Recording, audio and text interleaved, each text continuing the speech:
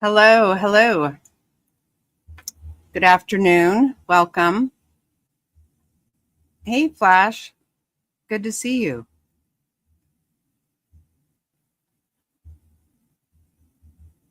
It's kind of odd for me to be on at this time, but hopefully I'll be able to do that more lately or coming up here. Okay.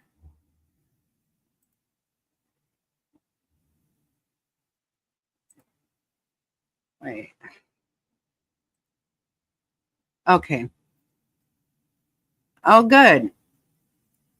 Nice. Yeah, I think Queen went to go run some errands. She has a lot going on right now. So she's been very, very busy. But uh, very good, very good. Hopefully, people got notifications. Yeah, I saw that these photos came out, and I wasn't quite sure how I felt about it, but um, anything that's graphic, obviously, I wouldn't show anyway. But so, and what is happening? Apparently, they're releasing things to like local channels and stuff first. It appears Law and Order, not Law and Crime said they haven't been getting anything, but it looks like the local ones have, which is a good thing, I think. That sounds like it should be. Okay, okay, good. Thank you. Yeah, so I guess they released like over 200, but they're not showing all of those, which again is probably a good thing. This is a very sad, horrible thing to happen, obviously. And nobody enjoys this stuff, but we want to see it too. And there's also a video from outside of a coworker driving around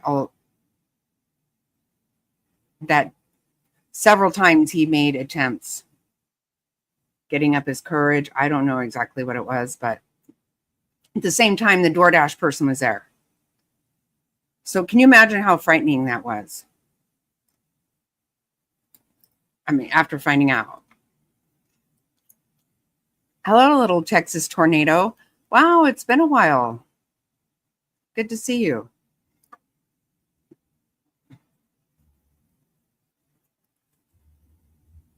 So yeah, I found a lot of these photos. You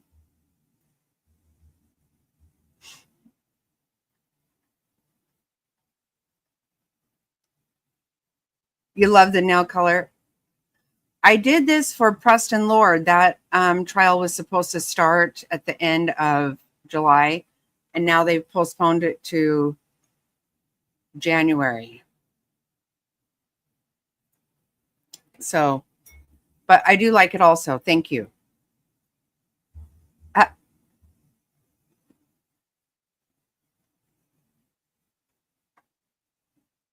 oh, I'm so sorry to hear that. Oh, I'm very sorry.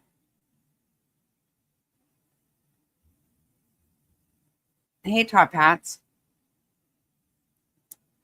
It is evening for you, huh? It's so early here.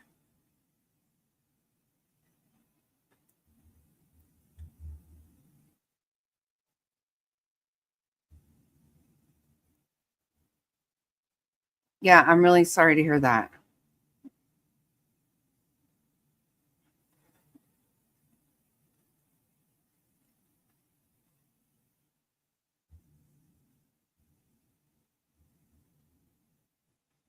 So I'm going to go through these photos, but I'll have to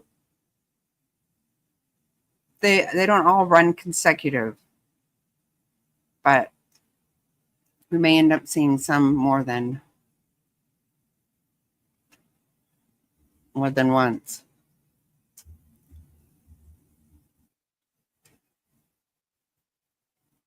Just so sad.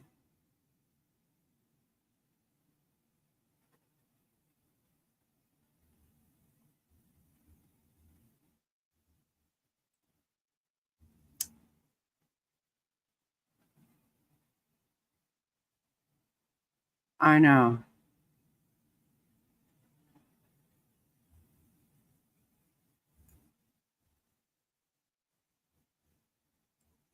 You know, there's some kind of a shooting every single day lately. I don't even know.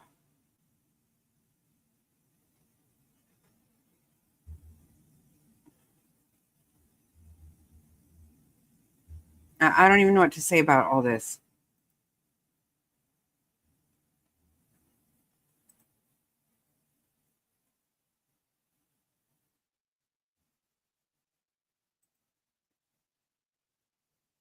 It's so sad.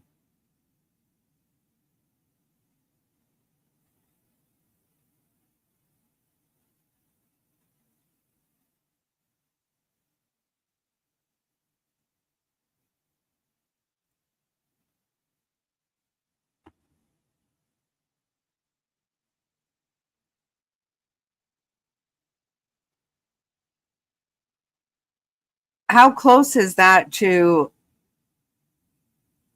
Fort Stewart?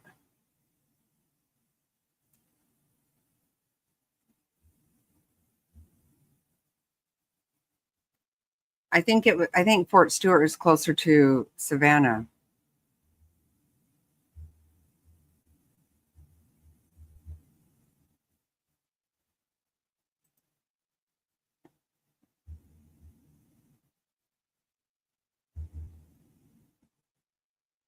Gosh, it's so crazy.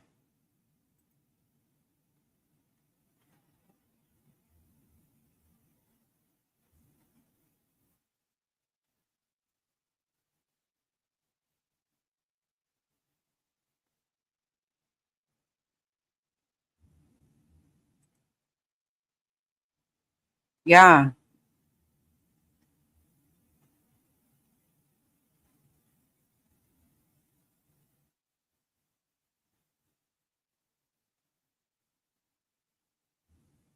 I guess at Emory University, an active shooter.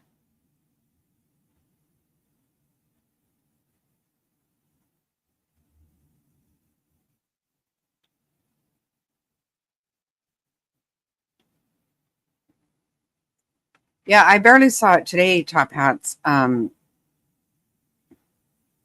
was seeing a lot of just hearing stuff about it, and I thought, are they really out? So, so it looks like probably your typical.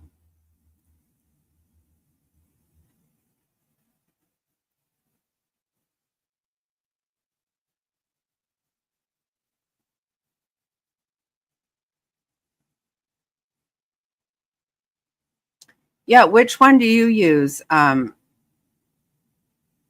Hats? Okay, Tony, thank you. I won't panic.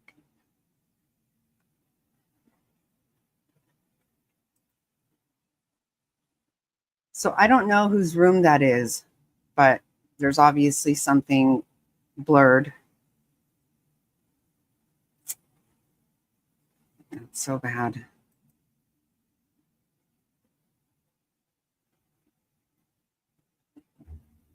See, you can kind of see what looks to be the dog back here. How sad, huh?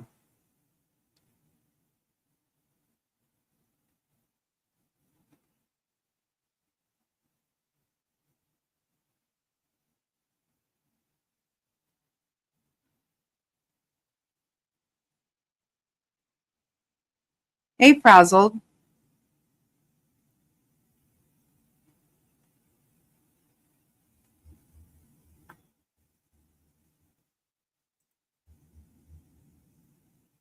So we'll go to a different group.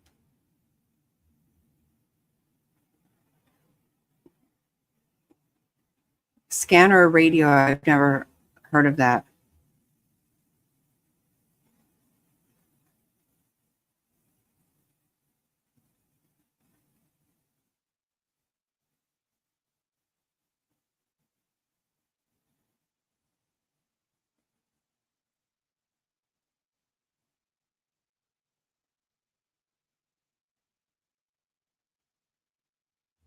Oh, yeah, I tried Broadcastify too.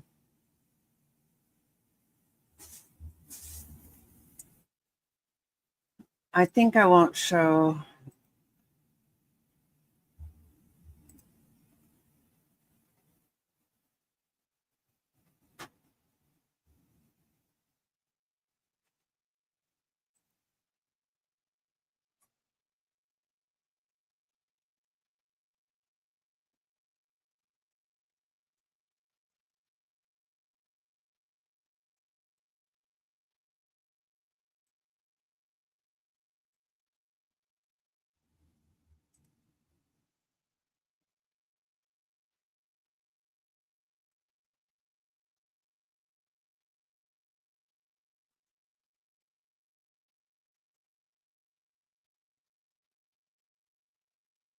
These are crime scene photos from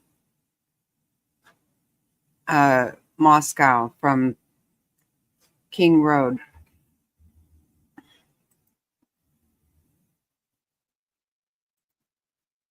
I'm passing on some.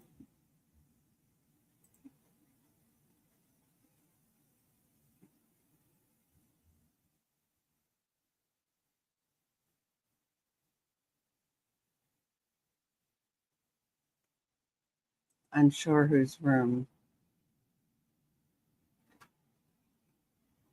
Yeah, the two different sets of stairs.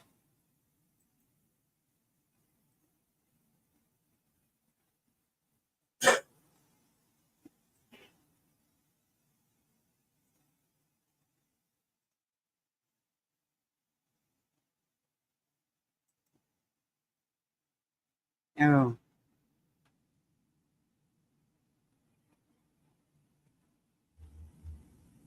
Xana's room. There, okay. There is some blood splatter there.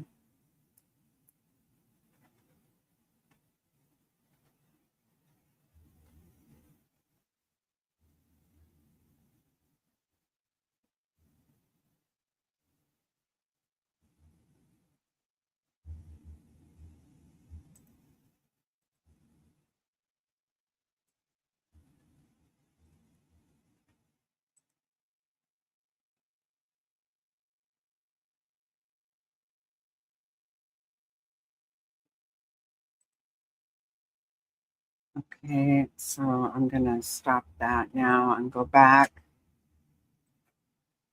I'm just being very careful not to show anything that is going to be.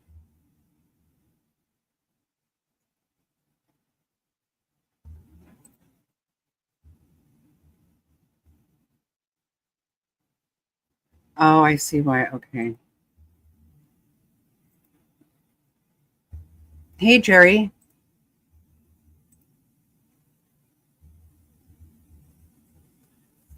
So it looks like, look, that was the DoorDash. Isn't that? So we know he was there right away. Uh,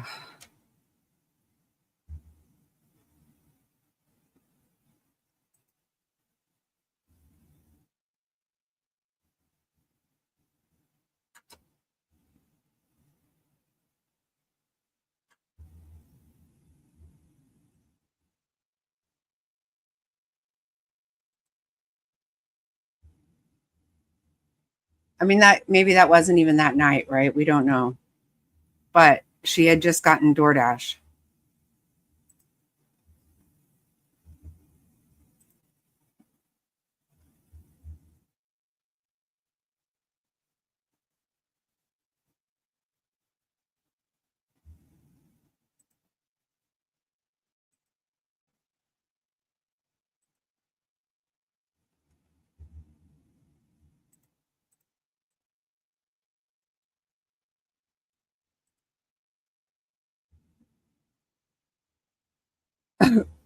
I don't. Oh, I know. Okay. I was like, who?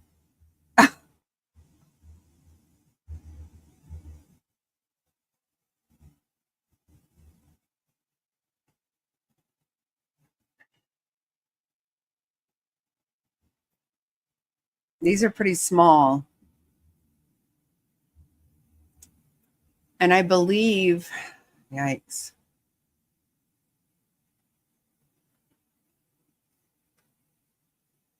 I think this is Xana's room. There's the front door.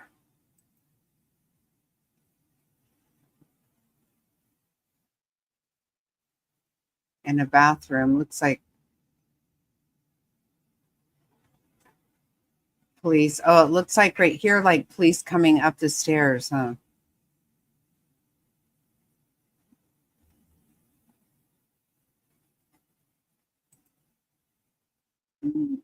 There's the blood splatter again.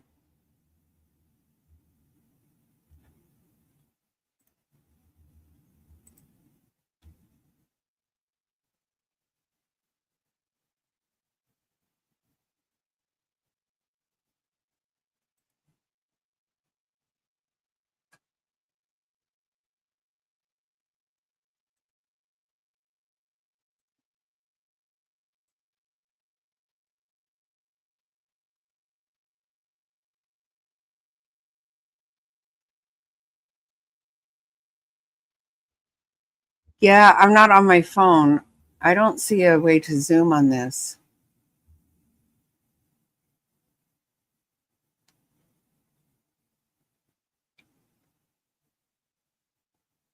They're from different sources. This is weird though, right? Look at the handprints.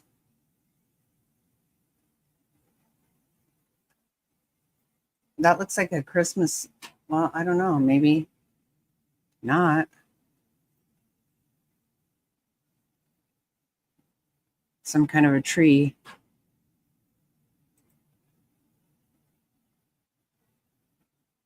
Mm.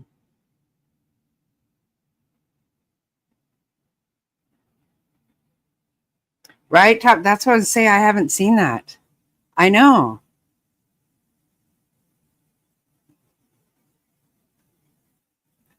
Oh, I see. Oh, I see what you're saying. Okay, fine. Right. If other people are, I get you.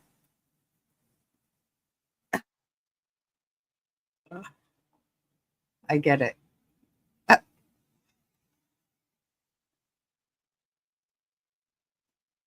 I don't know why. I don't know whose room that is, but I feel like it might be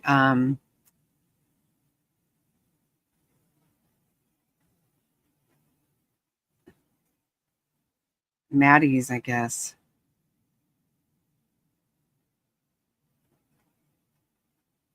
I think it might have been Jerry. Yeah.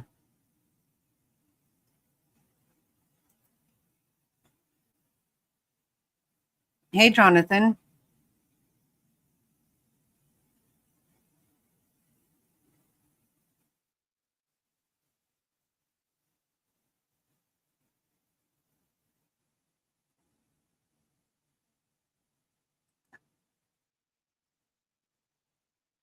There it looks like some blood.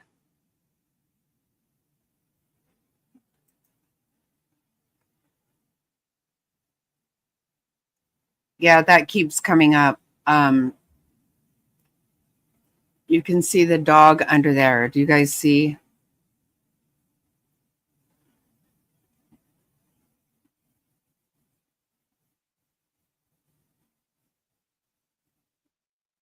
Hello, Sav.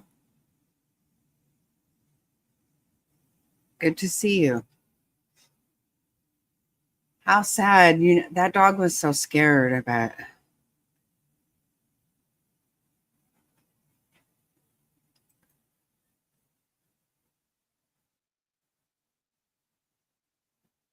Really? I wonder about that because what I heard the news station that got these said they weren't going to release all of them.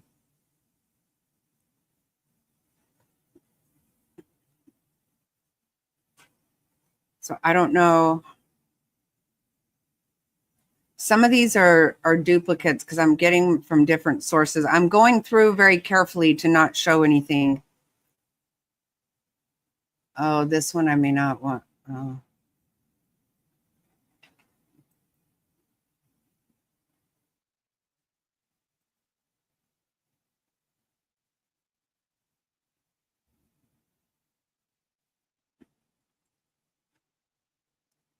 Hey, Panda.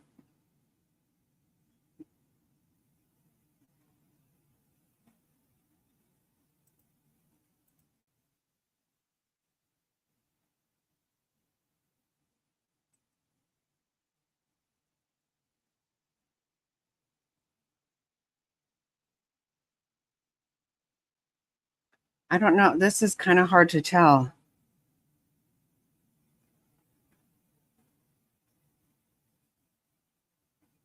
Right. Well, I don't understand how they're selling them. If they're, I mean, why would you, how, I don't understand selling them.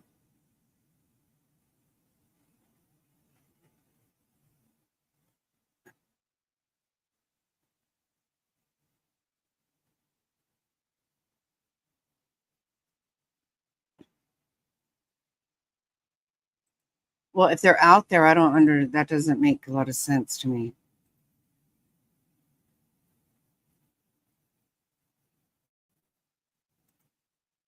But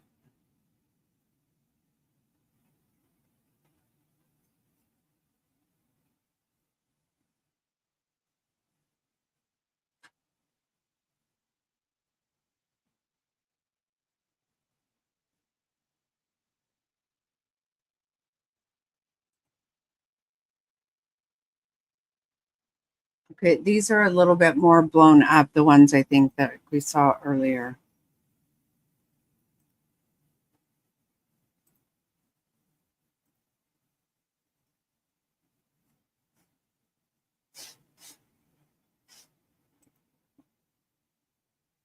That's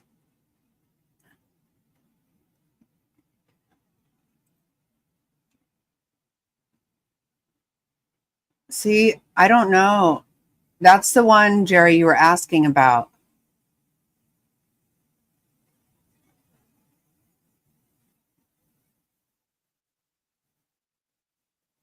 I can't tell if there is.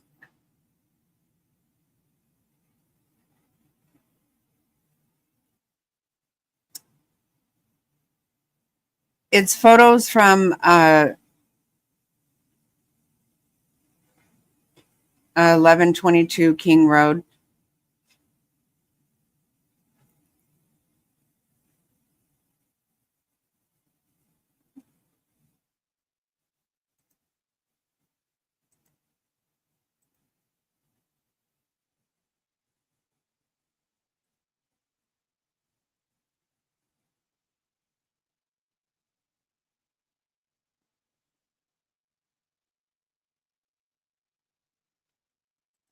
I'm trying. There are some I've skipped over, and they said they didn't release all of them. I haven't seen anything really graphic anywhere, but that's why I keep stopping it.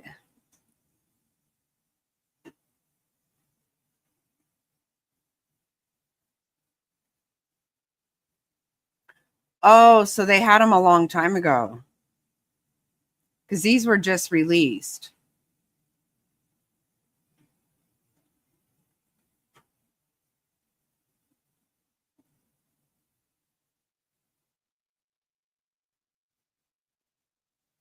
Yeah, Jerry, if it looks at all, if it scares me, I'm not putting it up.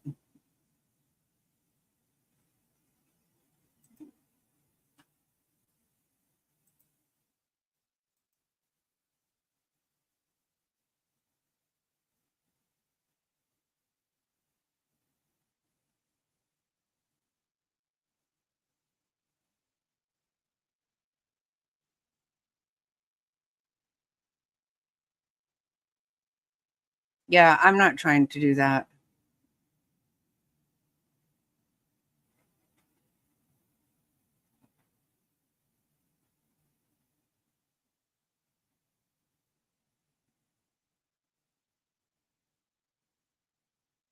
Yeah, you never know. You know how people are, though. I mean,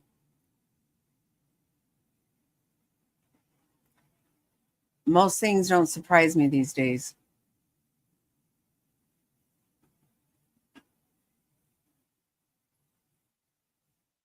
Because I was going to say, they didn't act like they were trying to put up ones that were bad.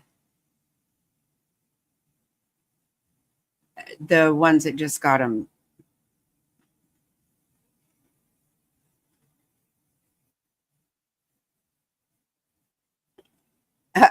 Organizing your life. Let me know how that works out because I want to give it a try.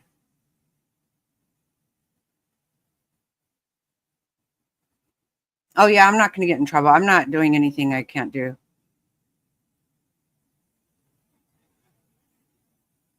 Uh, and I'm trying to be very careful to just not be disrespectful or.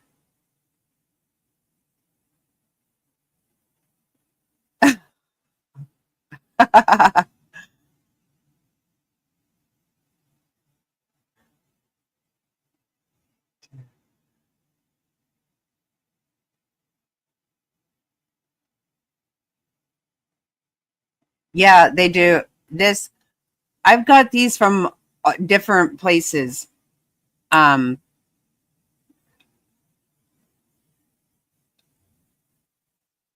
yeah, the police are releasing them. Well, I don't know. I don't know that, Top Hats. I don't. I will say that I saw a photo that was blurred and then I saw the same photo somewhere else that was not blurred. Maybe other people are blurring.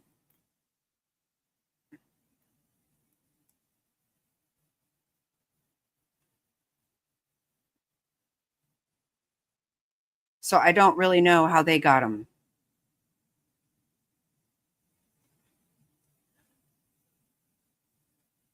But that is why I am stopping and looking before I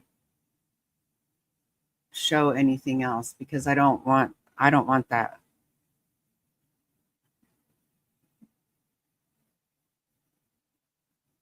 Yeah, he definitely was.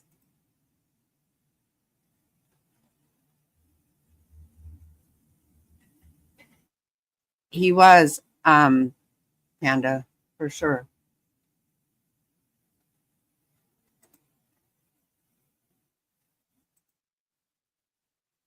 Hey Ryan, you know what? I saw you on that video. Nate's video outside the courthouse.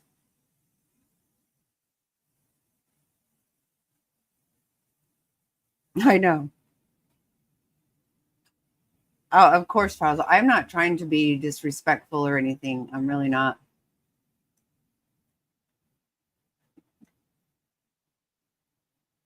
I think so. I think so. We were watching it, and I'm like, hey, I think that's Ryan outside. Uh,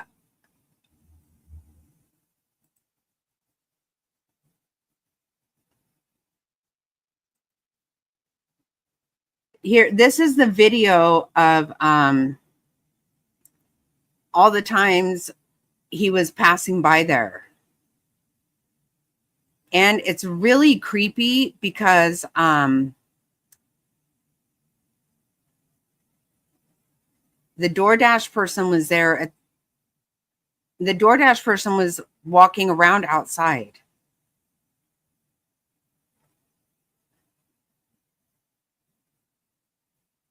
Can you imagine? I mean, I to think that you were right there.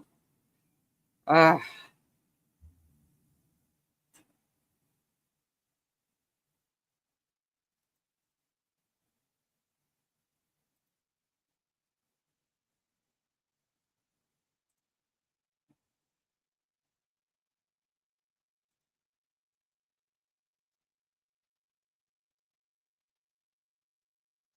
Were you? Uh,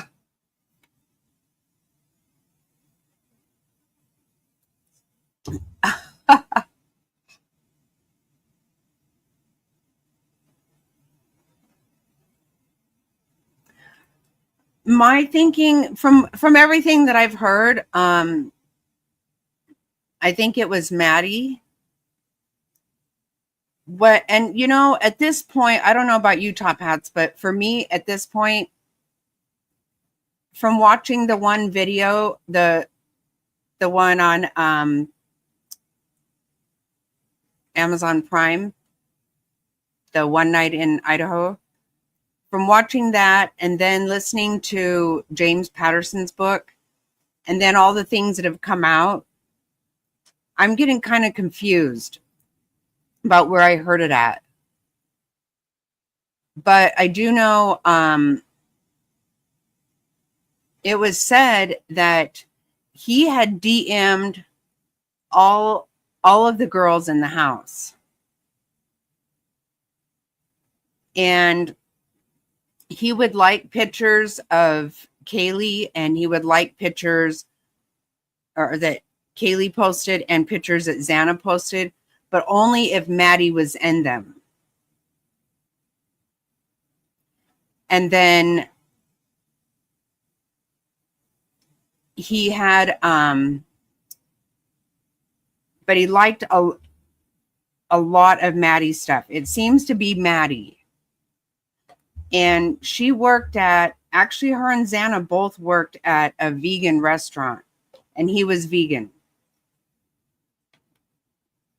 It seemed to be Maddie from everything that we've heard. Exactly. And there was a lot of other things. So, the whole Papa Rogers thing, that it appears, he was that person on the Facebook.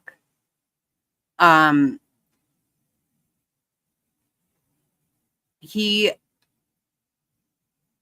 seemed to idolize a certain incel by the name of, I think his name was Elliot Roger. And there was a connection with the name Maddie with that guy also. On my Rumble channel, we watched the one night in Idaho. Really, really good. It was totally different stuff than we had ever seen. Like a lot of it was Ethan's family. And not only that, the friends that we had heard a lot about, but we never saw them. And also on my Rumble channel, we have the book, the audio version of Idaho 4 by James Patterson. So there's a lot of good information over there.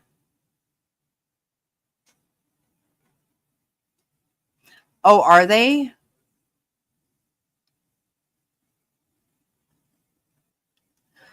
Okay, incel is what does that stand for? I forget. Let me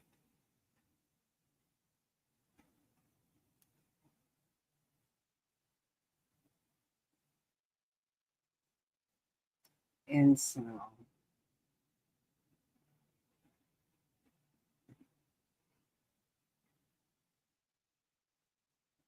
Oh, involuntary celibate. It means involuntary celibate. Yeah. Guys that repel women is what Jerry says.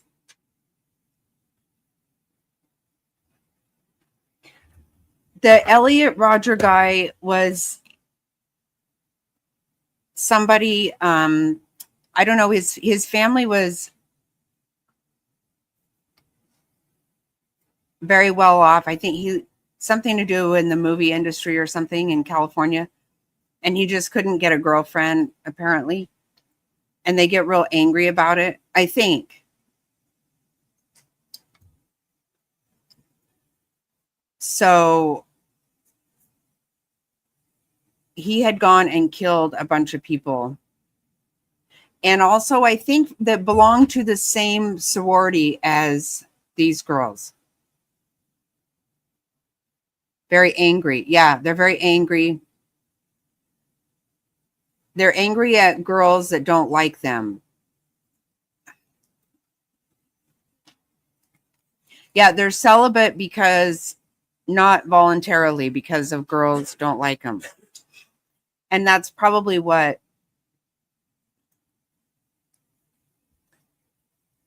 Brian was.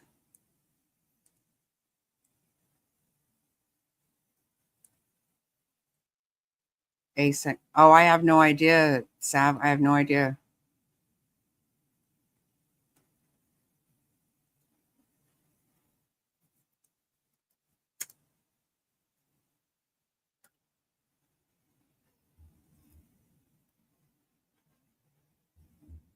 I don't know a whole lot about him. Um,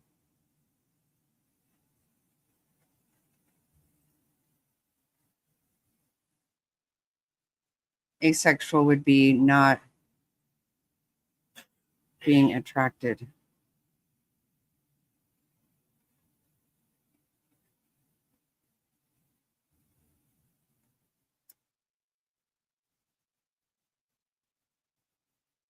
I don't really think so. Let me see.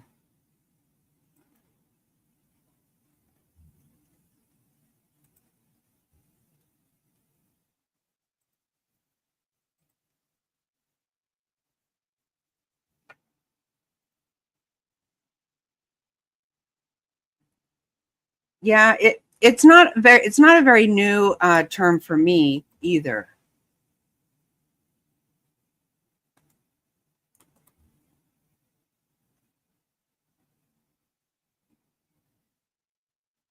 Okay, this is what it says. Hold on. A member of an online community of young men who consider themselves unable to attract women sexually, typically associated with views that are hostile toward women and men who are sexually active.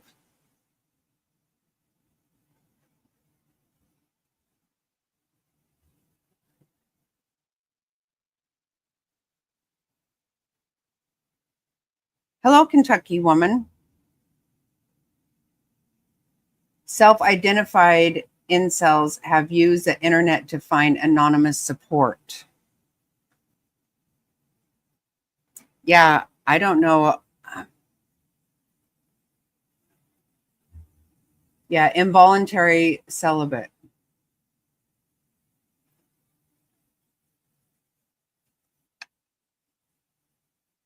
Um, Incels are heterosexual men who blame women and society for their lack of romantic success.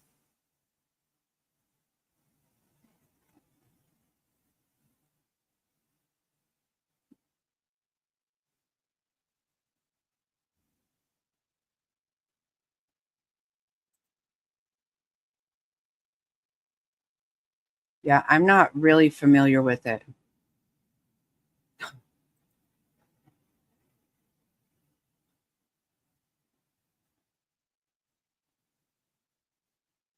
Because it can't have a girlfriend. Yeah.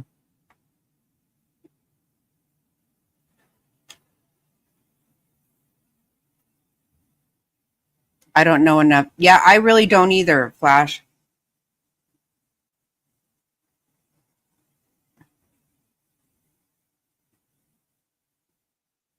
That's what the definition on Google said.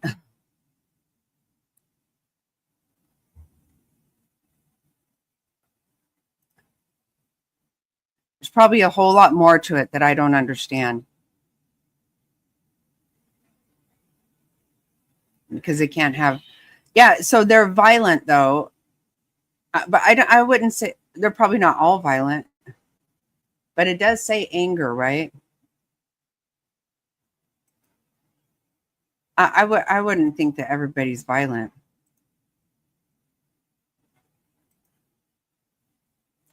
But supposedly the Elliot Rodger was a very well known, very well liked.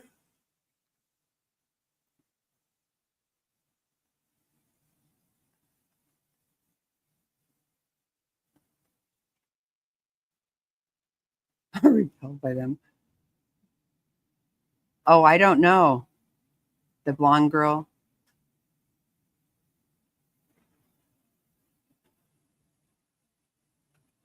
I'm sure that it's a term that's thrown around, maybe even where it's not. Yeah, I don't know who that is either. Nick. Yeah. Okay, so this is the video.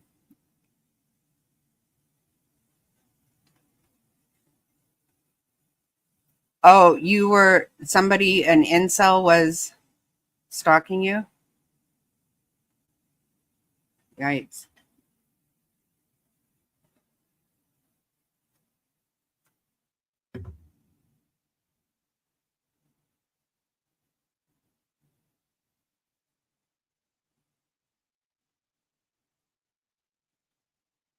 Wow.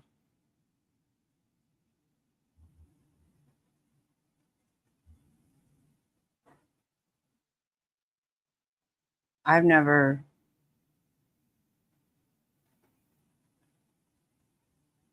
nothing I'm aware of.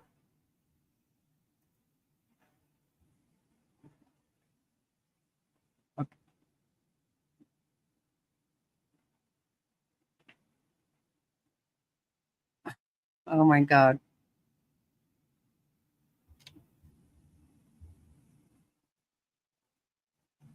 Yeah, I've never been stalked.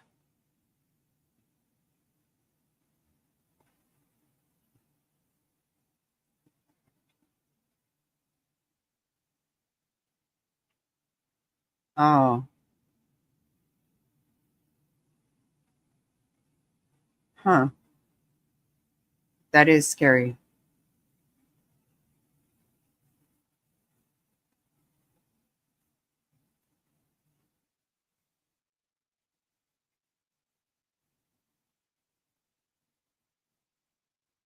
Oh, wow. Oh my God.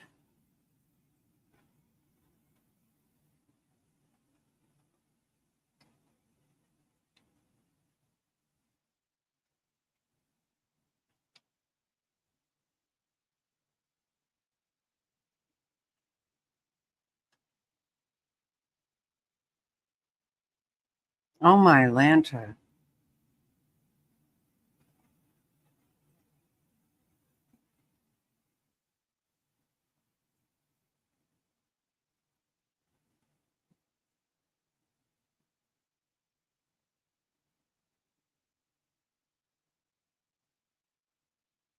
Did he go to jail, Sav?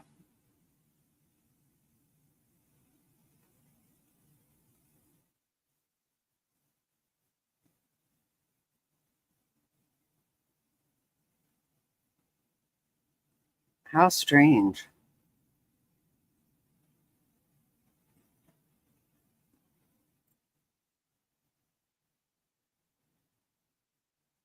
Yeah, it's really hard for me to understand that. Um,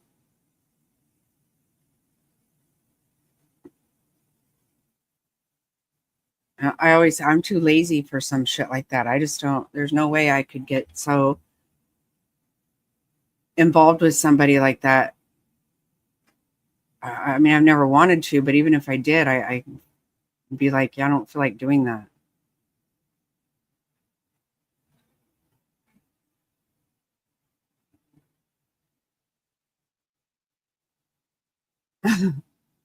Vegan patriot. She called her BF incel. Huh. Well, I would think he's not an incel if it's her boyfriend, but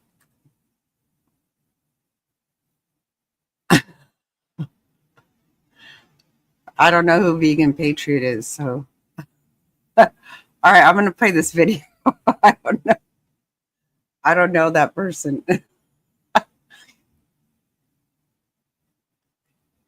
Yeah, see, that's kind of the problem. Until they do something, threatening, And then, it's gone too far, possibly, or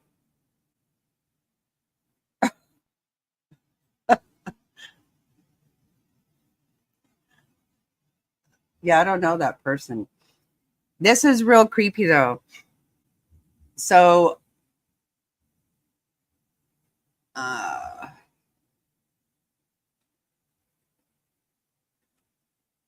okay, so this is security camera. I think it's from a home near this home, but this shows all this craziness.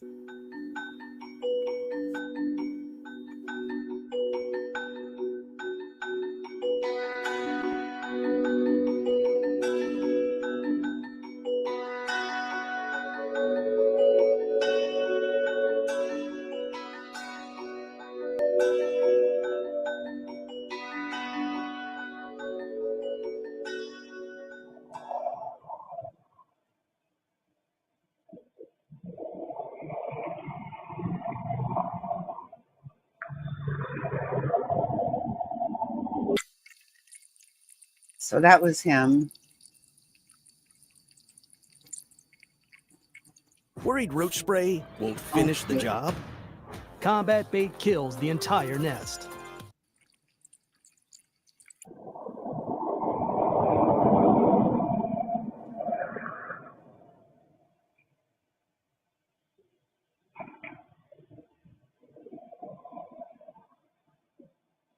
So that's him again. I know, huh?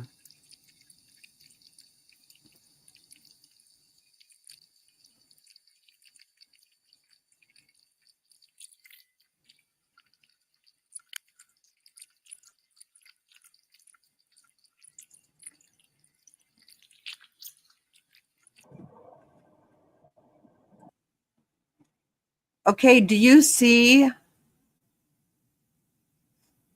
I know it does, huh? The lighting is weird.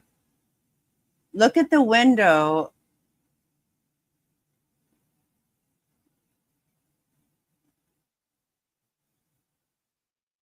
See, where is their house?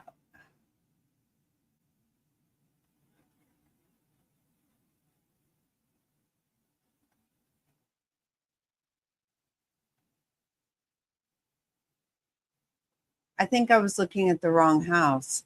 You can see stuff happening.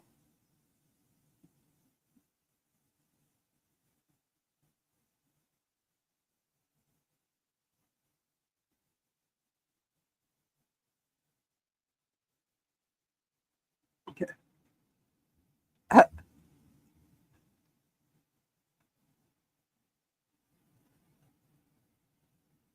okay, is that their house right here? It's not, right?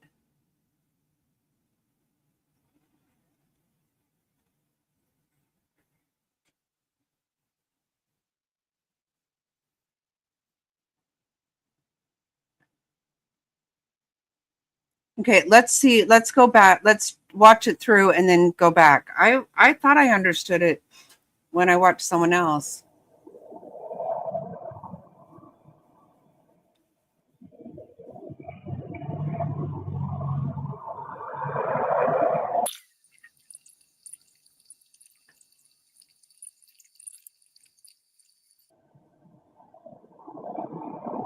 Worried roach spray won't finish.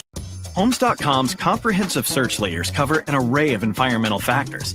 With just a few clicks, you can find homes with a low flood, fire, heat, wind, noise, and air factor. Because you don't want to buy your dream home only to find out it's in an area that's risky or just plain noisy. Silence! Ah, that's better. Everyone will sleep soundly in a community with a lower sound factor. Want a better search experience? Homes.com has the home search you've been searching for. Hey, DC.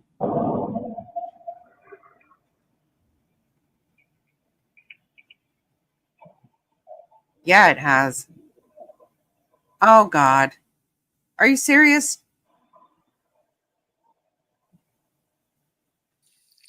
People are still saying that?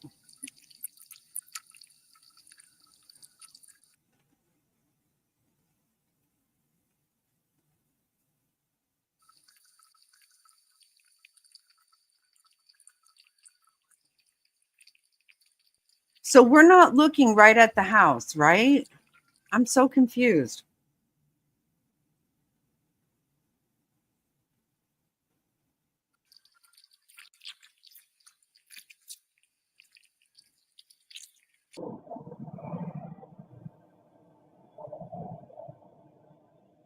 Okay, this is a DoorDash driver.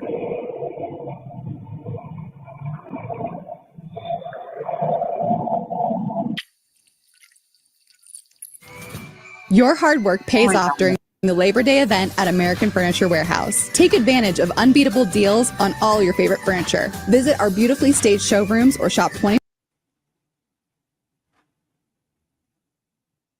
Okay.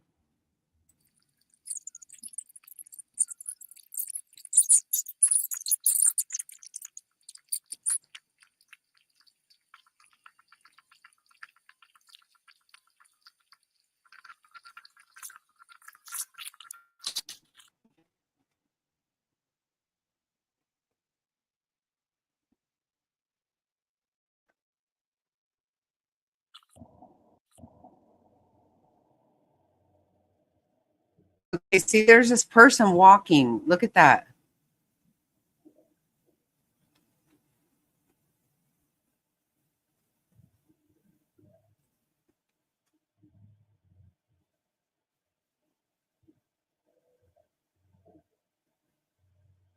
I do too.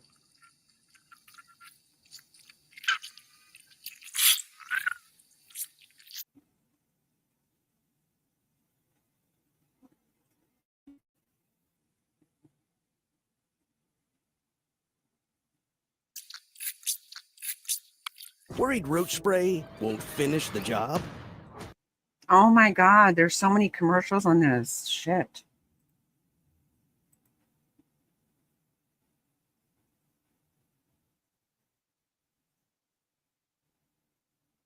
I know. I know.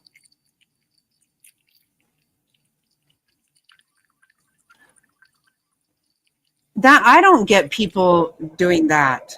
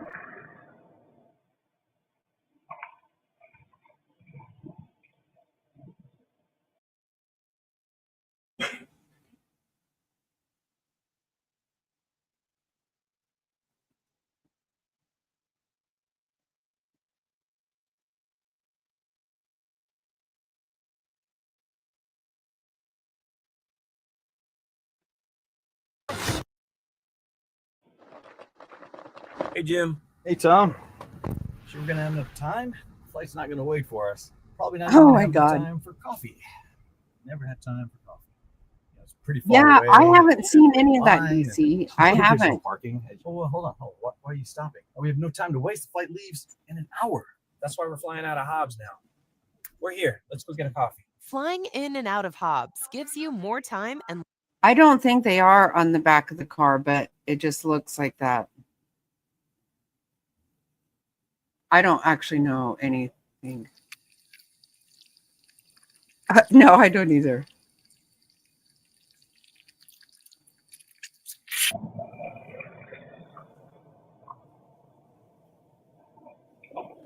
Okay, so it's behind. Okay, I think I'm understanding now.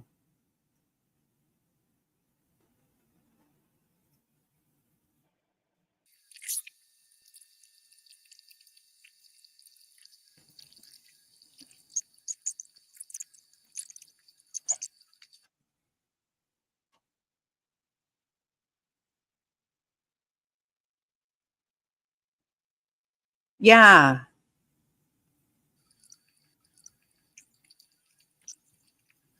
I've been confused too, Jonathan. Okay, so now he's coming.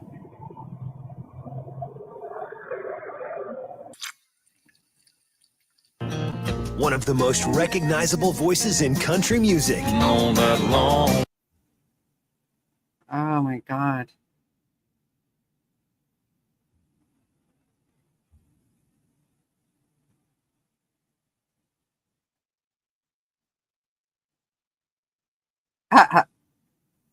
No, you're okay.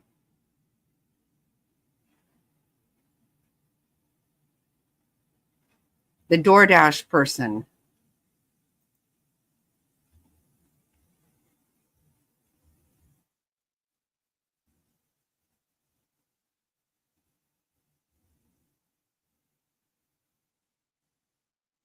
Okay, so now he's backing up.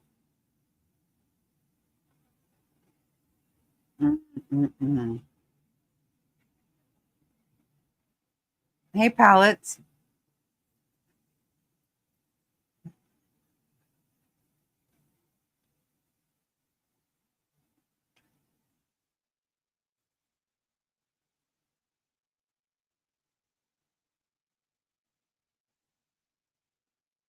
Okay, so he starts to leave and now he's coming back.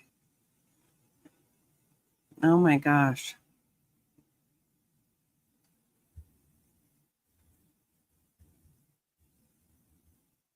Oh, okay, Flash. It was good to see you. Love you. Oh my Lent.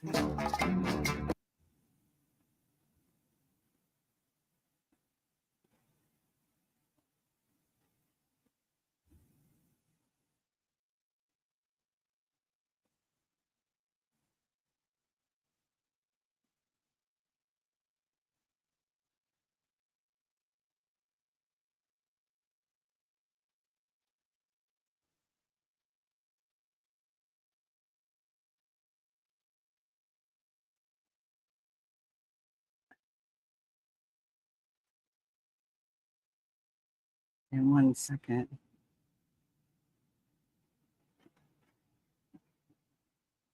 Yes, I think it is well deserved.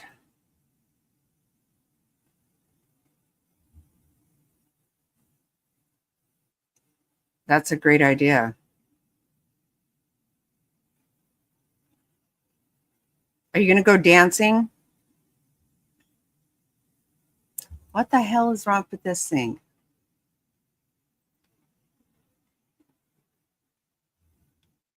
That's just a lie.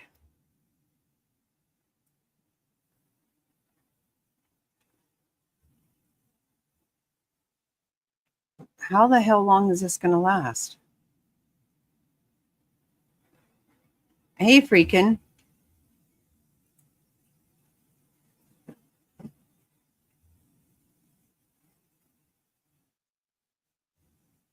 Okay, for real?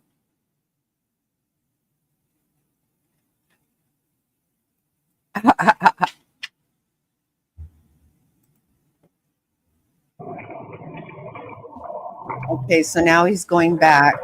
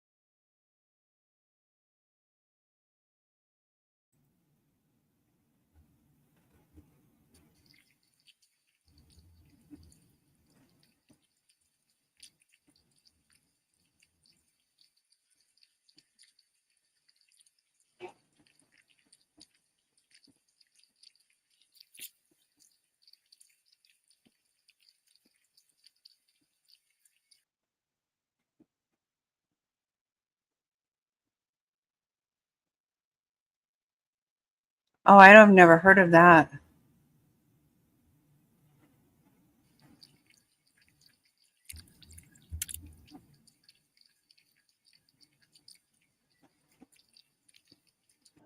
Come find a great night's sleep during our Labor Day event.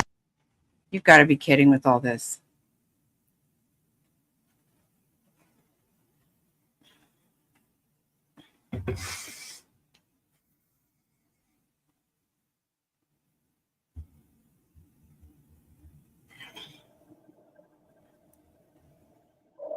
No, I have a lot of information on that though, Jerry. There's that's a crazy deal.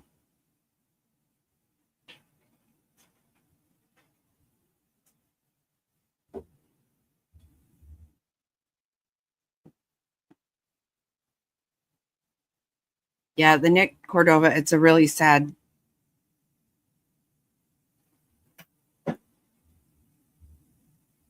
I don't know what the Pi browser is.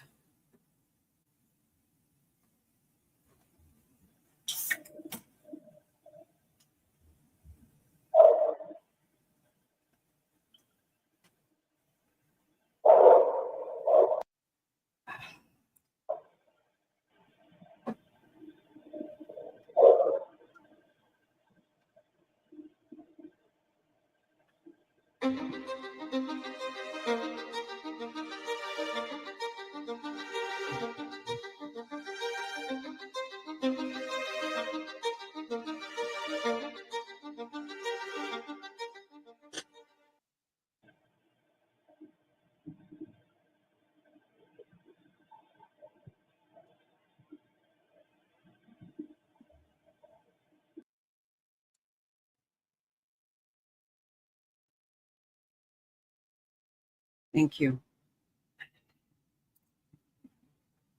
What does it do?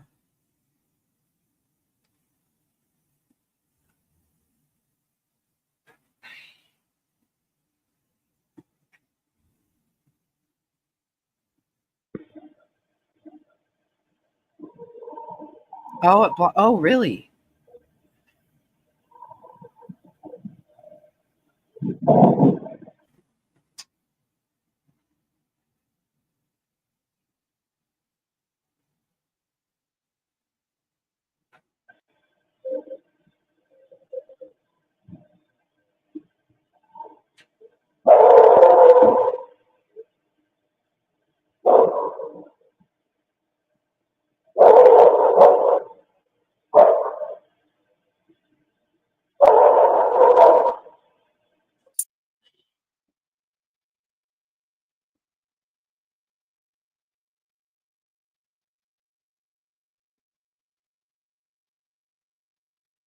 Okay with this.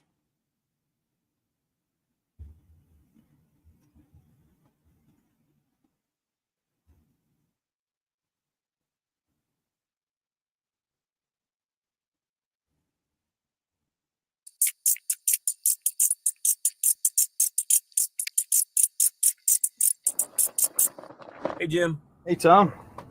So we're gonna. Oh my God. Yeah, I didn't even know you could do that.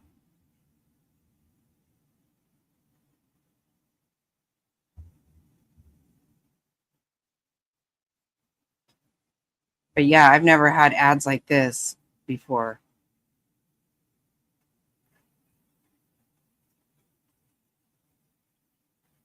This is a lot. I've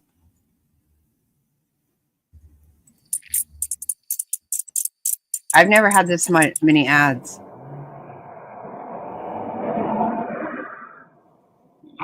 Oh my gosh. See, you just left.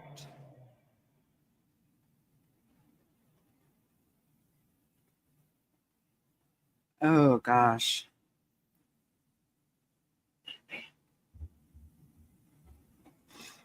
So who is it that why would anybody think that that wasn't him? Like it just was.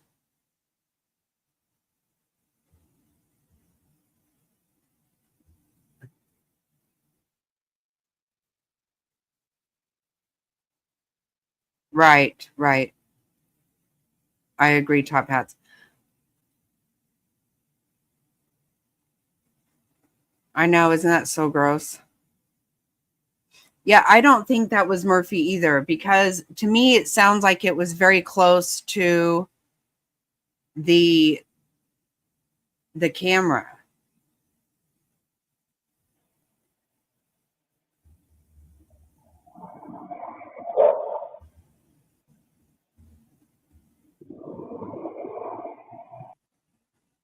so sad. Hey, Faith. Good to see you. Wow, 20 months. Thank you. I appreciate you.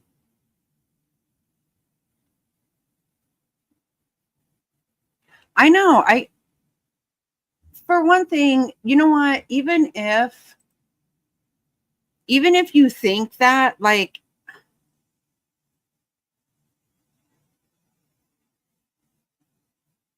I mean, if you're not his family, I could see family supporting him, I guess, to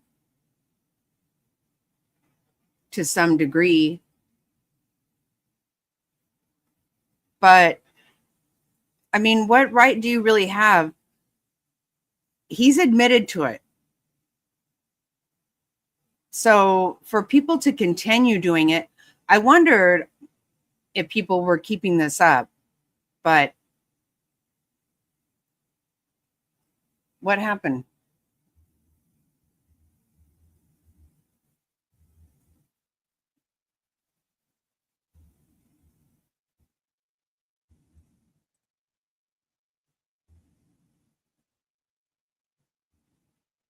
I don't know what happened. I think I went all black for a minute.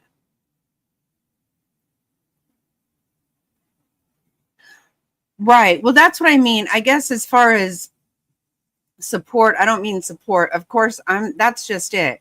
I'm going to love my kids no matter what. But I would never be okay with them doing something like that.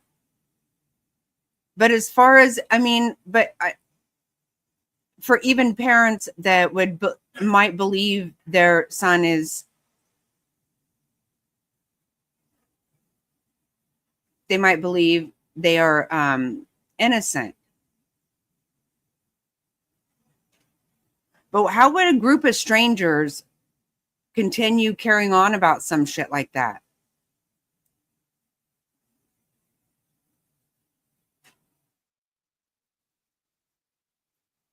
No, exactly. I wouldn't.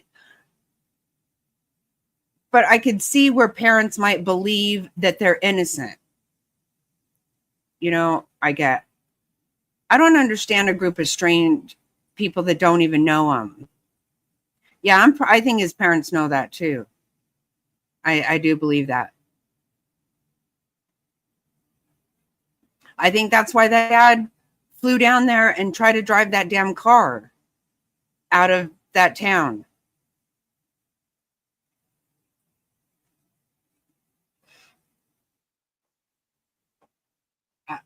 I think they were trying to get the car out of the area more than him. The car was the whole thing. The car was a big part of all this. And even when they had some blood to get DNA from and stuff, that wasn't out. Not like, look for this kind of car, you know. I think his dad had to know. I think so. And maybe even if you don't, like, I don't know. I just try to, first of all, even if you kind of think it, because you know your kid is weird and you think he's fucked up, you know, it would be hard to really like say, I know my kid did it. Like, it would be hard to admit that. And part of you would be hoping you're wrong. That's what I'm thinking though. I think they thought they had to get that car out of there. Because if he was just going home to visit for Thanksgiving, he would have just flown home and flown back. That made no sense. Yep. That's what it had to be.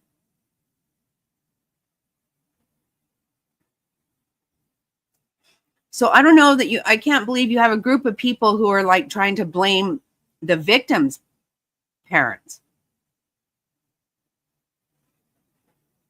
Yeah, I think I would too. I think I would I would do everything I could subconsciously. Exactly, Faith. Right, right, right. Even if you just couldn't get yourself to say it out loud.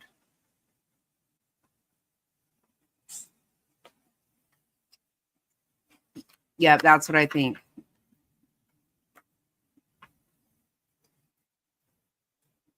Right.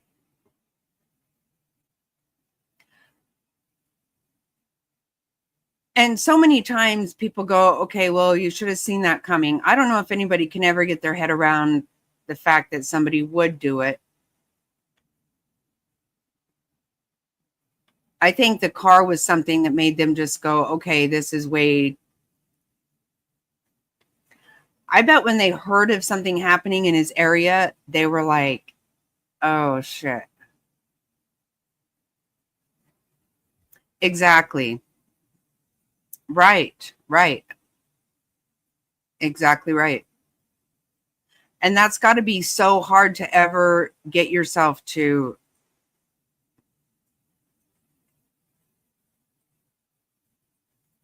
God.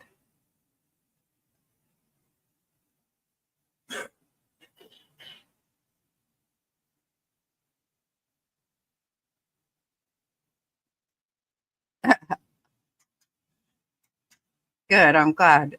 Uh,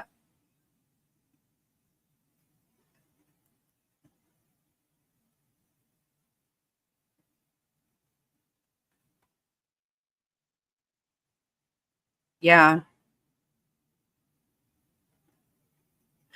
Yeah. But I think that he was very cocky. He was very, what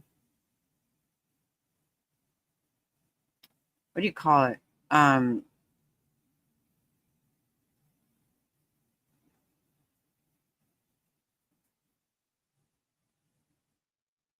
I don't know. See, that's why I don't know if incel works. I don't know enough about, I don't understand incel enough. But, and so it probably does work that way. But yeah, he was cocky. Like, I think he thought highly of himself. I do. Like everybody was beneath him, I think he felt.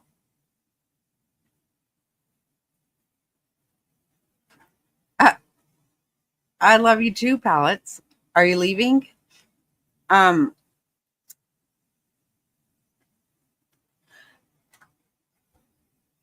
I can't see how you would blame any of the victims' family. I mean, those are some sick people doing that. Norman Bates, yes. If he was Papa Roger, oh wait, hold on.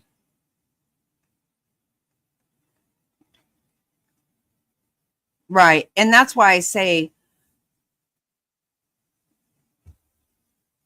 oh, no, I am, Jonathan. I'm not going anywhere. Uh, yeah, you're right. You're right. No worries. I'm glad you're here, freaking. Oh, okay.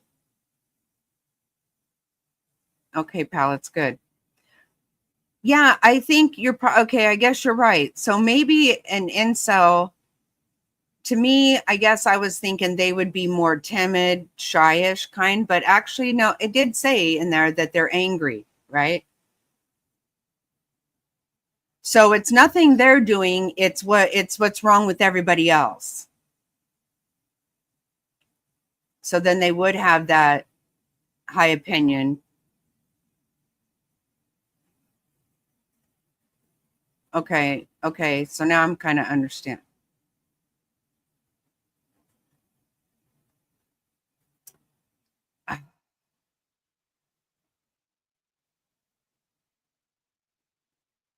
A woman killed her husband. I don't know. I don't know about that. I'm not sure, Jonathan.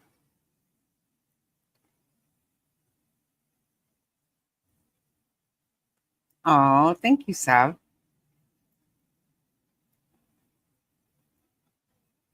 By the time they get to the point, they call themselves yeah, they're very angry. I get it. I get that part. I think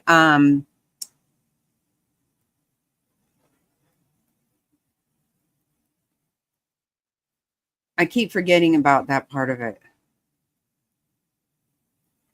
Because I would think that people would have a low self-esteem kind of thing.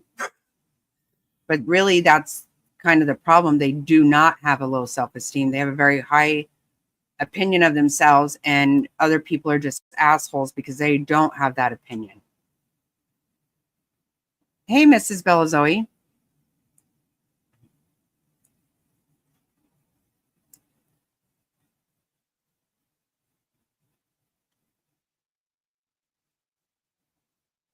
Yeah, it's really so in this community, they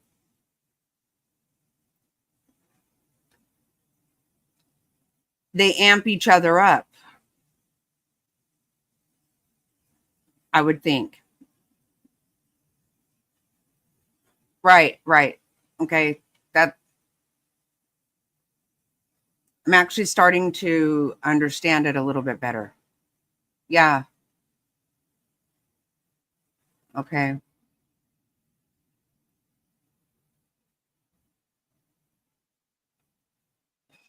Because in my head, I'm picturing like this really shy, reserved person.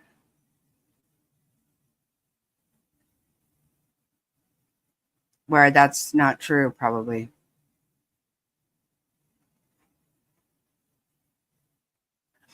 Again, like, this is what I think. I think people who do stuff like this, they don't sleep enough. I think if they would sleep, right, like that would make a big difference. If I don't get enough sleep, I'm not okay. I don't function well. And I don't sleep well.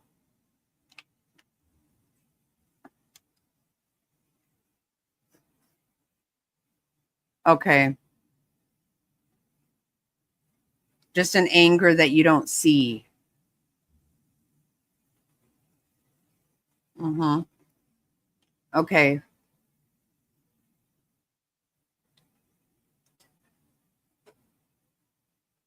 But I think these communities probably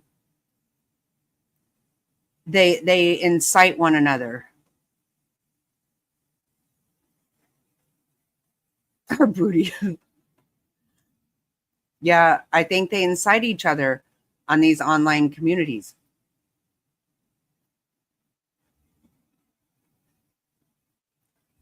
And they look like some kind of a hero. Like they thought of that guy, that Roger guy. Yeah. Wow. But even with that, I think that obviously if you're driving by someone's house, because this is the night he actually acted, but he'd been doing that.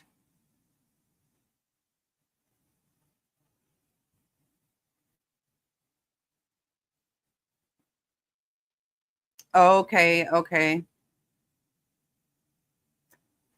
There's pro anorexia. Right, pallets? Yes, I have to sleep. And I think that if they're just running amok, like stalking people and stuff, they're not sleeping.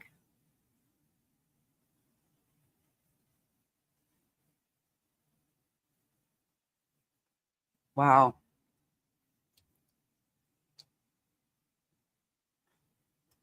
Well, I believe in free speech, 100%. I don't believe in anybody being canceled. So I don't know what to think about any of that. Pro shoplifting.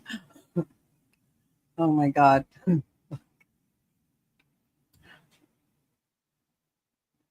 I've never looked for any of these groups. I don't get it. I do not get it. Yeah, when I don't sleep well, I actually will tell Mr. Snotty I feel stupid. Like, I don't want to make decisions and shit. I don't.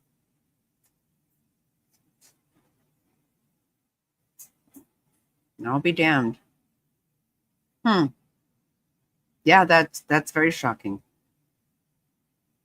I guess there's all kinds of ways. You know, they say online people find out how to do all kinds of weird shit.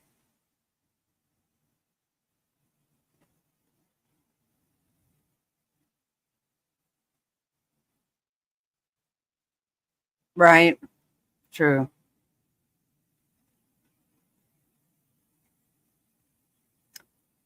Oh, I don't even have anything palettes like that. I just don't feel right if I don't get enough sleep. But I think that they're just never sleeping and they just do crazy shit because they're tired, that they're sleep deprived. That's not good for you.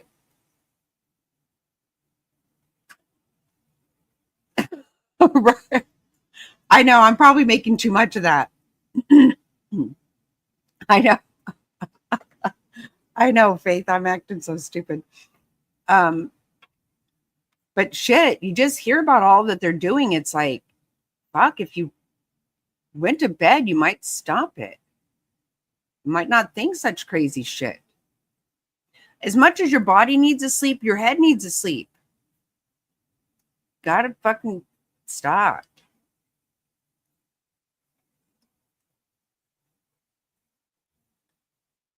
Yeah, I don't know her, but I've heard a lot about that.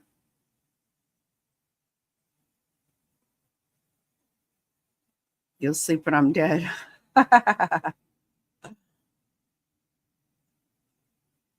I do have trouble sleeping myself. I gotta admit, I do. Hey, try me.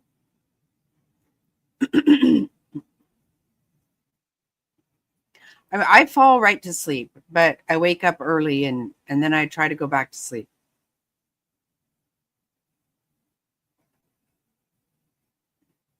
No, I don't consider crime usually and at all ever, really.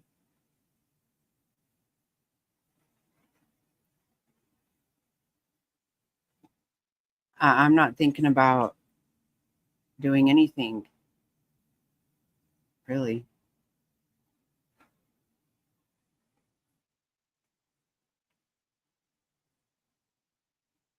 And I don't ever want to hurt anyone.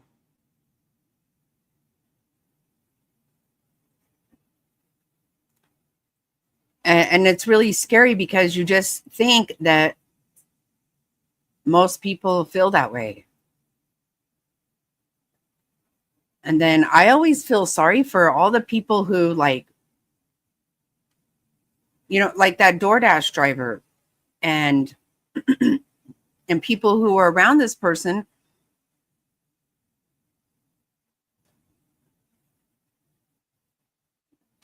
Because, you know, we have to come in contact with people that are weirdos and we just don't know it. That shit freaks me out.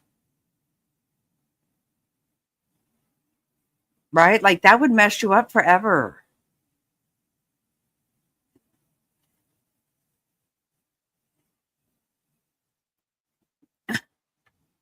Stop it, Top Hat. Oh my God. A prison doesn't seem all that bad. Oh my God. It does to me. It seems scary as fuck. I told you guys I'm scared to death of that. I'm scared of ever being in the back of a police car. That shit.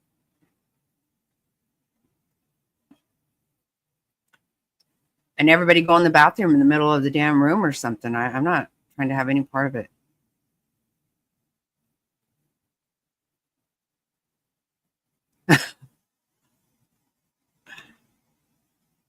Now that you're right. There are certain situations. I see what you're saying there for sure. Like I said, with these Gilbert goons all around,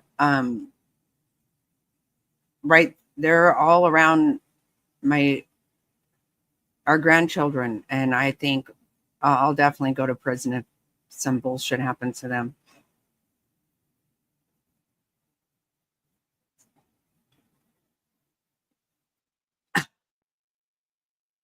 They have all the stuff they want in prison. The only thing, they can't leave. Yeah, see, I'm not good with that. Hey, Diamond.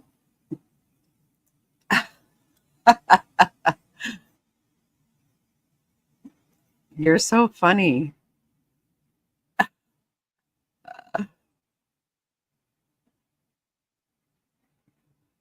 You play fifth on that. Oh my God.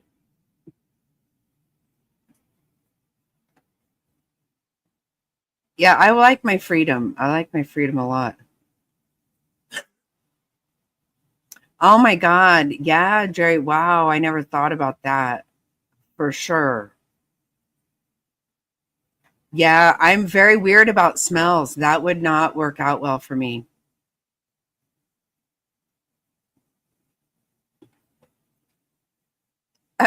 Your kitty is turned up.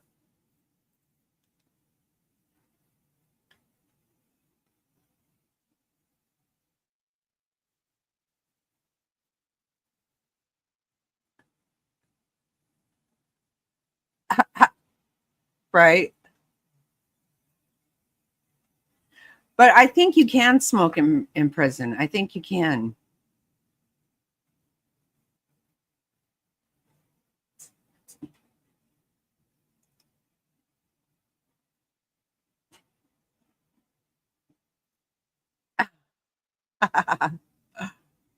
Oh, that's funny.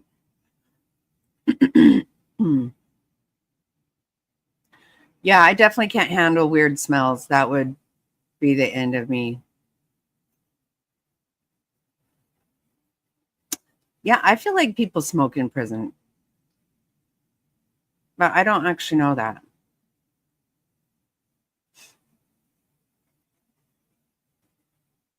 Because I feel like people kind of bargain with cigarettes.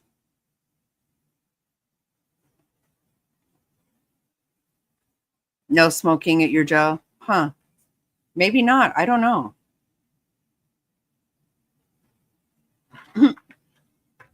Top hats.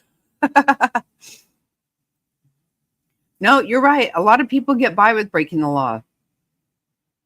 I don't think I would, though. I feel pretty sure that wouldn't work out for me. Oh, yeah. Ramen noodles are the currency now. Yeah, I wouldn't be surprised. That's like I was saying last night, we saw that some guy flying from San Francisco to Phoenix was caught vaping in the bathroom.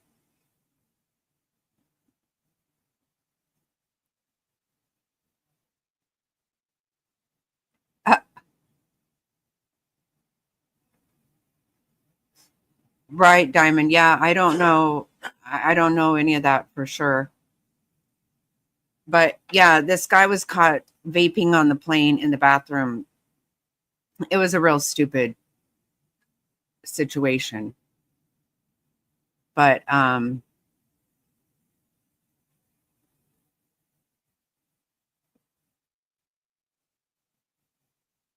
he had to act stupid and whatnot. But anyway, I mean, that's a pretty small flight to not be able to get by. Anyway, if you notice, so you remember how they went through this whole thing about getting rid of smoking everywhere. You can't smoke anywhere. I can remember here near us, so many businesses closed down, bars closed down because they wouldn't let you smoke in there, which to me was very irritating because the people who are doing that are the ones that don't even go there.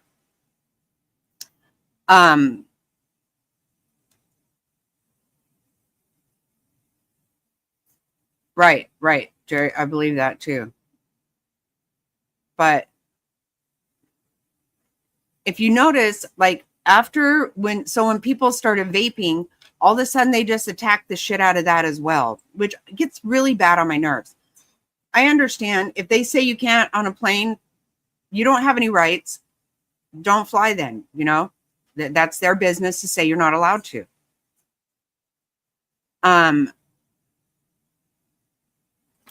Right. And that actually happens quite often, Jerry. Yeah. Oh, I remember that, Diamond. Yeah, I remember flying and you could smoke on planes. I remember that. Me too. And the hospital also. But the way they do this shit now with vaping, it's like, they've decided you're not allowed to do it and you're not going to do it. Like, these people really piss me off so bad.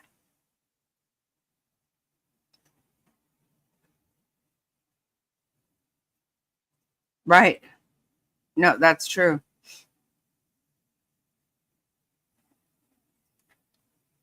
Just the people that are so anti about it, where it has nothing to do with them.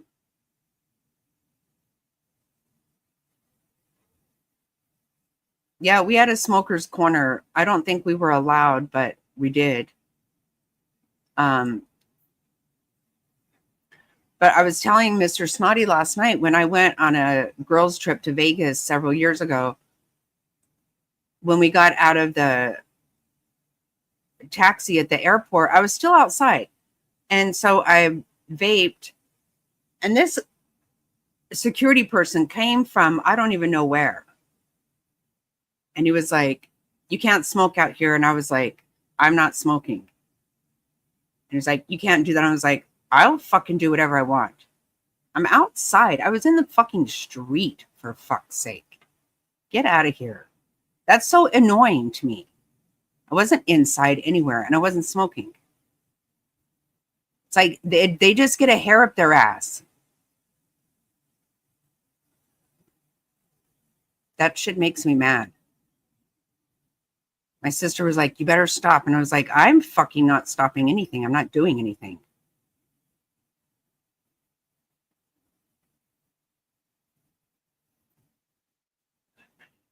I know.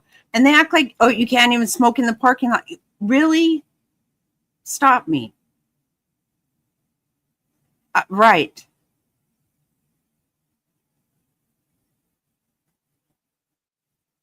And how in the fuck is that hurting them? It is not hurting them. That's the kind of shit I cannot put up with, people. I'm not at your house. I'm not in your business. Do not worry about what the fuck I'm doing. That's what it says, but I'll do it anyway. I don't care. It's fucking ridiculous.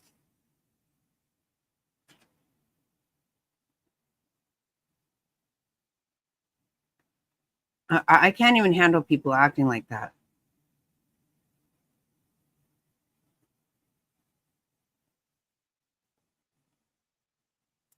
And,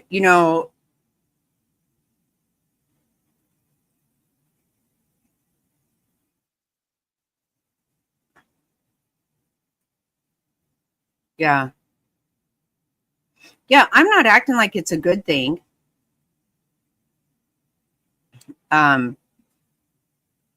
I wish I didn't, but I just don't like all that trying to tell me I can't do things like that. Like I said, like vaping,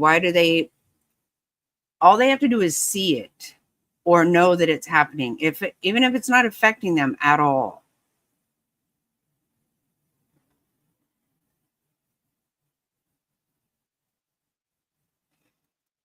Years ago, we bought, for Mr. Snotty's birthday, I bought 4 tables at TGI Fridays at the Chase Field for all of us to watch monster trucks.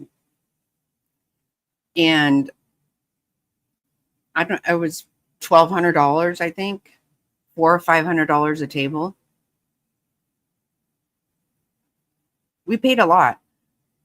To smoke, we had to go outside, down the street, around the corner. And when I finally got out there, before I even lit a cigarette, somebody walked by me all.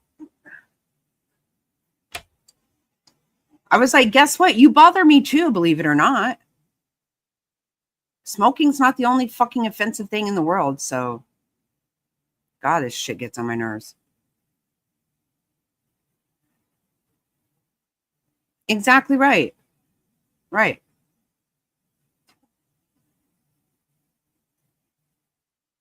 I do not try to be disrespectful to people and ever. Not with cigarettes, not with anything.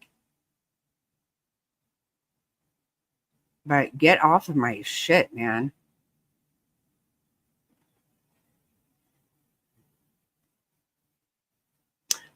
Right. I did a vape for like 3 months one time. I thought I was done with cigarettes.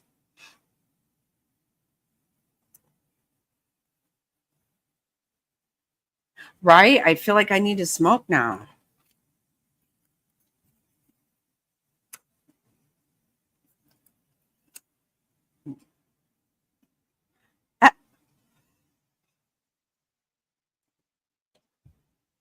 I liked the vape a lot, but it quit working, and then I got a cigarette. So I had a cigarette, and that was it. I was back at it.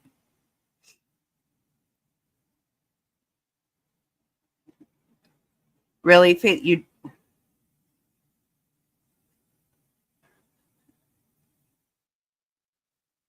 right? I know. So that's what I'm saying.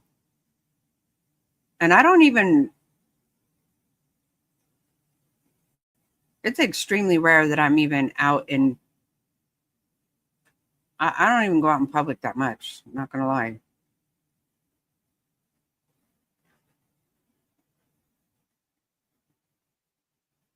But I'm a very respectful person.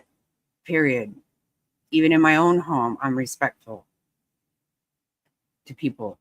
That's why we're out in this room out here. We don't smoke in our house. We have this room out here that we smoke in. And grandkids don't come out here.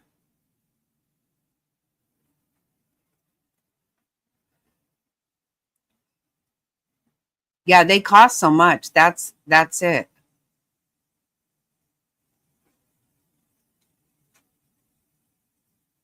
Oh, right.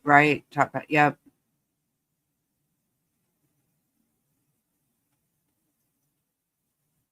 Yeah, it's crazy with, and so much of that is tax. That's what Mr. Snotty says. When the government wants to get off nicotine, I'll think about it.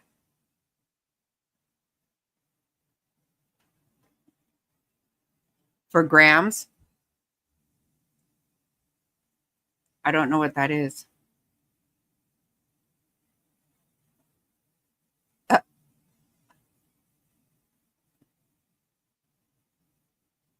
oh, for your grandmother.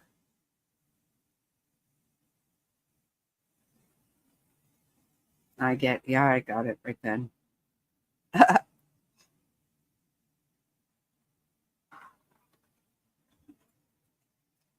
I was thinking about the kids starting school next week, right?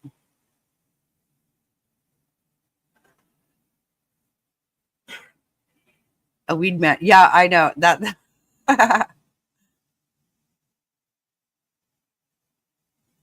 Is that how weed by grams too? I thought it was something else. I don't know.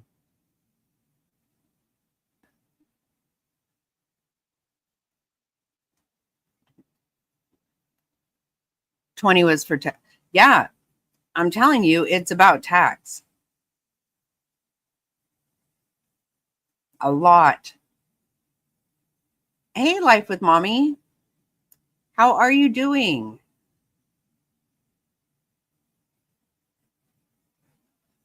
Yep. Day after Labor Day, every single year. I don't know what the hell's going on, Faith. It's irritating to me. Really? Oh, wow.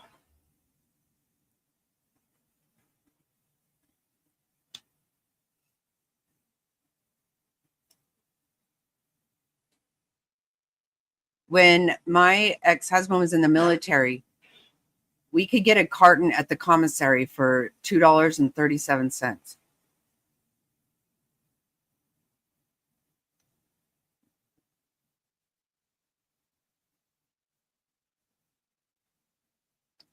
That's really cheap, though, Top Hats. I can't believe that.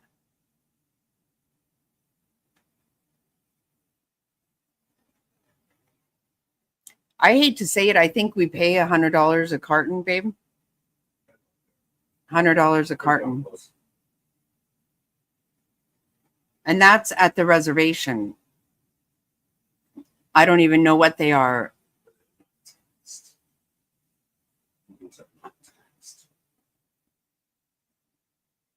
Oh, really? Wow. Hey, Happy.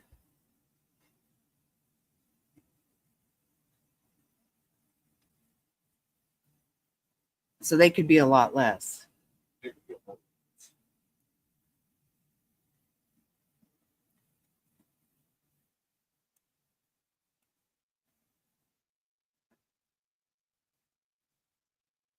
Used to be too. Yeah.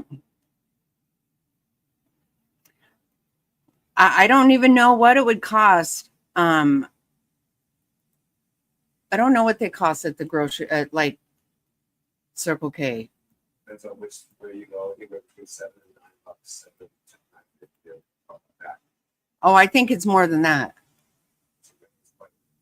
At Walgreens yesterday, I saw if you buy 2 packs of Marlboro, it's 10 something a pack. If you buy 2 packs.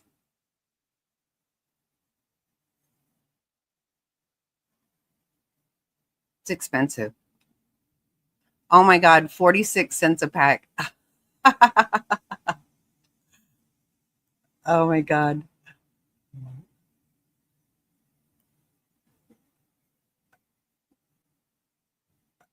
I know.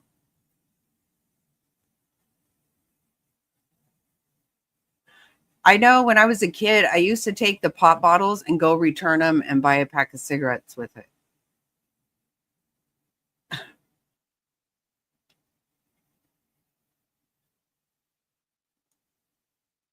And everybody at the Circle K knew if whatever brand I was buying, they knew who it was for. If it was for my mom or my sister, or they knew by whatever I asked for who I was getting it for.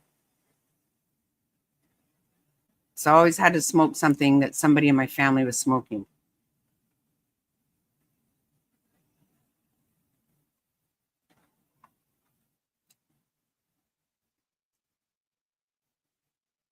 Yeah, Marlboro. Yeah.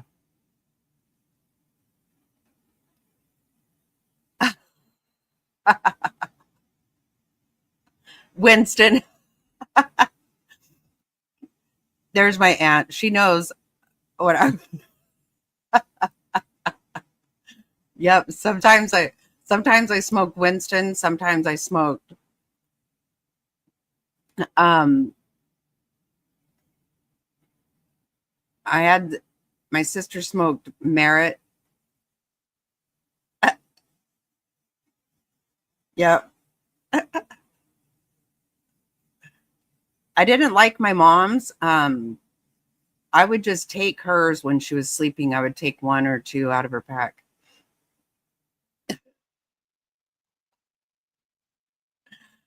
My aunt, one time I got caught. Yeah, before Carlton. Yep. Yep. And then, oh, I don't know, Jerry. I don't know for sure. Um, that's so funny.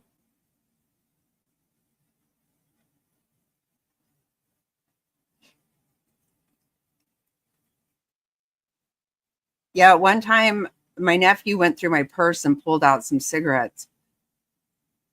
And my mom thought for sure that I was smoking, but my aunt that's here in the chat right now, she stuck up for me and said it wasn't me, but it actually was.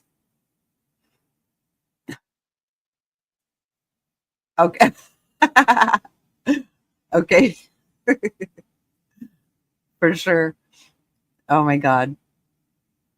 Yeah, Philip Morris. You really helped me on that one. I know, I know.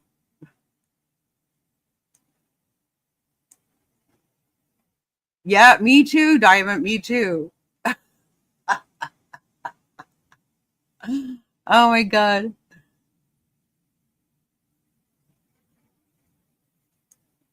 Oh my God. Oh, that's funny, Flash, right? My mom caught me a lot of times and she said I couldn't wear I couldn't have a purse or have like pockets or anything. Right, right. I remember one time I had a shirt on that had like a band across right here. And so I put a cigarette and matches in there in my shirt.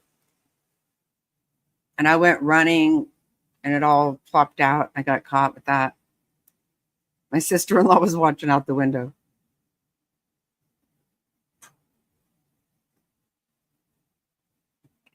You smell like cigarette.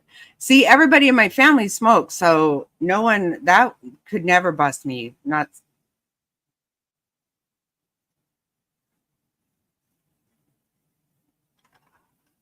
that was never a thing.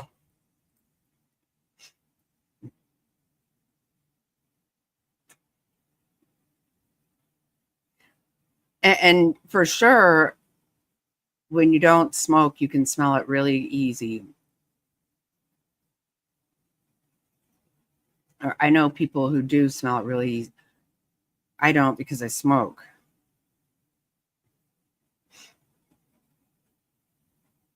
That's so funny, Diamond. Oh my God. My mom slept so hard. I would sit right there next to her and smoke her cigarette. She would never even wake up. She never even knew. But she caught me a lot. Jeez. I've been smoking way too long, that's for sure. I mean, my mom passed away when I was 12, and I got caught a lot. Oh, yeah. See, that'll get it. That's what my friend would say. She was like, no one at her house smoked. So she said, they always, and she wasn't even smoking. It was just me. But she would get busted. She would get in trouble, she said. Oh, Lord. Yeah, I wish I never started. But it was a thing. People just smoked everywhere back then. My aunt that's in here, Mar, I can remember your office. You had a big old ashtray on your desk at your office.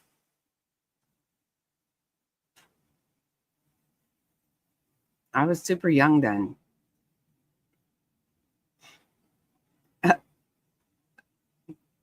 That's funny.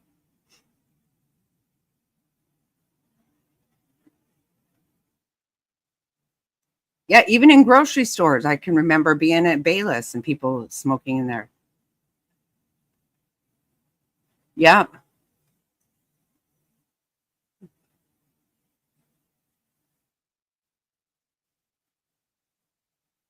Yeah, my mom smoked in the hospital. See, it wasn't a thing.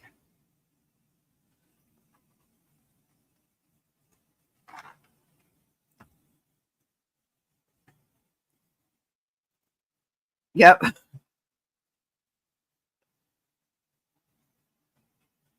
And it's funny because I don't even remember places. I don't feel like everything was really smoky, but it had to have been.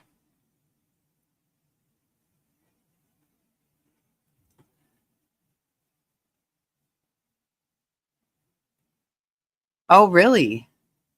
Yeah, us too. Frazzle, we did. I don't think we were allowed to have it, but we did.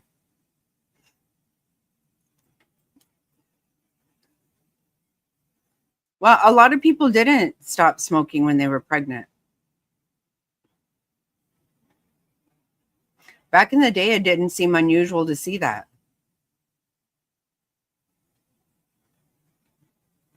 Yeah.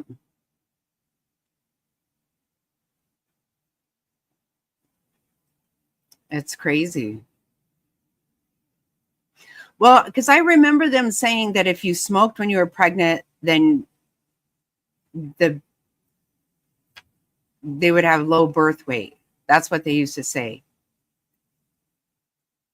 I don't think that oh,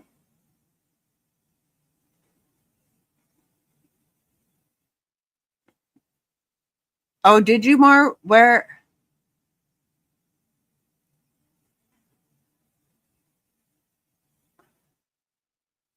was it? In the same place that we had ours?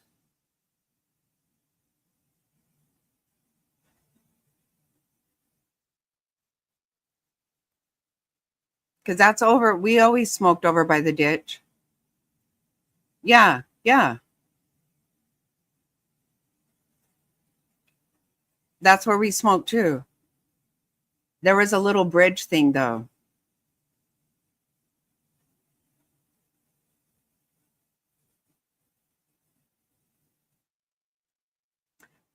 Yeah, I quit smoking when I was pregnant.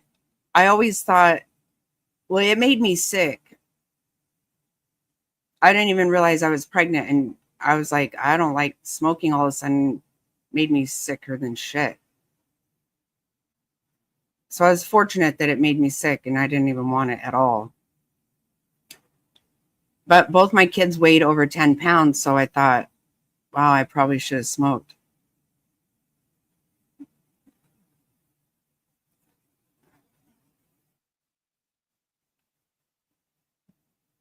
Wow, you smoked in the bath. See, I would be afraid to smoke in the bathroom. Some people would do that, but I was afraid of that. I was pretty big about not trying to be caught.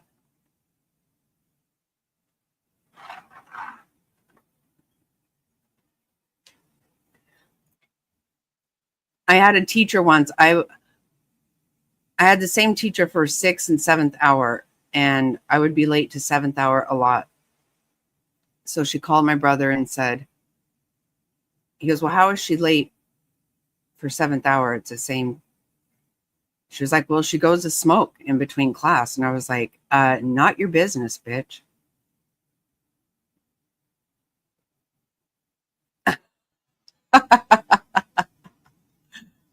Oh my God.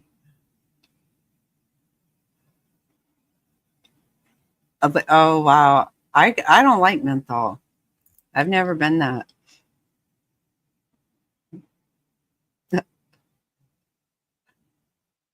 A late bloomer. Wow. Do you still smoke now, Flash? Who still smokes?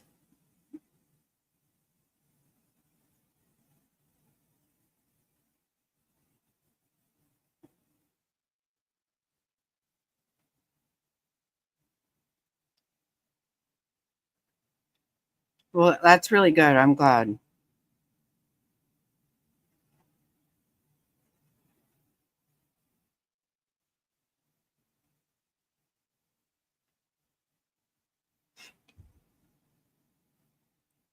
I like the flavored vapes. I didn't think I would, but I actually did like them.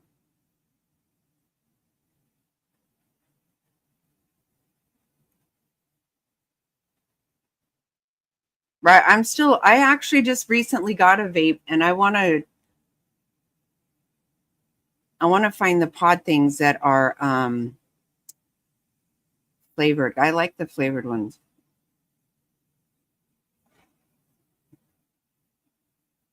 Yeah, I bet. I think I have that same feeling, Frazzle. You sneak a smoke in.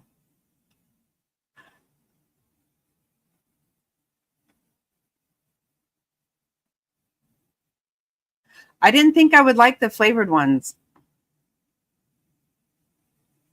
Okay, I wondered because I haven't been able to find that.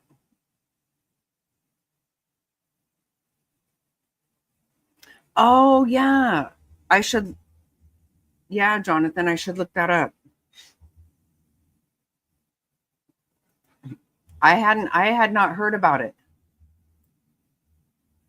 I feel like every day there's an active shooter.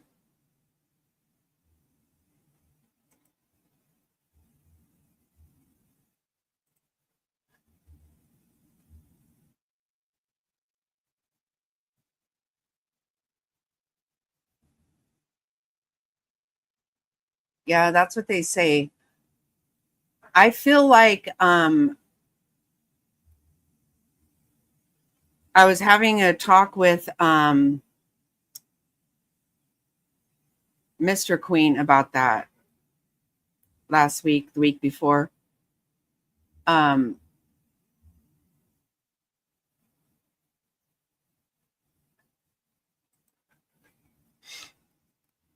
I feel like I'm always like, I shouldn't drink, I shouldn't smoke.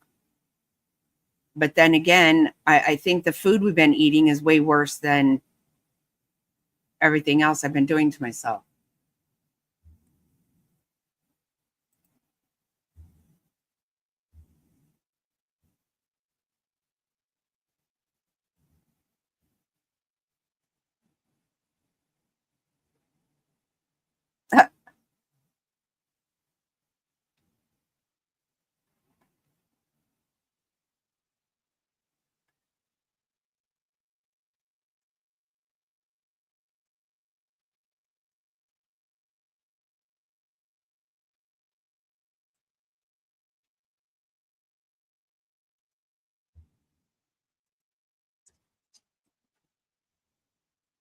Okay, let's see. But see, if the vape is just as bad, I mean, it's just cheaper, I think.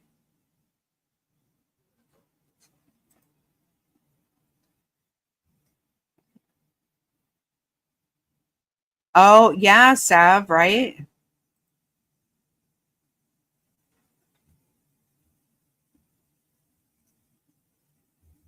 She just wants to hug her little boy. She wants to make sure that he's okay and all these other children are okay. But again, what we heard from the police chief and the mayor here is that none of those children were involved or injured in all of this. That is the good news. But as you mentioned, over 90 children still waiting to be unified with their parents right now. Tom. Yeah, thank God those kids are safe, Rob, but I can't imagine what some of these parents must be feeling as they're just still so anxious to be reunited with their children, to have them back in their arms. Rob, thanks. Let's just go back through some of the things that came out of this news conference. So again, they're detailing the timeline. This all started just before 5 at 4:50 p.m. We understand Atlanta police responded to the location of the CVS, and that is when they found that DeKalb officer who had been shot. And they took him to a nearby hospital. We understand he's at Emory University Hospital receiving treatment. They told us, again, what we already know, which is that the shooter is dead. But we also learned that the shooter was found on the second floor of the CVS. And I didn't know there was a second floor of the CVS. I've been in there a million times.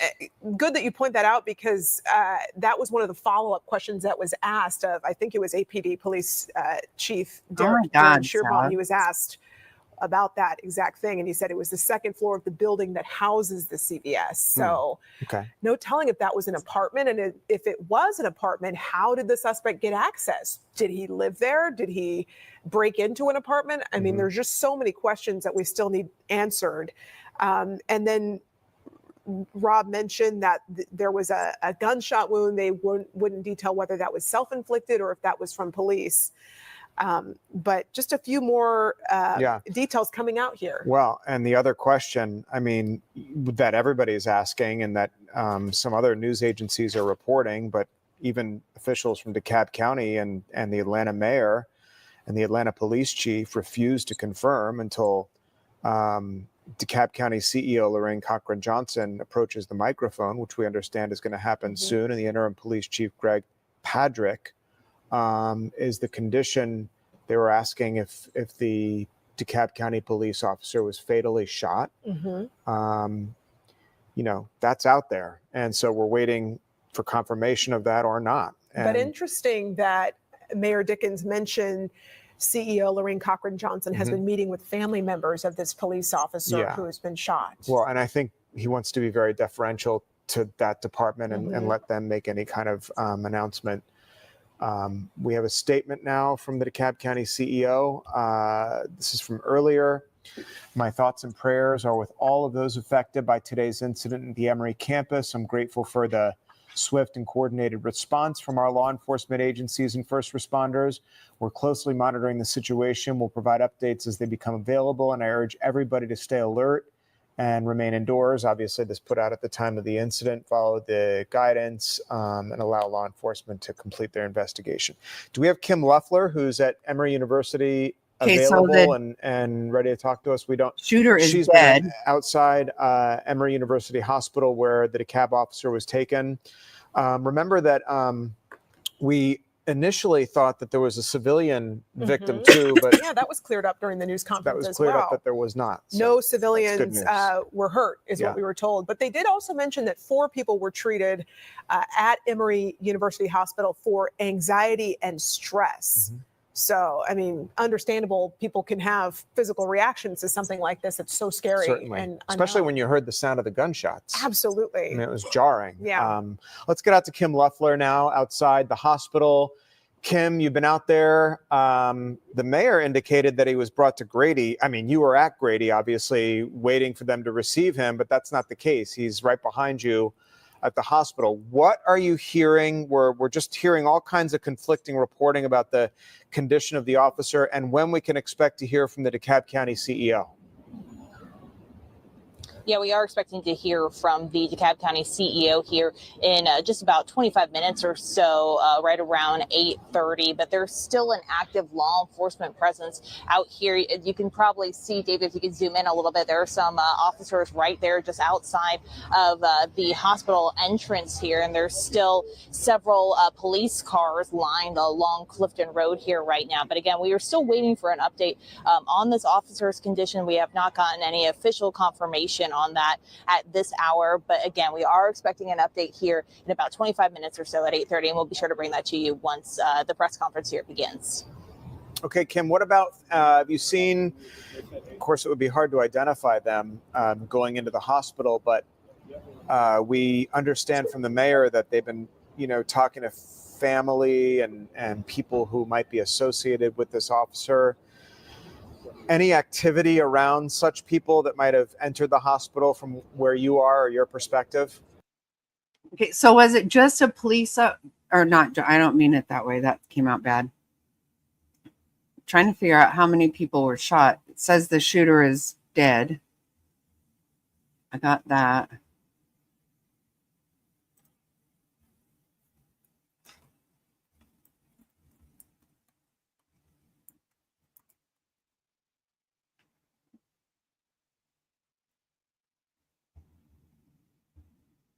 Let me see if I can find out.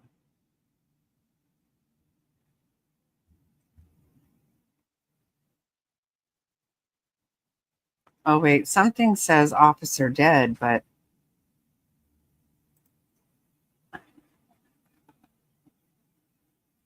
I know. That's what I'm saying. Try me every day. Atlanta to replay some of that for you, but they just came out a couple of minutes ago. We've been waiting for a good bit of time for an official word on the events that transpired just before 5 o'clock at the CVS drugstore across the street from the CDC. When gunfire rang out, we heard the intensity of those gunshots. We don't know a lot about the suspect, and there's speculation about what his motives might have been. We know that he was neutralized, whether it was from a self-inflicted gunshot wound or whether police took him down is also a big question right now. Yeah, Atlanta Mayor Andre Dickens was asked about that and gave kind of an interesting response. He was slow to comment on anything in terms of a motive, but he did detail that the suspect was a white male, right? Which I'm not sure why he mentioned that aspect. Well, and then followed with that, there's been a lot of news related to the CDC. Uncertainty around jobs for employees there at the CDC. How you connect that to today's incident, I don't know. But maybe we'll learn more in the days to come. But the FBI was there because of the federal association with the CDC and the FBI. So they were there. Okay, but they were talking about kids. I'm not understanding.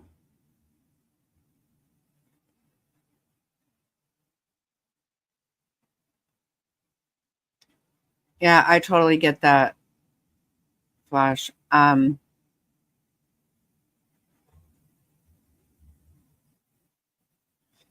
yeah, Queen, I honestly, I don't want to go anywhere anymore. I really don't. I don't want to. This happens all the time. Every time, I swear, every time I look up or I get on YouTube, every day, JLR active shooter. It says it.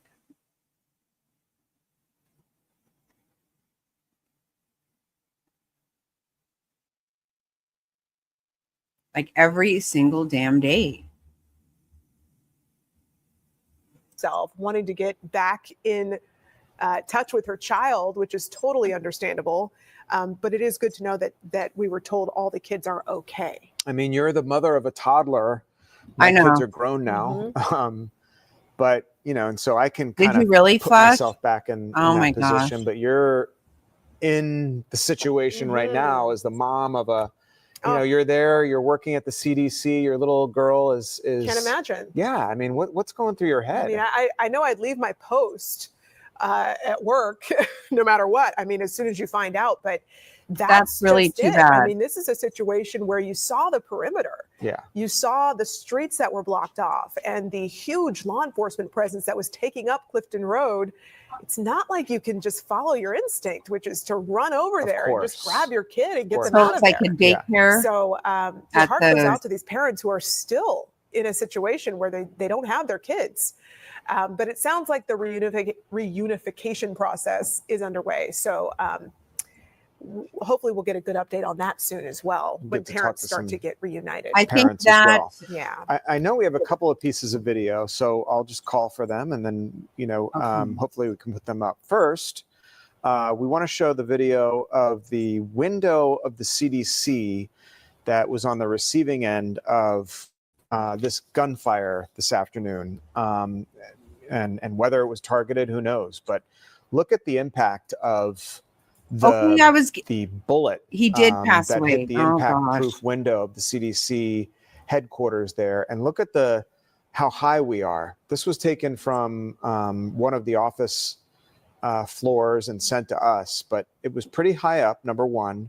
Number two, we had another picture of like some cubicles that were on this floor as well. So you're sitting there, it's 4:50, you're waiting to go home at 5, and then this happens. It impacts your window. Well, I just wondered, Faith, because they were outside the hospital saying, waiting to hear on the condition, maybe of another police officer. Because then when I pulled it up, I saw that one was dead.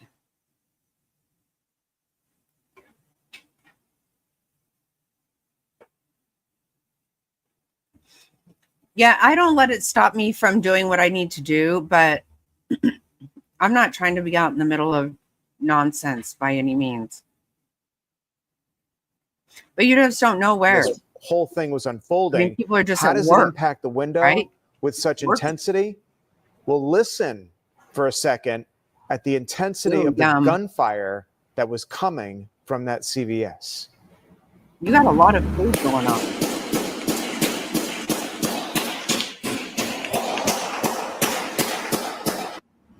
Oh my God.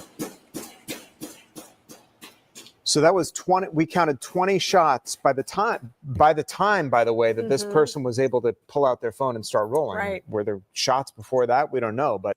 See, it says police officer wounded. See? But everything else I'm seeing.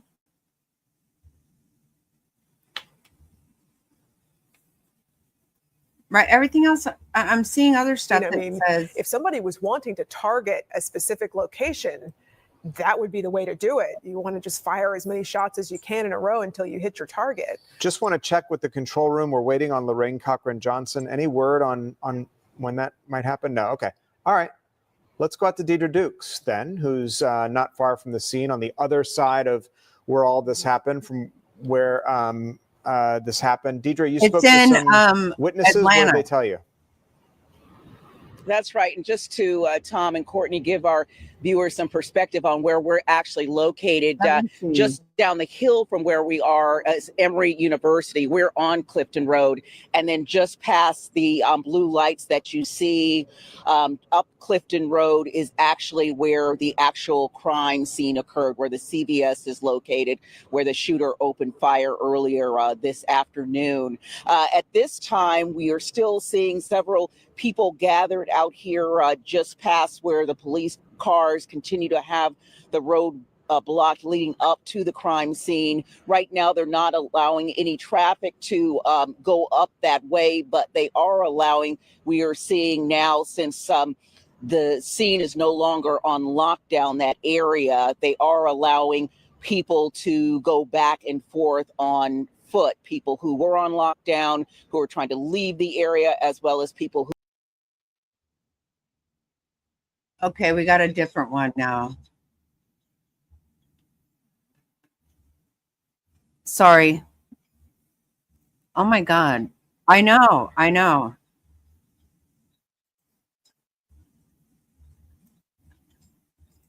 They emotionally doing in this moment, right? How are they handling this, and the stress on the teachers and the staff there at the daycare trying to manage a I very can't difficult hear. situation. In fact, I spoke with a mother about probably an hour and a half ago. I haven't been able to reach her since.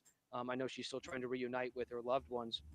Her wife was picking up their child, a year and a half old, at that daycare when her wife texted her. Can you guys "There are hear? gunshots. We're going into lockdown. I have to keep quiet." And just the anxiety building and the stress building in that moment, now wondering and fearing for her loved one's safety. Let's hear from her just a little bit. I spoke with her I again know, just about an hour and a Jonathan. half ago. This was on Houston Mill, Clifton Road, just a little bit away. Take a listen.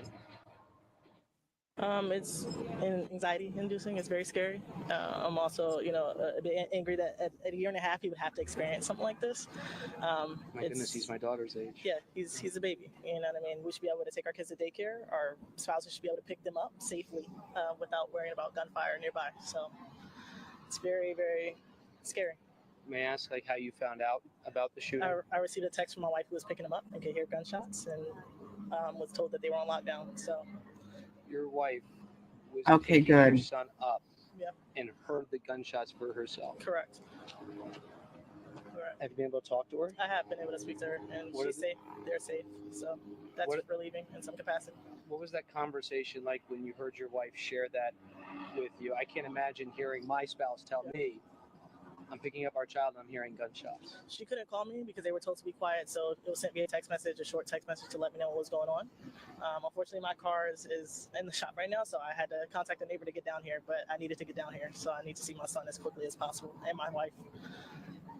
Knowing that they're okay, though, and she texting you that, has that helped at all during this just really difficult moment? It does help, but the anxiety is still high. You know what I mean? I still haven't seen them. I still haven't held them, and that is my next priority, to get to them as quickly as possible, as soon as they will allow me to. So there you go. You heard a little bit of that conversation that we had earlier today. I'm sorry, I'm holding my finger to my ear. There's a very loud train just about maybe 50 feet to my left here that's passing through at this time. But we're seeing more and more parents here of children from that daycare begin to arrive on Starvine Way here at the Clifton School. That's the reunification site. That's the site I was trying to recall when you first sent it to me here, Blair and Carly. Again, there's so much happening here, and you're just trying to take it in and trying to really understand and feel that emotion and that pain these parents are experiencing. There might be a moment, there's that brief euphoric moment when they see their child for the first time and hug them, but rest assured,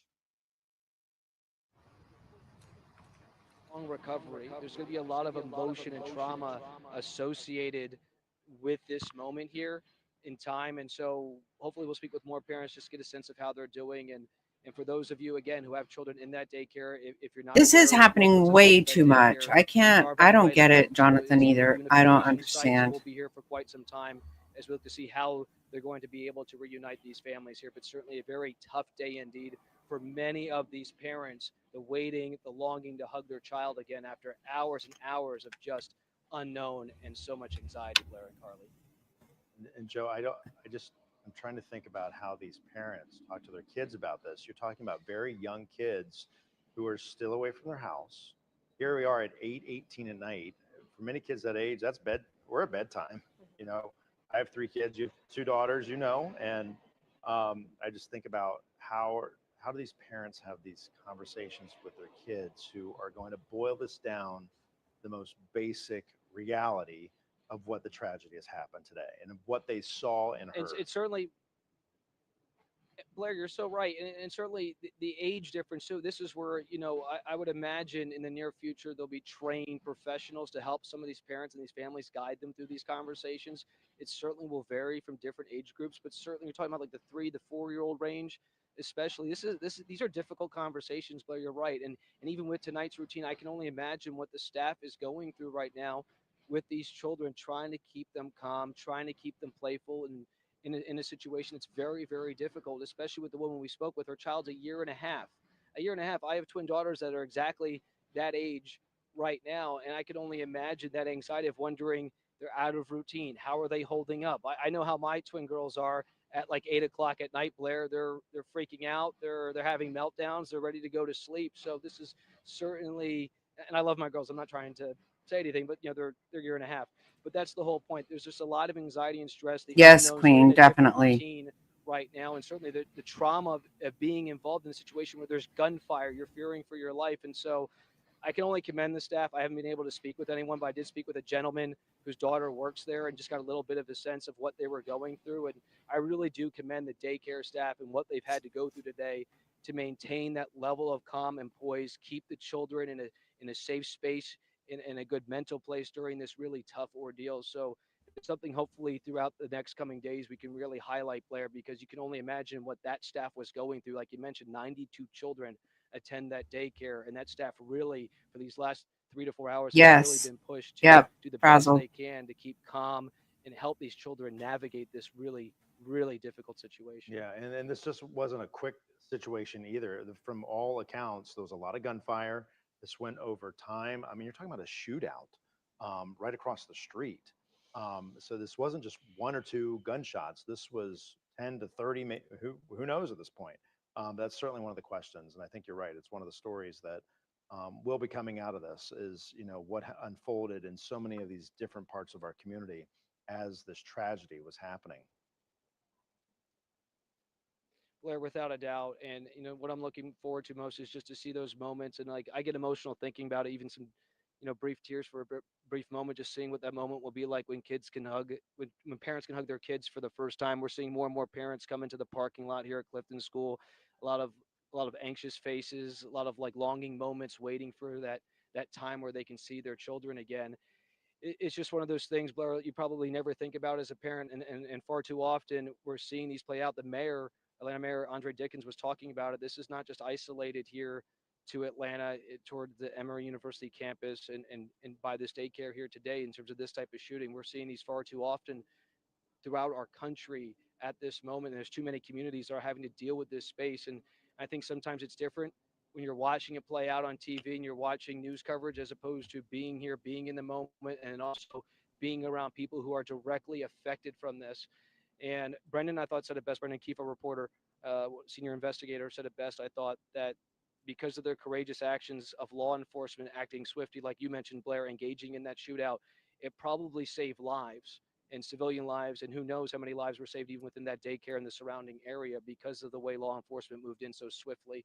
I'm sure we'll get more details about what took place in the days ahead, but I kind of on the same page of Ooh, our look, senior wait, investigator, what Brendan is? Keefe, in terms of really processing that and how they acted to keep our community safe and really what was just a horrific moment in time. Well, and I think as we learn much more about this, we're only going to learn more about the steps that were taken today and what truly unfolded, and how close this was to being even more tragic than it already has been. Hey, Joe, hang with us for a second. I want you to listen to the soundbite. It's devastating. We were just listening to Atlanta Mayor Andre Dickens. He was talking about those children that you were talking about. Let's go listen to hear what he had to say in this news conference just moments ago. To those parents of those 92 children that are at the CDC. I'm a parent as well. I know your uncertainty and your fear and your concern has been high. We wanted to come give you this message that all the children are safe and that we will be making sure that you get reunited with them as soon as possible. You heard it right there from Mayor Andre Dickens. It just knowing that everyone's safe, the 92 children are accounted for, and they're working to reunite them. And this is where the reunification will take place, Star Vine Way here at the Clifton School. And again, we're seeing more parents continue to pull into this parking lot, and you see some of them sitting on the ground. They're commiserating with each other, some with their hands folded, some pacing back and forth. I think everyone handles emotions differently, especially when you're in a high stress situation and really the unknown about how your child's really handling this moment. I mean, that's the thing, right? Think about this, Blair. If you have a child who's, at least at an age where they have a cell phone, you can communicate them in a situation that's as horrific as this, as a shooting event. You can kind of at least get the sense and try to help your child navigate it. Now we're talking about children that are in daycare, that are a year old, 2, 3, 4, and there's no direct line of communication with your child. So I can only imagine how they're feeling right now, knowing all you want to do is wrap your arms around them. So that's kind of the difficulty of this situation, of the wait and the hours that go by, because you can't really speak with your child and all you want to do is tell them it's going to be okay. Well, Joe, we are hoping for that moment very soon. Yeah, I'm going to look for. And you had talked about Brendan Keefe's report. I do want to point out, when we were speaking with him, he was playing some video. This was given to us by a source from the CDC, given to investigator Andy Parati, where we saw the bullet hole in the window, and then it was zooming in on the corner. And I think for viewers that were just joining us, they may not have realized what we were looking at, but it was the slide to the playground that was just outside of the window. And it's horrific to think about just how Oh my close all gosh. of this was. But thankfully, again, that the situation did not turn out worse than it did. Joe, we know that.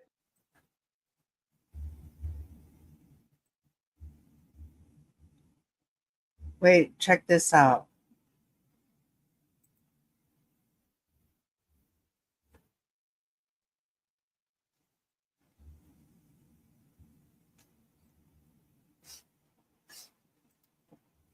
Yeah, I'm going to find the conference. Check this out, though.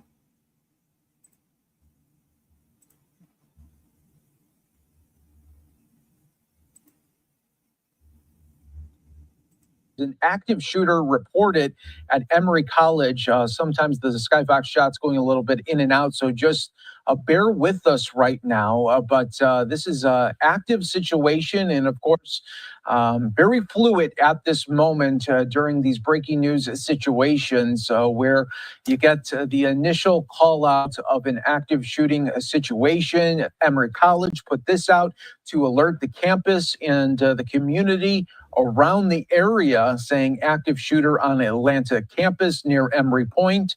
Run, hide, fight. There has also been reports of multiple gunshots in the area. So we are waiting for more officials to be giving an update as well.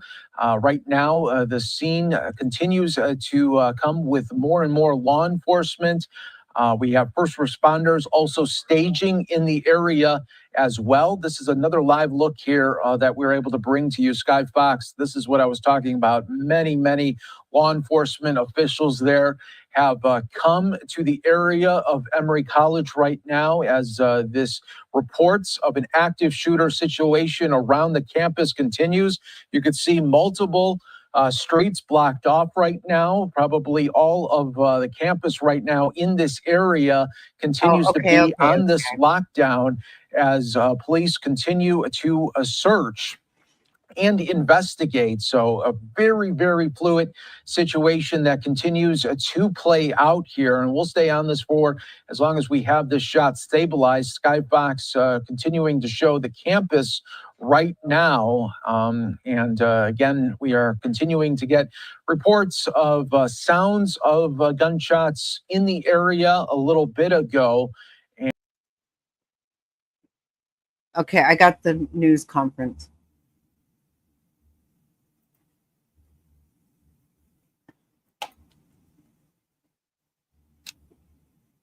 Did you see that I sent you, Faith?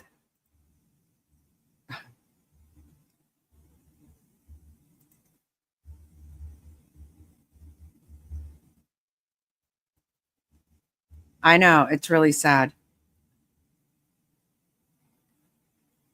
Isn't that crazy?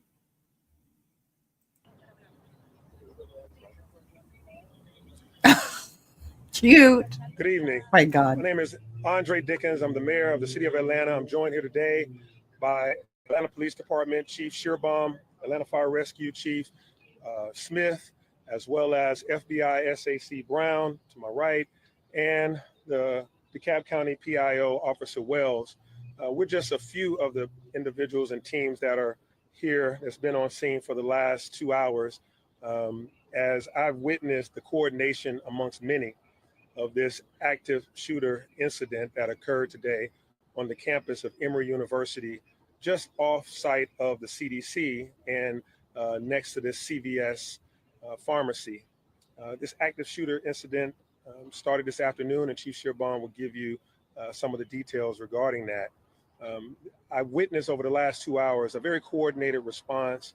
A lot of training had to go into how these men and women of Emory University, DeKalb County Police, the FBI, the City of Atlanta Police, Fire and Rescue from both DeKalb and the City of Atlanta, the GBI, Georgia State Patrol. I saw officers coming from all over to be able to respond to this incident. At this time, Chief Shearbaum will give you more of the details, but at this time, the shooter is deceased, and we don't have any civilians that have been shot in this active shooter incident. Thank God for that. We do have a DeKalb County officer that was also shot. And at this very moment, the CEO of DeKalb County, Lorraine Cochran Johnson, as well as the police chief of DeKalb County are at the hospital right now, meeting and talking with individuals, the families, and other officers that were involved having to respond to this emergency situation. They will shortly come to this very same spot to give a press conference and an update on that officer and that incident. And at this time also, on the CDC's campus, there are 92 children that are in a daycare that is on this campus. They are safe, and we are setting up with the CDC and all connected parties to be able to get those families reunited with those children at a local school very nearby. And we have the address of that. That Chief will give you the specific address and name of that school nearby. So we are working to unify families. And at this time, there have been no civilian casualties, but this was an active shooter incident. The shooter is now deceased. The campus is, there are no threats on the campus currently, but we still have an active investigation. Atlanta Police Department will be the investigating party. And so we ask that while things are safe, that you don't drive in that part of campus, because we need to make sure that the investigation goes through without any obstruction. Again, to the men and women that work at the CDC, we know that you've had a tough go of it in the past year, and my heart goes out to you as uncertainty was around your occupation and you being citizens of Atlanta. That means something to me. And then today, this occurs. We are with you, we stand with you, and we're doing everything we can to make sure that we bring resolve to the situation. And FBI SAC Brown, he may be able to tell you more about some of the windows that might have been shot on various floors of the CDC as gunfire did take place. The other thing is, to those parents of those 92 children that are at the CDC, I'm a parent as well. I know your uncertainty and your fear and your concern has been high. We wanted to come give you this message that all the children are safe, and that we will be making sure that you get reunited with them as soon as possible.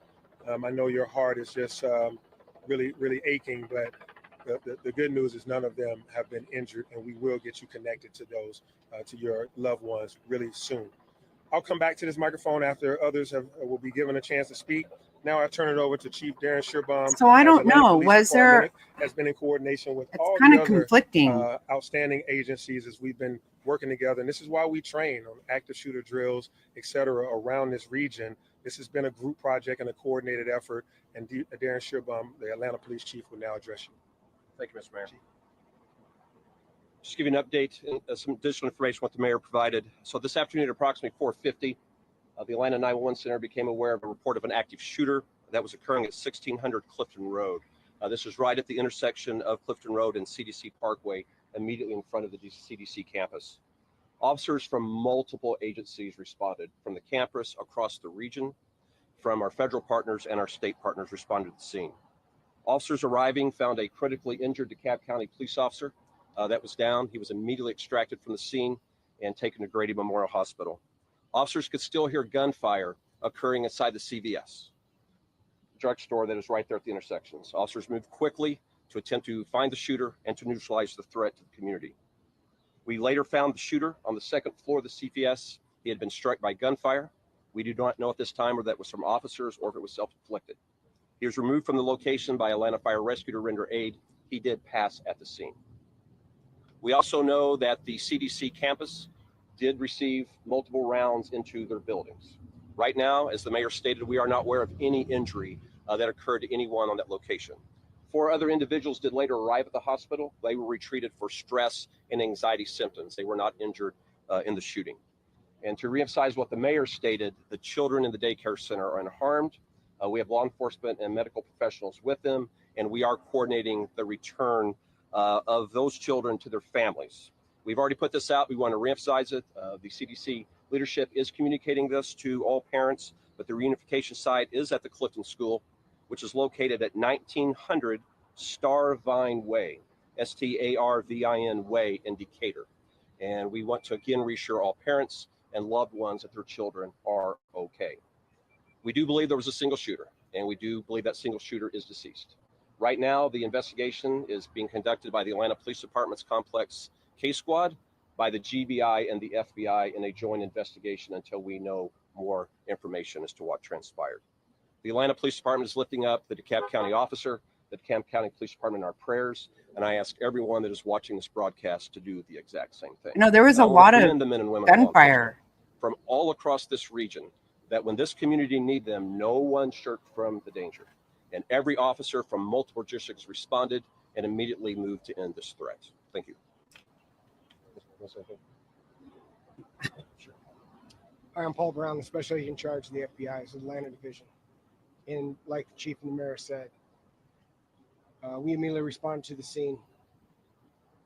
At this time, we're not aware of any casualties on the campus of the CDC, but in conjunction with our partners, we're methodically clearing that to ensure that that is accurate and that is remains so.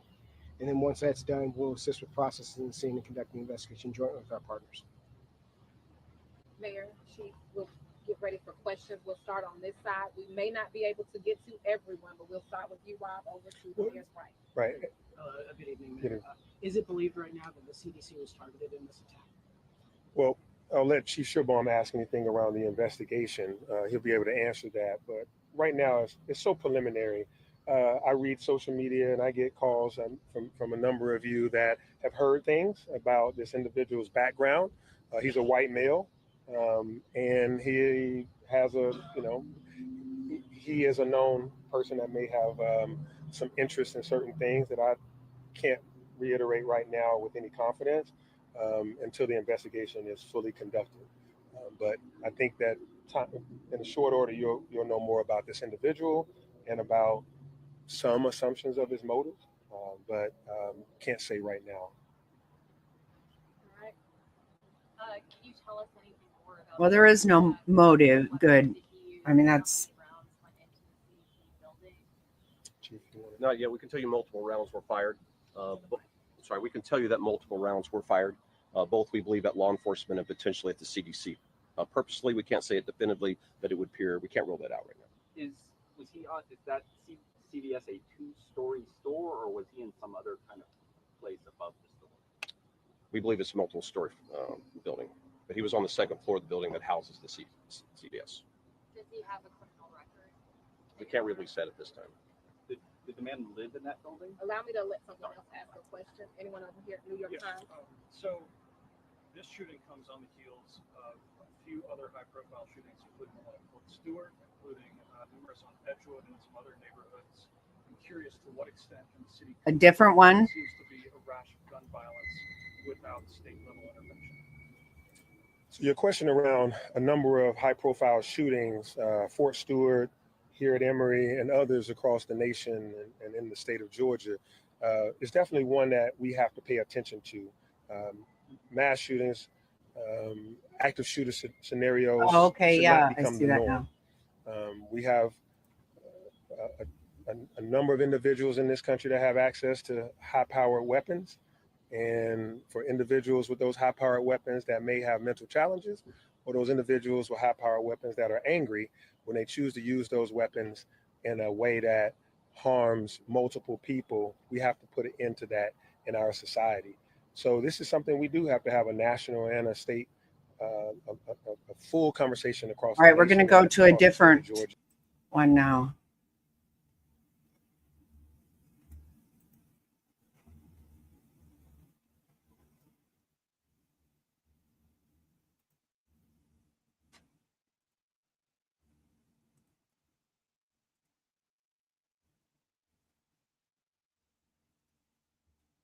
The Let me see. investigation and what's going on with the I'm going to back it up.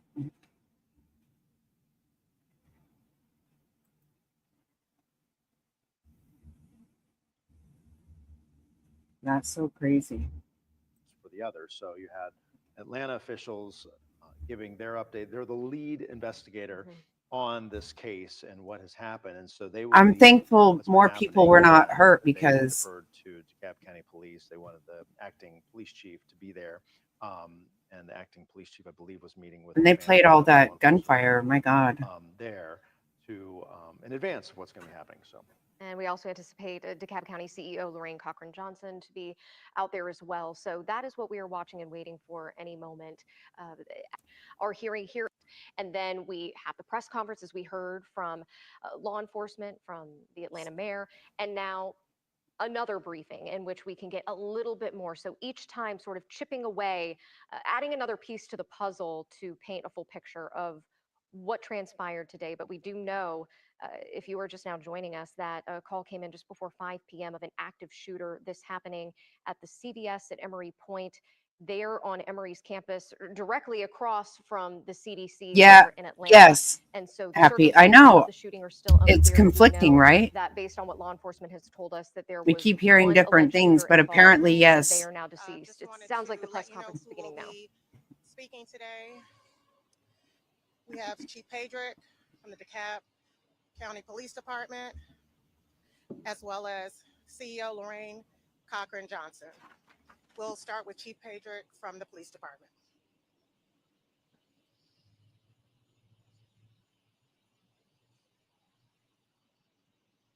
evening, everyone. My name is Greg Pedrick. I'm the interim chief for the DeKalb County Police Department.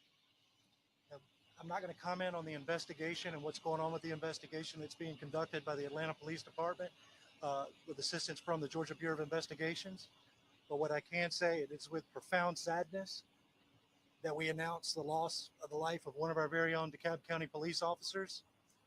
This officer responded to the call as he was trained to do. And during that incident, he received gunfire and he lost his life in this incident. He was committed to serving the community. At this time, we're asking for the community's prayers for his family, his friends, his loved ones, and the entire DeKalb County Police Department family. It's a noble profession that we all do. We answer the call to serve our community, and he gave his life with a commitment to serve others, and he should be respected for that.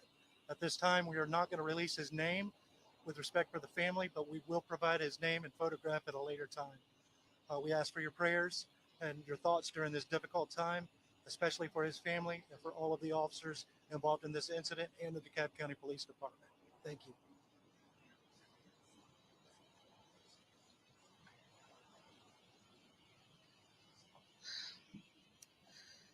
Good evening. Of course, I'm Lorraine Cochran-Johnson, DeKalb County CEO. And today is a very dark day in DeKalb County as we stand before you during the loss of one of our beloved officers. This evening, there is a wife without a husband, There are 3 children, 1 unborn without a father.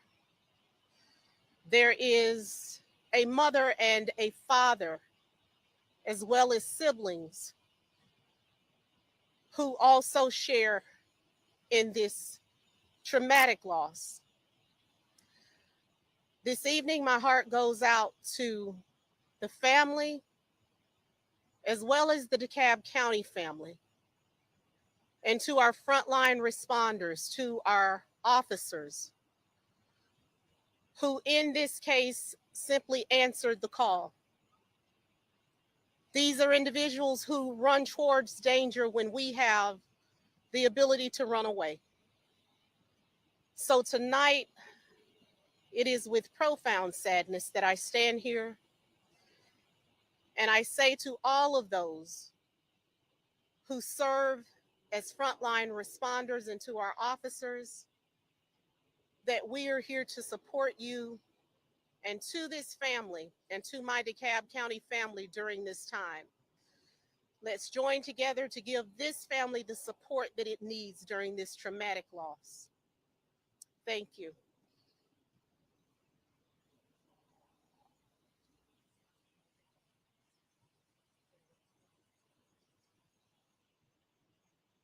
So those are the official statements at this time. We will not take questions right now. We do plan to have an updated statement for you as we receive more information. Thank you. The thin blue line feeling deep.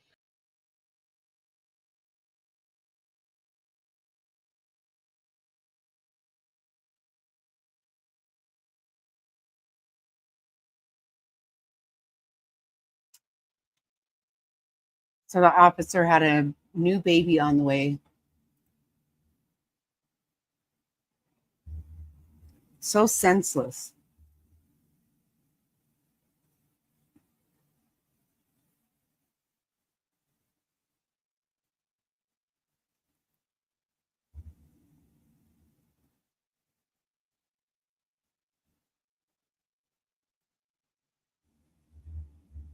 Let's see.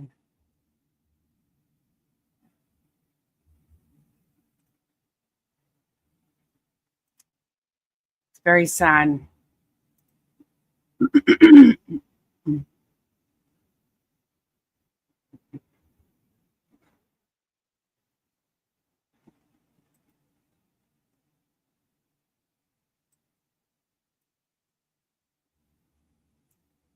So was somebody saying something about, somebody said something about he had COVID or something?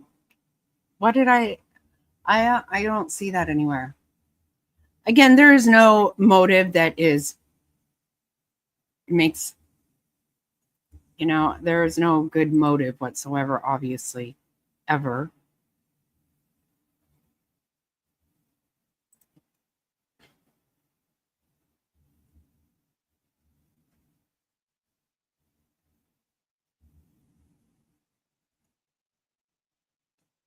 But I thought somebody had said something about that. I don't know.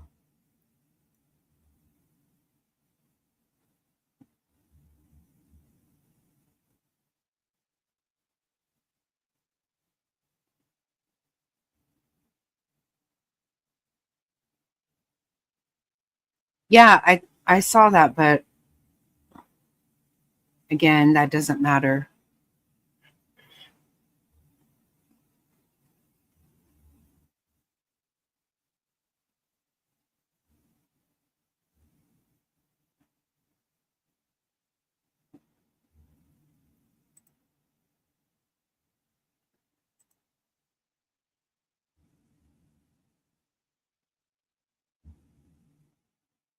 Just seeing if I can see anything else.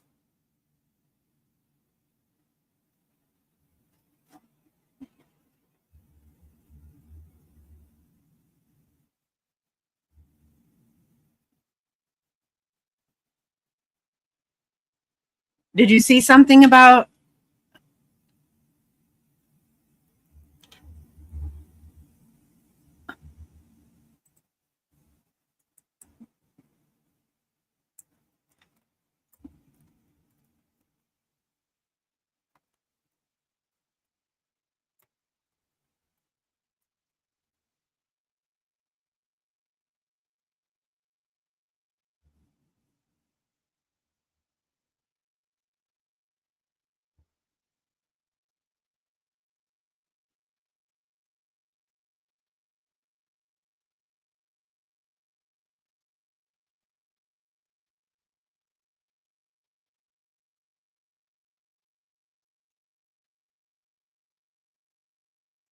Yeah, and then all that stuff about the CVS. Isn't that weird?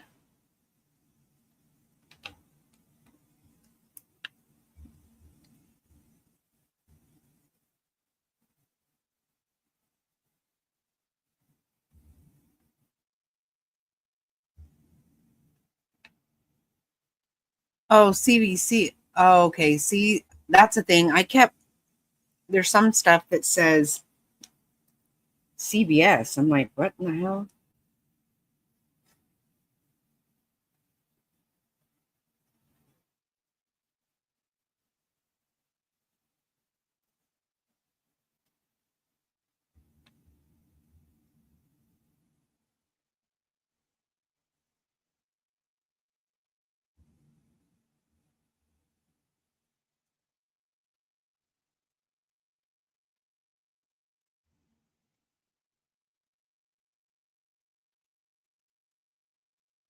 Okay.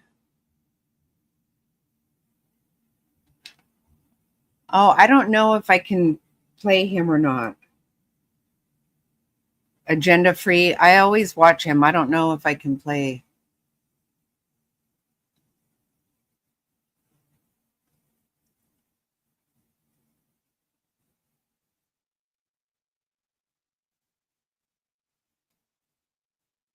Yeah, I'm nervous to play that.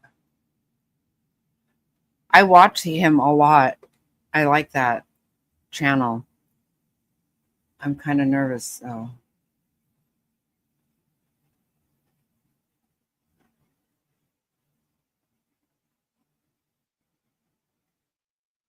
Yeah, something else said that earlier.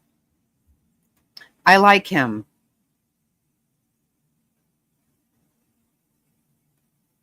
Yeah.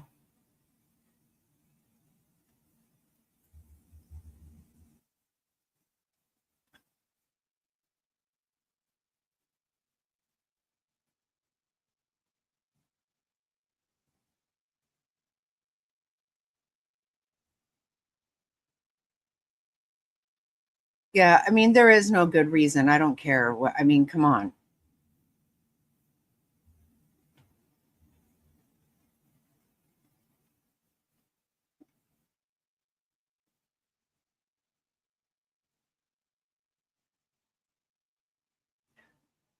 Do they really mean CVS? I keep seeing that.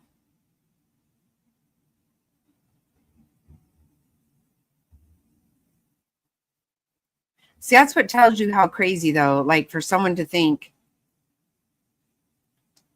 over a vaccination, you're going to shoot up the CDC is where I'm thinking, but I keep seeing CVS.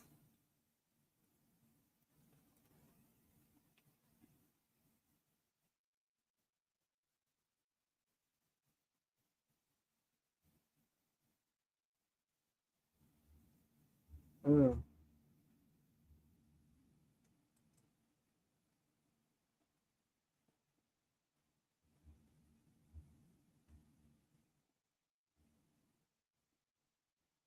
Yeah, I'm nervous to play him.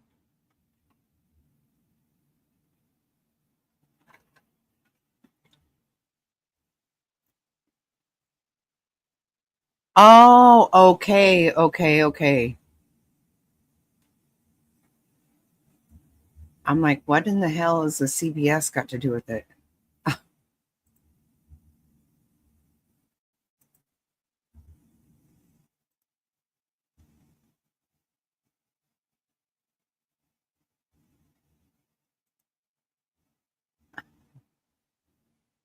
Okay, yeah, that's what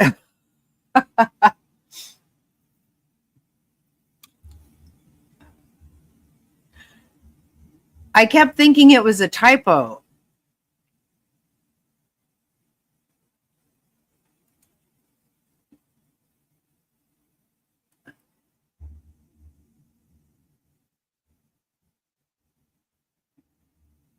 Yeah, more information. Yeah, it's going to come out.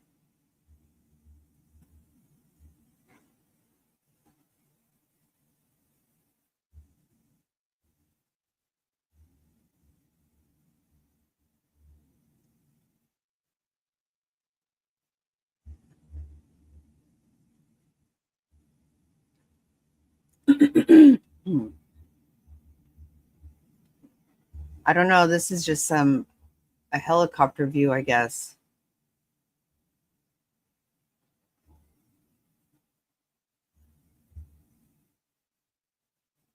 I think so, Jonathan. I do. I think so.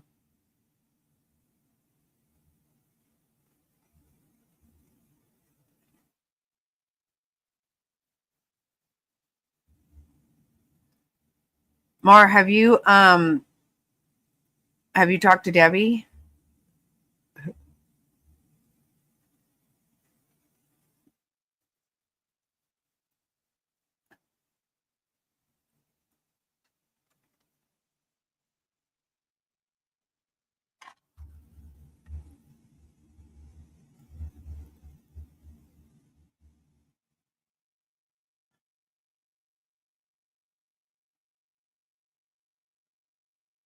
Oh, look at that car. Look at there's a car right there.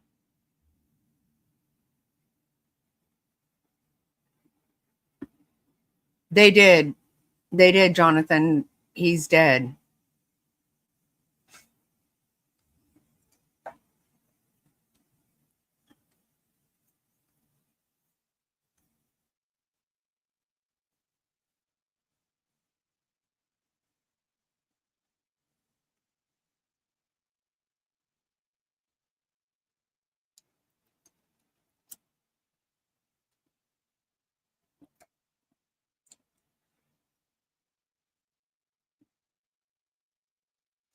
There's some rumors about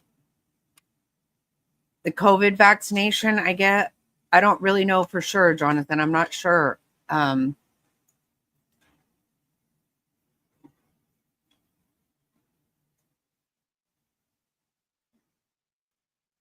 Like every other one of these, like there is no good reason. Clearly, there's not ever.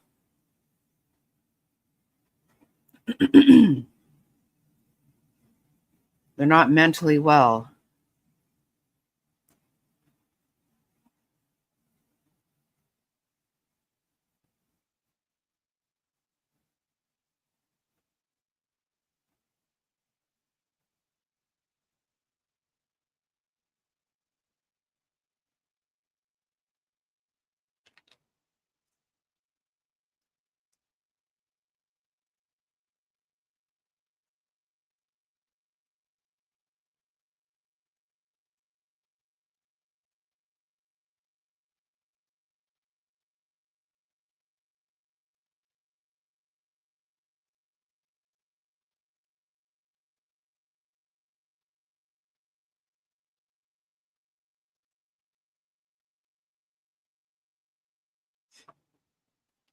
Guess there's no sound on this one.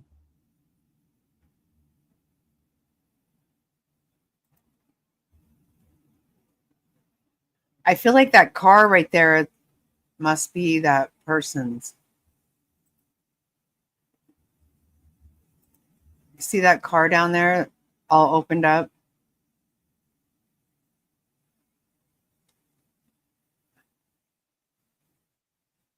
Did you? Yeah, I've seen some parts of that.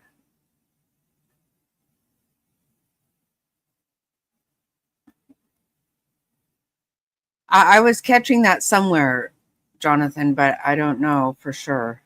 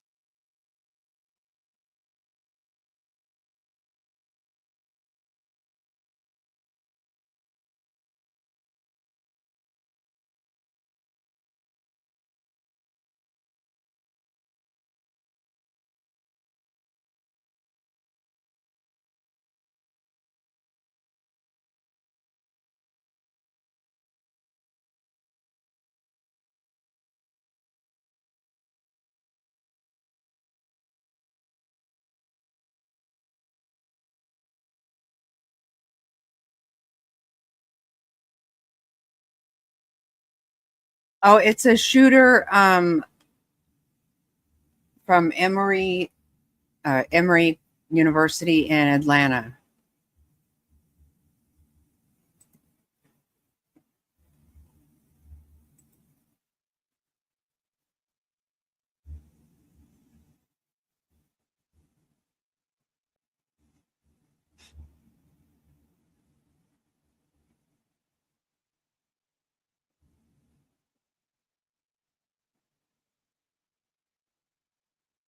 Yeah, there's one police officer deceased and the shooter is deceased.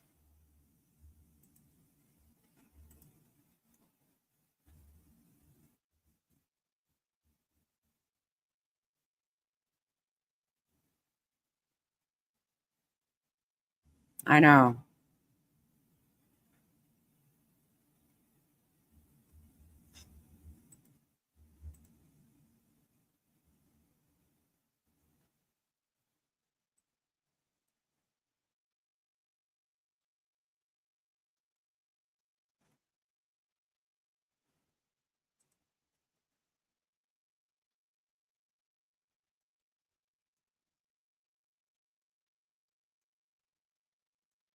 We praise him and all the officers who ran toward the danger this afternoon.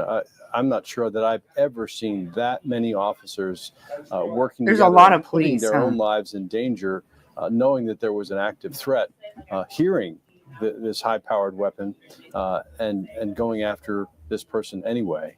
We'll find out eventually whether or not this killer killed himself or whether police did, but it doesn't really matter. What matters now is that we have lost one of our finest, and we need to, as Lorraine Cochran Johnson said, join the police department, join the entire community in trying to lift up this family. Mm-hmm. Yeah, the chief asking for prayers for family, friends, loved ones. Yeah, it's just been a really heart-wrenching day for so many people attached to this situation. But you can't be amplified enough, Russ, what you said, and that is the bravery of these supposedly frontline responders to situations like this. supposedly where, because of the vaccination. I don't know. With I don't know such a for sure. powerful, weapon, but it is now something in our culture and society where, situations like this. Right. We'll move this up.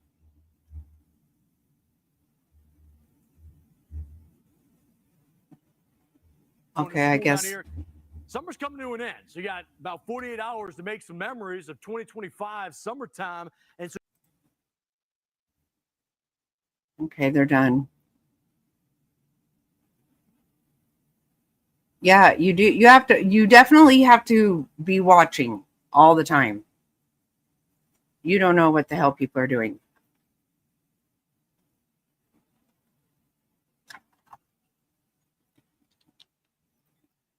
You have to be very careful. And I don't know if we'll find out what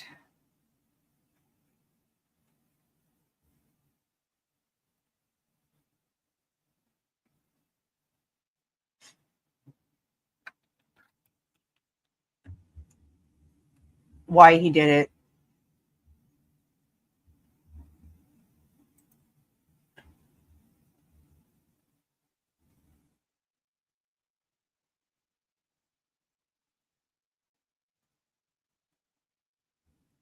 Yeah, you have to keep your head on a swivel.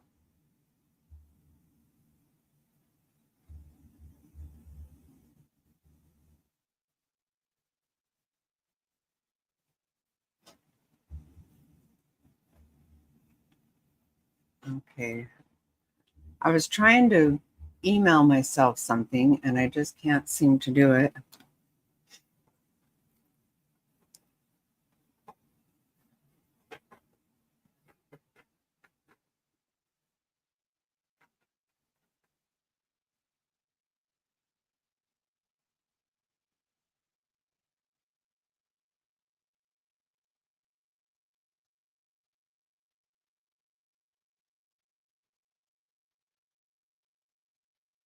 Sorry, I'm trying.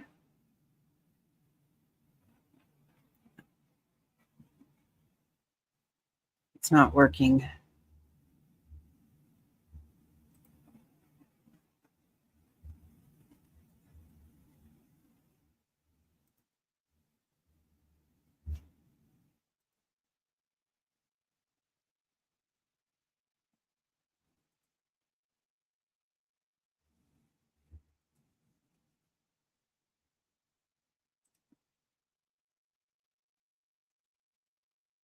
Okay, sorry about that.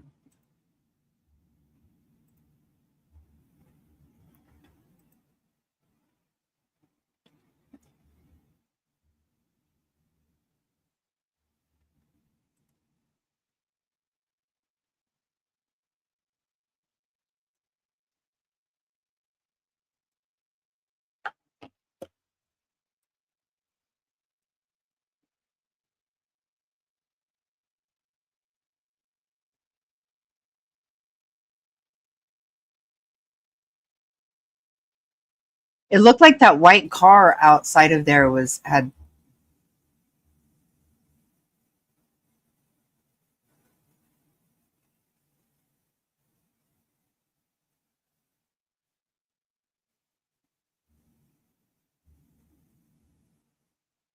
Right, right. No, and it's nothing.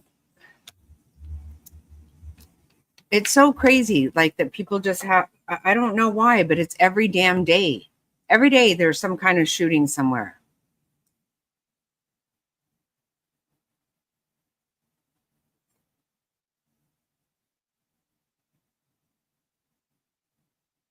It's really gross.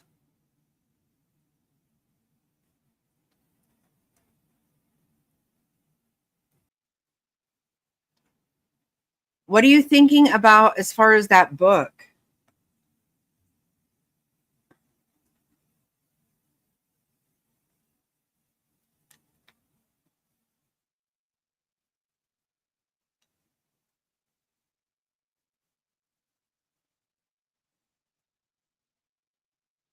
I got that other. I got that book about the Shasta Groene.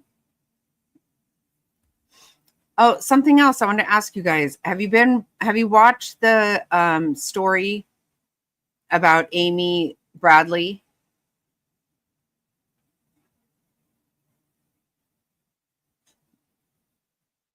On Netflix? The one that disappeared from the cruise?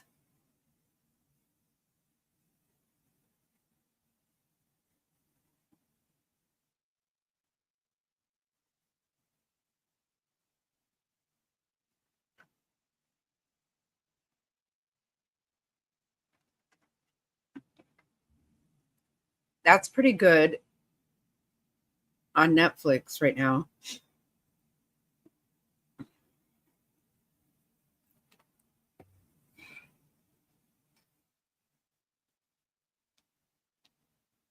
Dang it.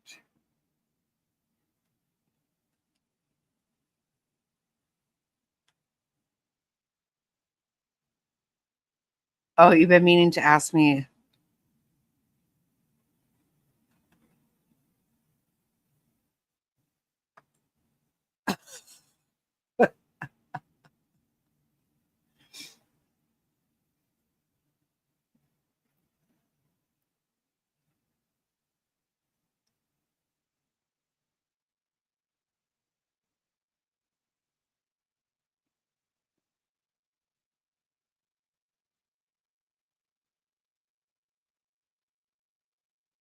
Okay, so I don't think I can show it good.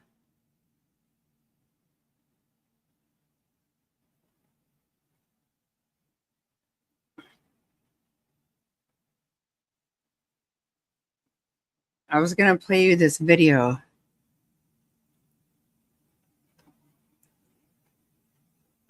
Yep, that's what I think too. Yeah, Jerry. Very sad. It's kind of he's been on like everybody's show lately.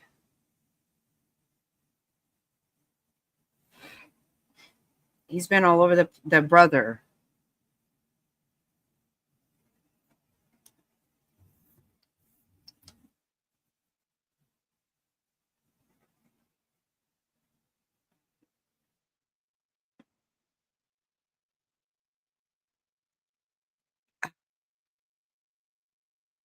Yeah, did you watch the thing on Netflix? I think he has said on a lot of the shows that they didn't portray it totally very accurately.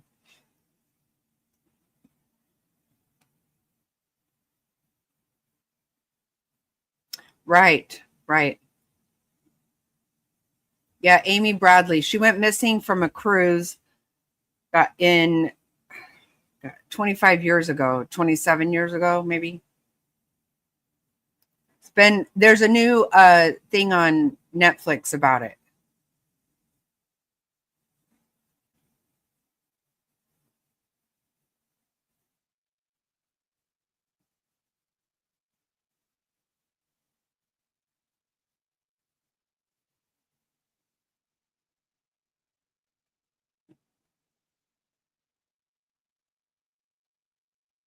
So I was going to show you.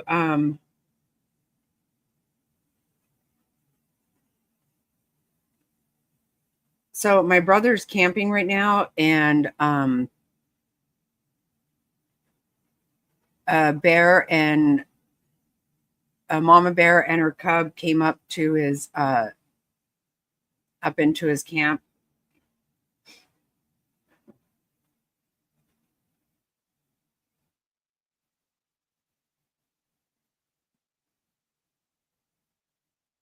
I don't know if you can see on here very good. I don't know if you can see. Look at the little bear. That's the baby. She's out in the driveway. Look at that. Look, you can see the big bear out there.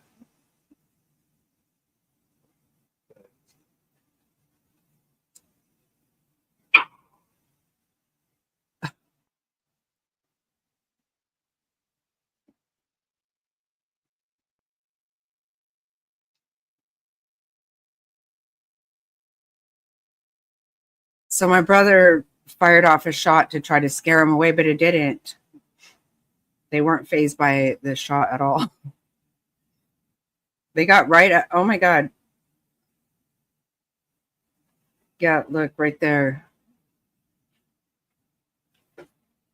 Yeah, well,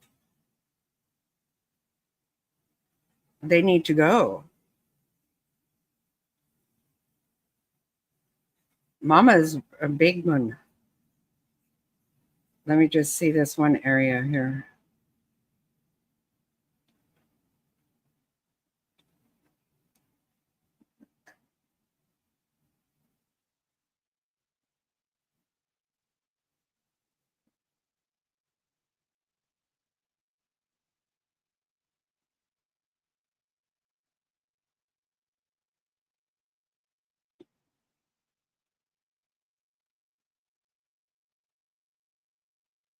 Look at the babies right there, right up at their.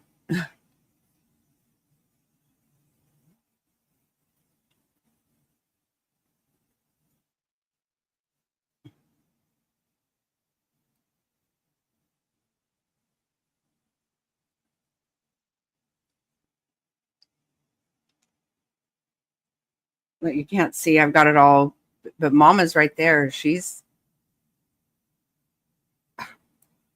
I would scare the shit out of me.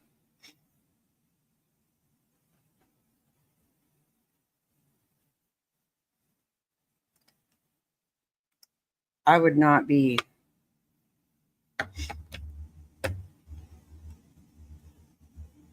Look at these pictures we got from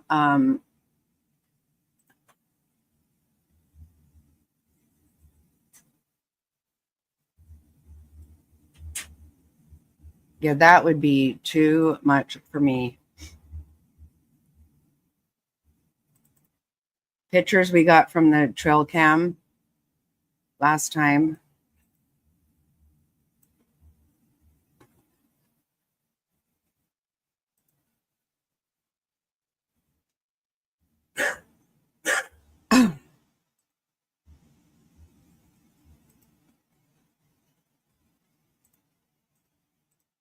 Look what we got.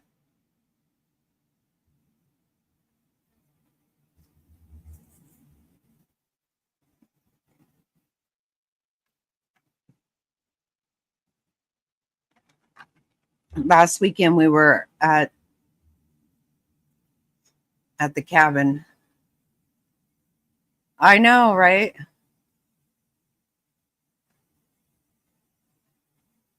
I know. It almost makes me a little bit seriously. There's a little part of me that's like, holy crap. But I love little Bambies. Look at this one. It's so cute too.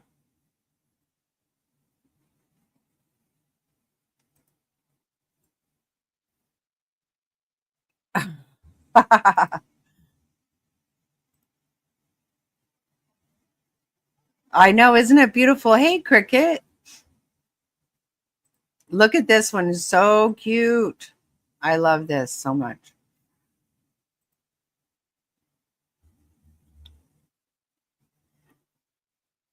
I know, isn't that beautiful? I love that.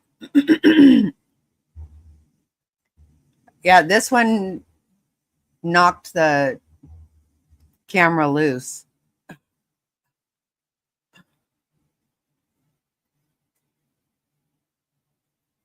I know. I love the cows up there so much. Look like a selfie, huh?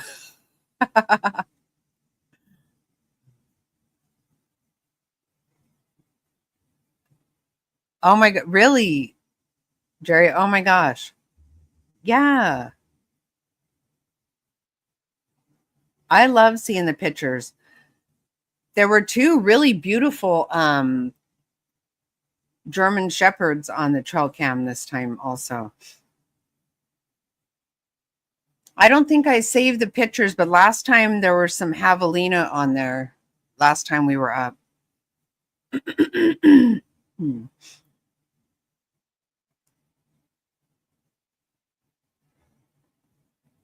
I love the cows.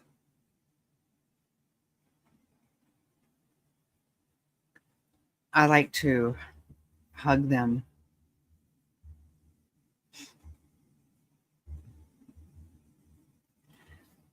How are you, Cricket?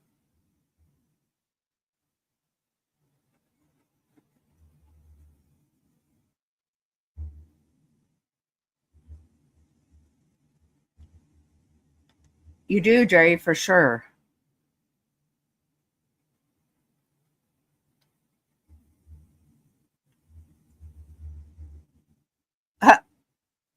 Oh, that's funny. I didn't even notice that it said that 53 degrees. Oh, and that was on July 13th. Or no. July 12th at 7:13. Oh, up northern Arizona.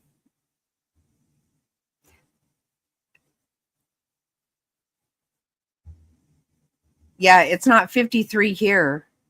Not at all. It's 111 right now.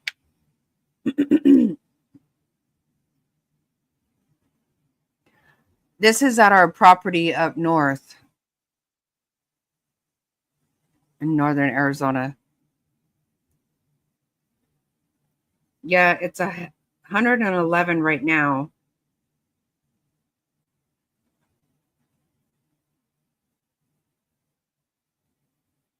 And I think it was 113.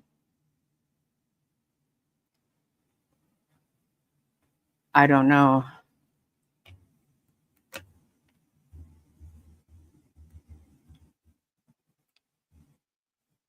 Not sure what it was today. It was 118 yesterday. It's really been hot here. But it always is.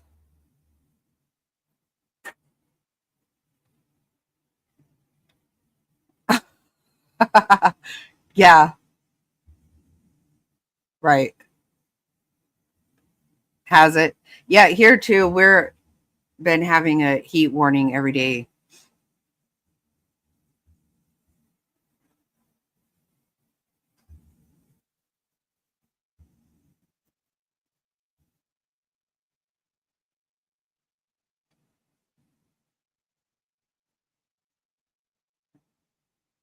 Oh wow, yeah.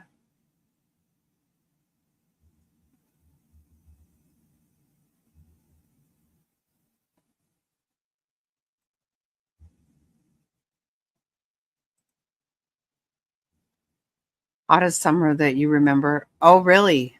Oh wow.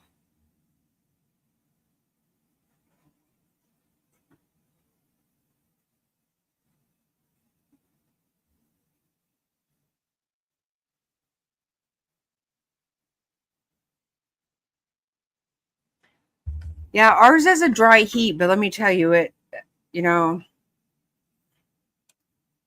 118 is hotter than piss.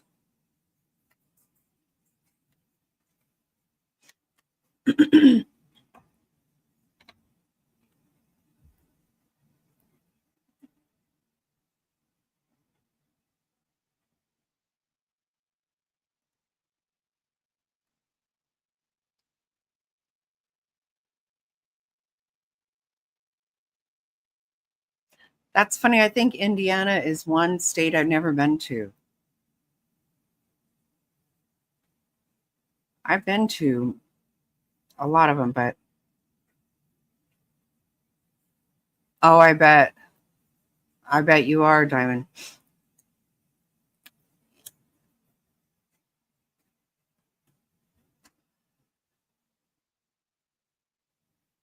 Ours isn't too bad because we moved into a really small house. We used to have huge bills at our old house.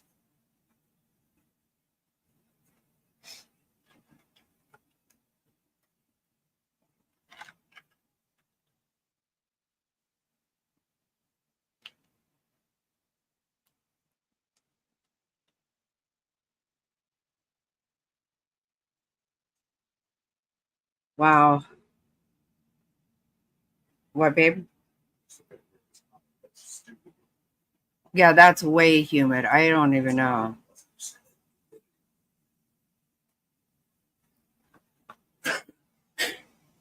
Yeah, that's just wet.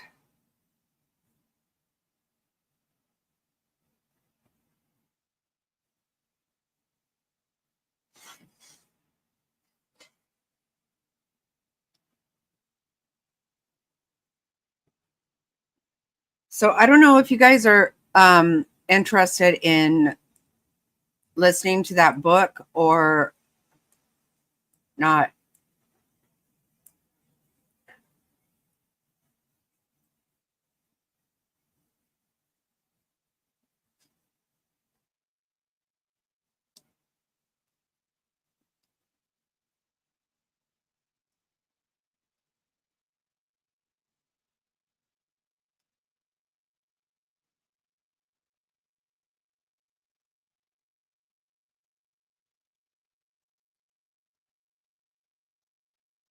Um, it's called oh my gosh, let me see.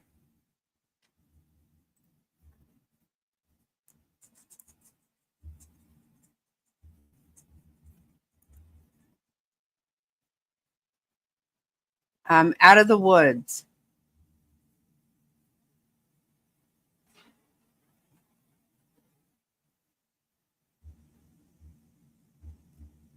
Do you remember Shasta Groene? I don't think I'm saying it right.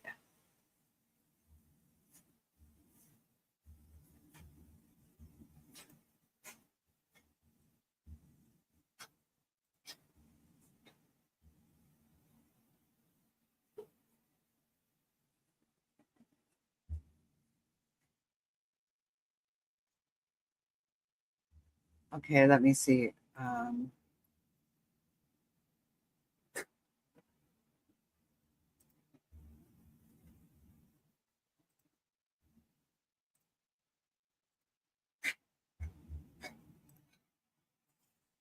Let me see if I can try to see this.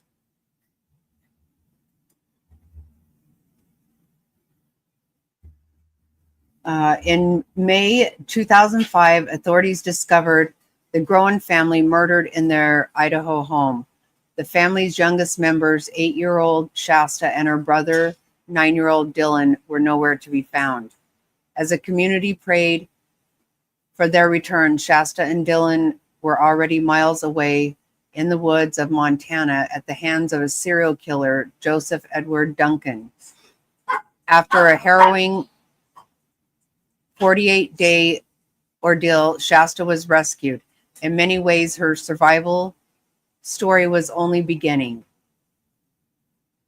In the following years, while Shasta struggled to outrun her trauma, a pattern of self-destructive behavior shadowed her like an ever-worsening thunderstorm. She still had hope buried deep inside, every bit as much as a little girl who had been held captive in the woods. This would be an all-new battle for Shasta. She was determined not to lose. Yeah, remember that? I feel like the whole country was looking for Shasta and Dylan, remember?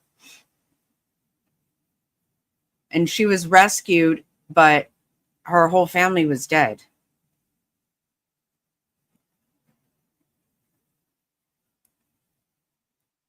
Yeah, this book just came out. It was so sad. And I remember being so relieved that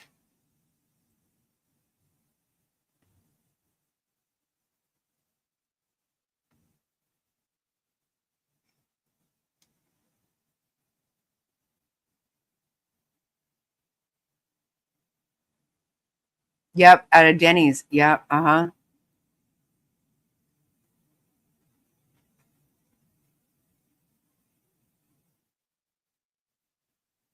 So sad.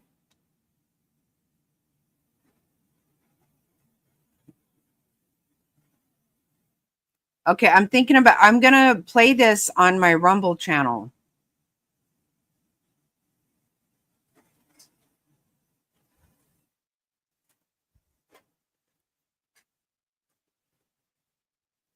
She is lucky to be alive. But can you imagine your whole family's gone? I mean, it's just horrible.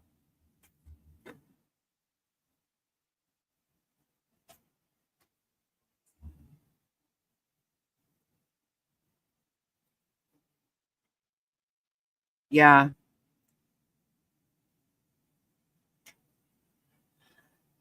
Nate Eaton interviewed the author of the book.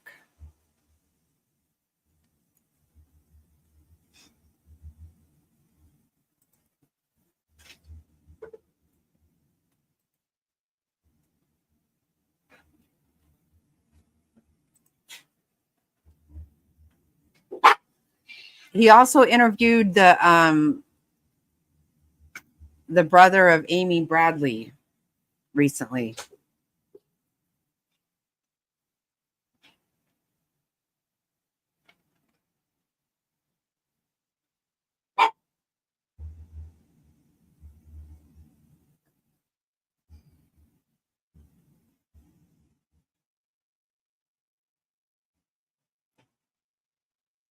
No, I can't imagine how she gets through it. I really can't.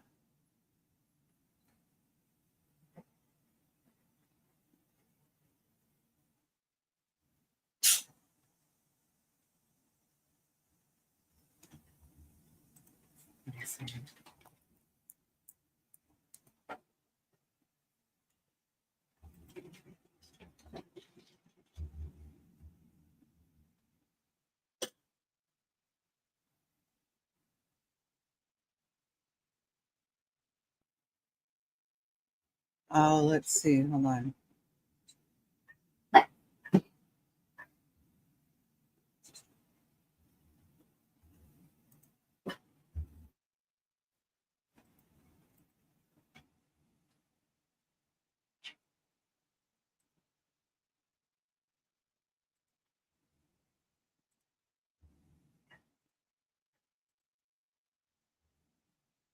Tonight in Coeur d'Alene, the survivor of one of North Idaho's most horrific crimes will take part in a book signing. 20 years ago, Shasta Groene's mother, her mother's fiance, and her brother were brutally murdered by killer Joseph Duncan. At just 8 years old, she and her 9-year-old brother Dylan were kidnapped and tortured in Montana's Lolo National Forest. Shasta was rescued at a Denny's restaurant in Coeur d'Alene 48 days later. Her brother had been killed. A new book by author Greg Olson called Out of the Woods tells Shasta's story, including what's happened in the 2 decades since those dark days. I think everybody in this area, if you were living here at that time, you remember that moment. And now we're going to hear from her about what it's been like since that time. It's important.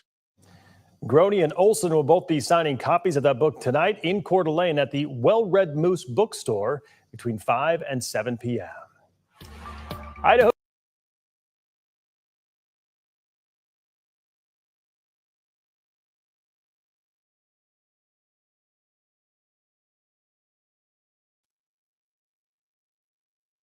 Yeah, there's a lot with that, Nick Cordova. There's a lot.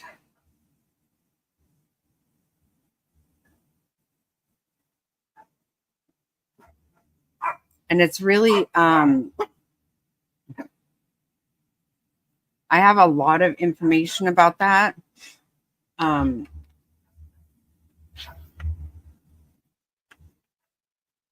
It's kind of weird.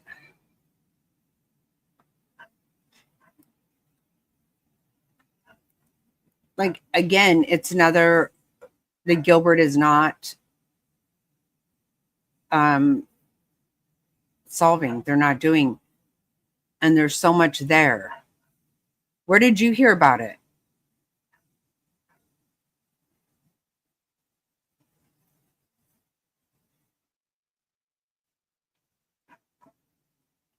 What is Frazzle? The Shasta? I think so. I think it is. Me too, Frazzle. I remember so much about that.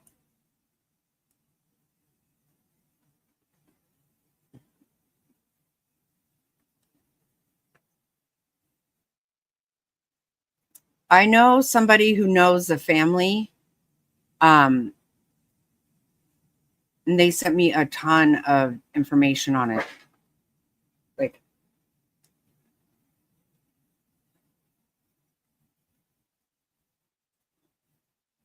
they actually asked me to cover it. But it gets pretty deep. There's a lot more involved in that than, and I feel weird saying this, but it kind of scares me. I know that sounds crazy, but it actually scares me a little bit. Because they're not doing anything about it.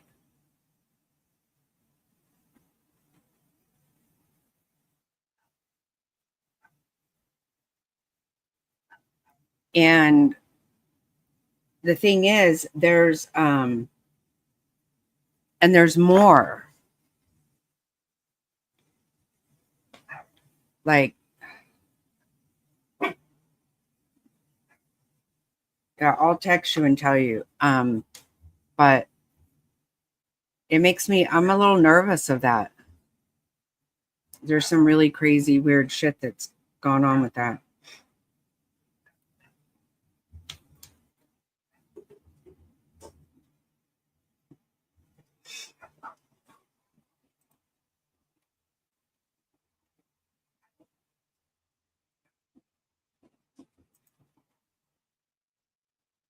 It was.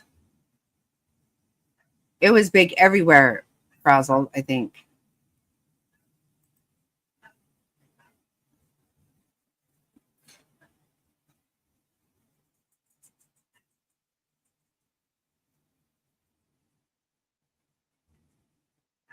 I was thinking about starting a Rumble thing and playing the book.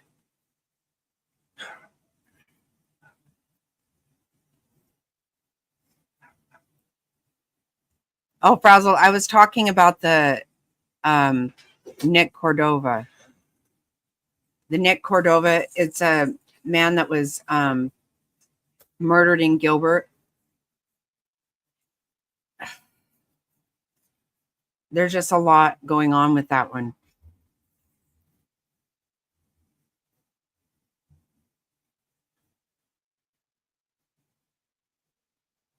Yes, yes, he was FaceTiming his kids. Yes, yes. Such a beautiful little family. Oh my God.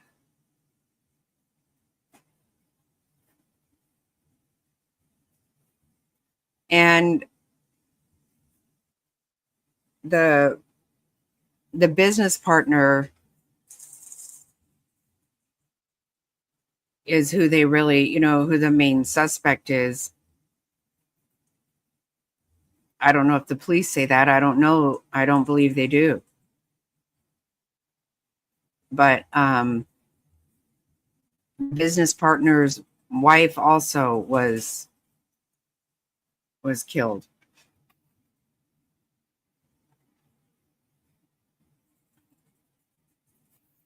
Yeah, I'm pretty sure that's who it is. I'm positive that's who it is. But they're not doing anything about it. And his wife was also killed.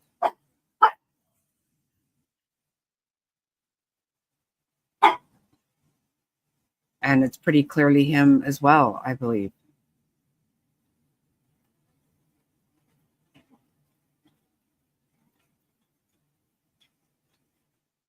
I know. That's why I'm saying, like, I have so much stuff, you can't even believe it. And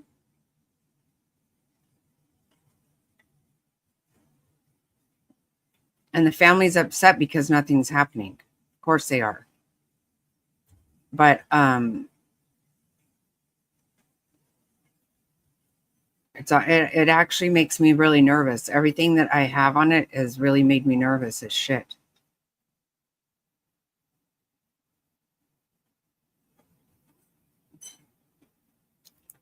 And I don't usually feel like that.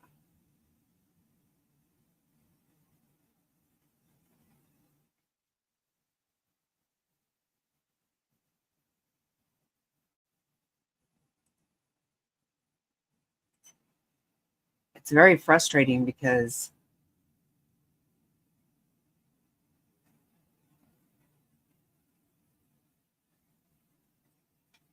it's a case with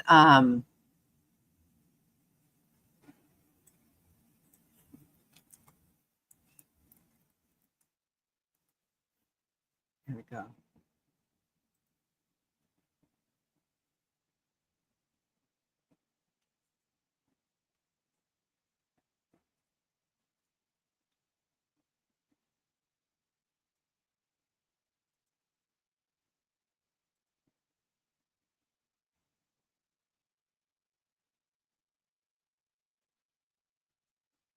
I know, right?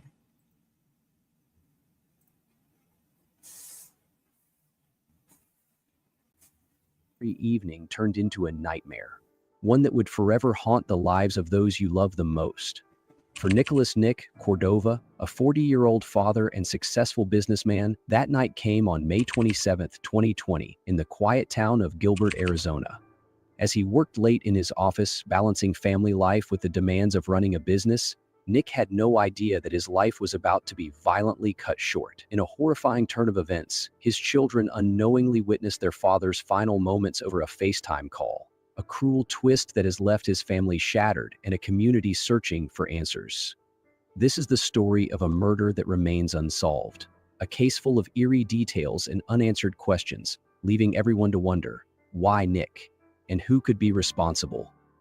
On a quiet evening in Gilbert, Arizona, tragedy struck when 40-year-old businessman, husband, and father Nicholas Nick Cordova was found brutally murdered in his office on May 27, 2020. Despite relentless efforts by authorities, the case remains unsolved, leaving both his family and the local community desperate for closure. Nick's death was anything but random. Eerie details from the crime scene, coupled with the chilling fact that his children unknowingly witnessed the tragedy via FaceTime, have left investigators and loved ones grappling with more questions than answers. Nicholas Nick Cordova was more than a successful entrepreneur. He was a pillar of his family and the Gilbert community. As the co-owner of Gilbert Air, a thriving heating and cooling business, Nick earned a reputation for his unwavering dedication, generosity, and hard work.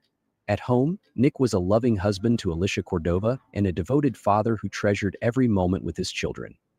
Known for his selflessness, he poured his heart into creating a secure future for his family while filling their lives with laughter and love. Okay, the fact that they say relentlessly working on this case, no, that's not true. 100% not true. It's almost as if they absolutely are not. It's really fucking gross. His sudden and violent death left a devastating void, not only for his wife and children, but for the entire close-knit community that admired and respected him deeply. That tragic night began like any other, with Nick staying late at his office to finish up work. Nothing seemed unusual as he connected with his children on a FaceTime call, a cherished routine that allowed him to stay close even during long hours. As Nick chatted with his kids, the unthinkable happened. Two men entered the office, shattering the sense of normalcy. In a sudden and brutal turn of events, one of the intruders fatally shot Nick, while the other assaulted his business partner, David Sweetman, who was also present. The FaceTime call ended abruptly, leaving Nick's children confused and scared. What they initially thought was a glitch soon became a devastating reality. They had unknowingly witnessed the moment their father was taken from them. Following this horrifying moment, Nick's wife, Alicia, immediately called 911. It's okay to breathe. Your emergency. Yes, I'm on FaceTime with my husband. My kids are FaceTiming, and someone came in and started beating him. I think they have a gun. What's your address? He's at Gilbert Air, and Gilbert Air. I can't even look at the address right now. I'm freaking out. Is he at work?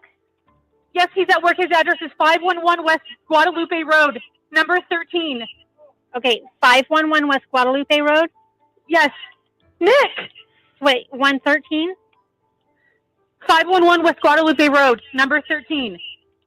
Okay. Nick! Is he still there? I can hear things moving around, but I don't see anyone back there. Capri, get out of the room, please, babe. Nick! So sad. And you're calling from Scottsdale? I'm calling from Scottsdale. We were FaceTiming him. My kids are FaceTiming him, and then I just heard screaming. I thought it was a joke, and somebody came in. Okay, this is your husband's work, and it's Gilbert Air? Yes, my husband's work, Gilbert Air. It's just him and his manager that not, work there, Jonathan. but someone came in, and I think they're just beating him. I'm pretty sure I saw a gun. I still have him on FaceTime, but I can't see anything. Babe! Okay, Nick! are you hearing anything? I just hear moaning. I don't know if it's him or the manager. Okay, I've got help on the way, okay? Please hurry, Okay. hurry. Let me get your there's phone no number one just in back case. There. It's an air conditioning, like a Okay, workshop. ma'am. Okay, you're at 4. In case Yes. we get disconnected. Okay, what's his name? Nick. Okay, what is Nick's last name? Cordova. Do you have his phone number? Yes. What's his phone number?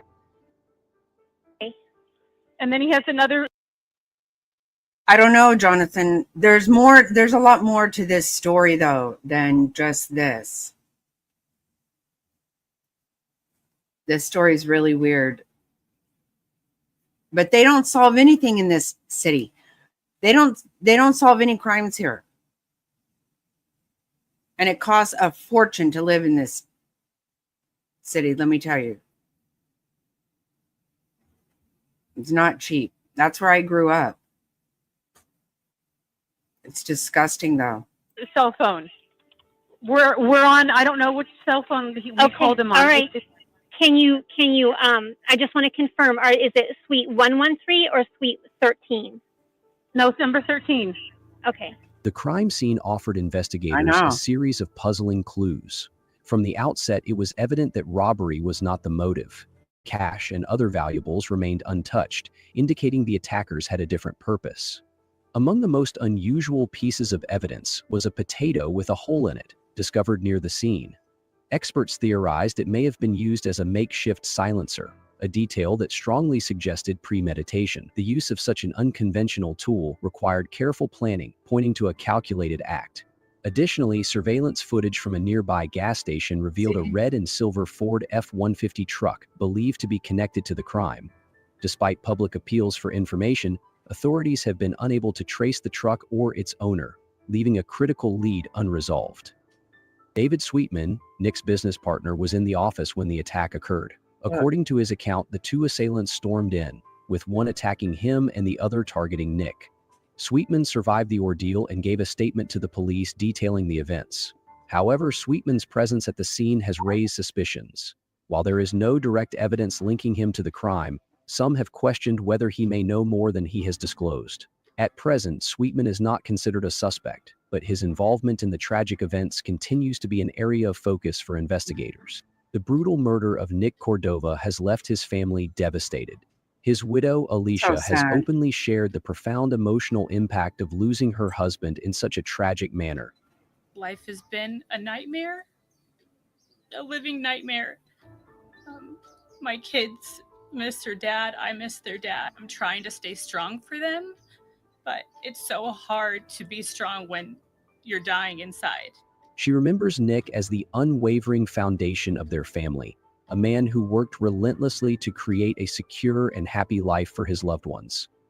The trauma suffered by Nick's children is perhaps... Yeah, so this man right here, Jonathan, he was shot and killed at work, at his business. And his business partner was there with him at the time, and he was injured, not killed. And they have the gunmen, they have them on surveillance, their vehicle and them.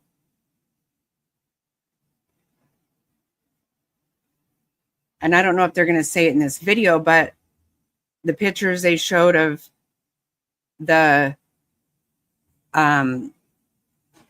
business partner with his wife, she's dead now too.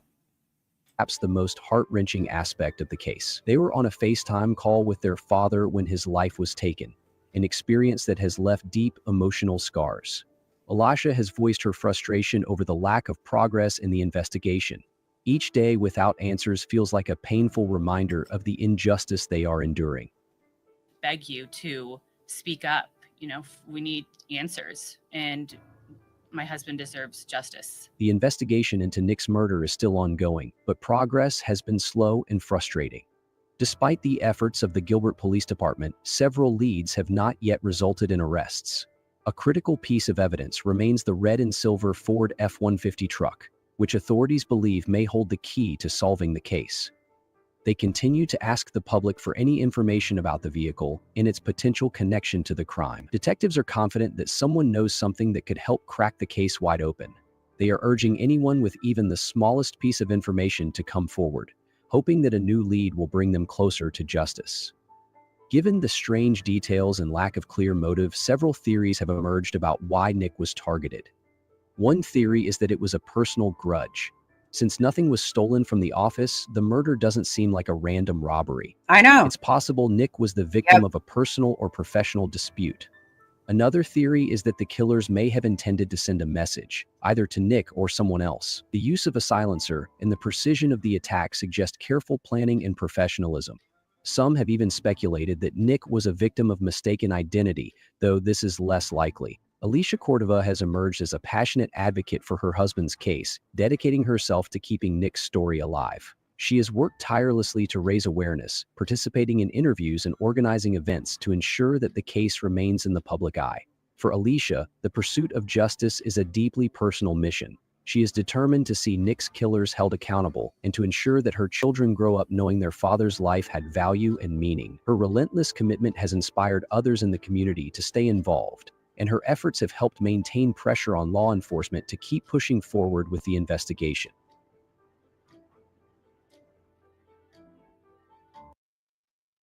I would say that is not true. I don't think they're doing anything. They're not doing anything.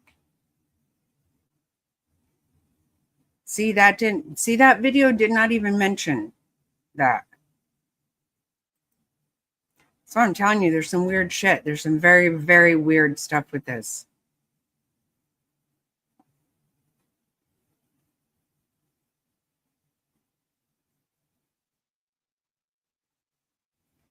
I have so much stuff about it.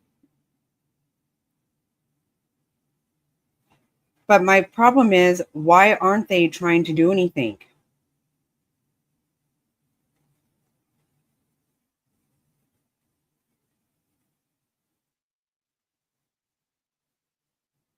So it makes me nervous knowing that they are not trying to.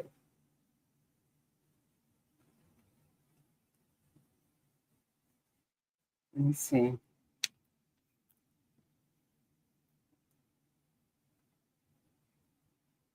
Yeah, it is true.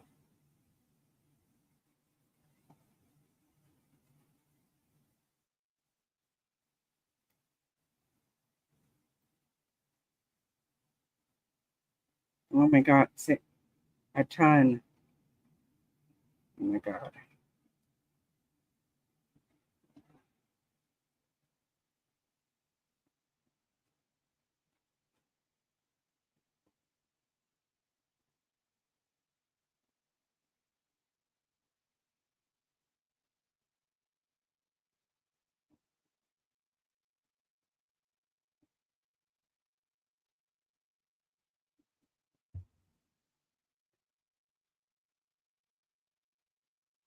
See, look they just showed you a picture of him and his wife. And they didn't say anything. Look.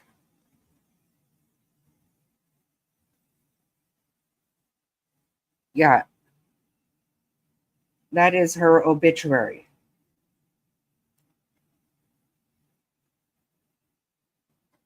She was a doctor.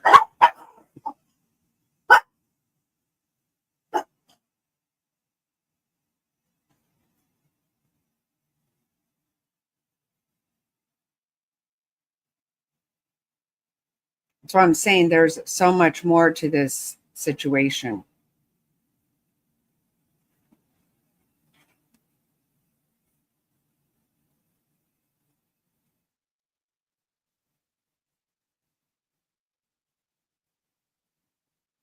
Let me see.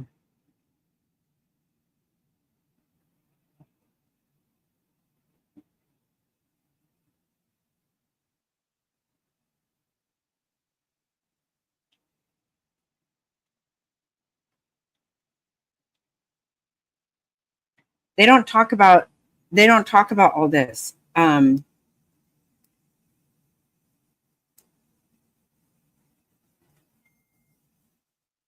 Okay, yeah, see, it didn't say.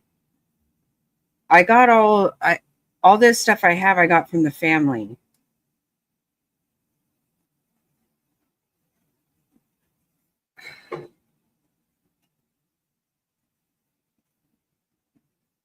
Oh my God. So that woman drowned in the bathtub.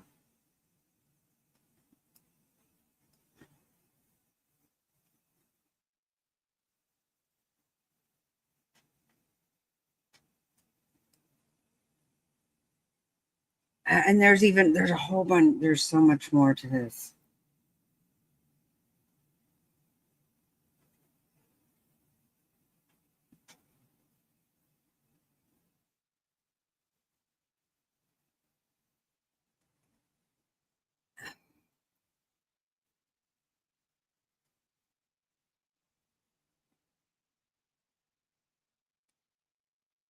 And there's other businesses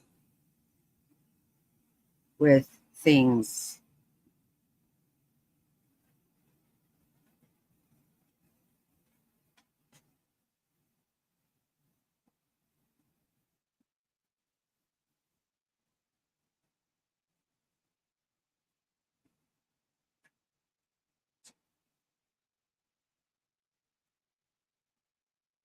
There's a lot of weird things that have gone on. This person.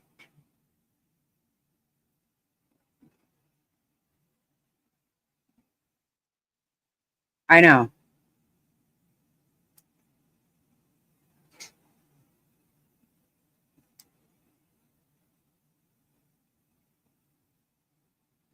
Yep, I agree. I know. That, and remember that one doctor whose wife died in the bathtub, remember? Right after she'd had all that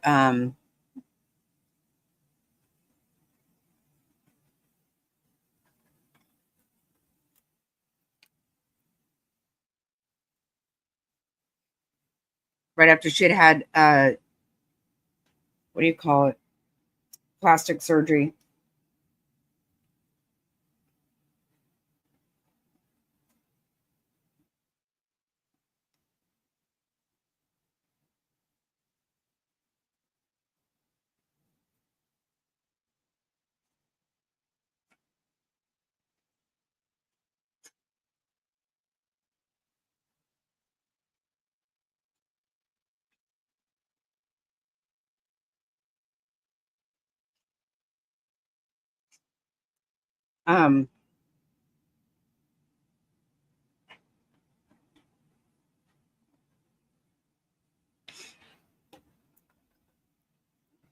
I know. I don't think so. Yeah, in the normal world that just doesn't happen. So whenever it does, then that's not right. I don't buy it.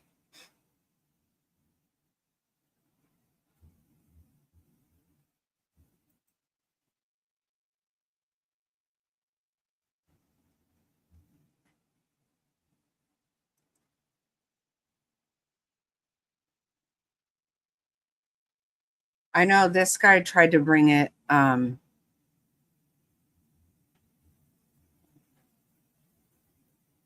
get some attention to it. It's a very, very strange situation.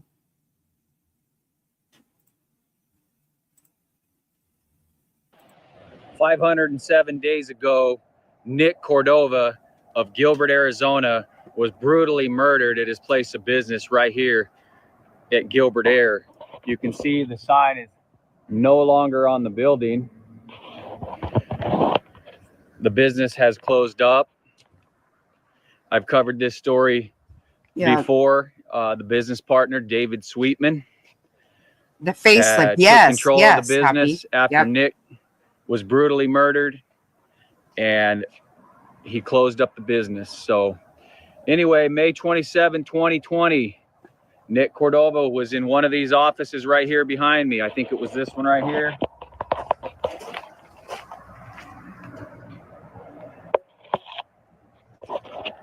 His business partner, David Sweetman, was in the other office, and I believe it was right here.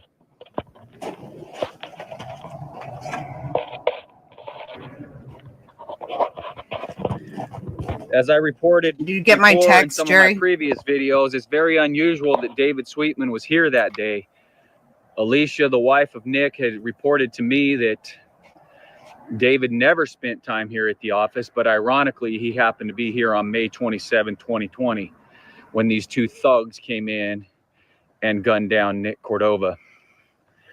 So the question is, what happened that day? And the other question is, why is it taking Gilbert Police Department so long to figure this case out? And we haven't had any updates, news briefings, or anything like that. It's almost like this case has been pushed under the rug. I know, police, they do the best job that they can, but I don't want this case to be forgotten. I got to know Alicia Cordova pretty well through this process, and those two beautiful kids that belong to her and Nick.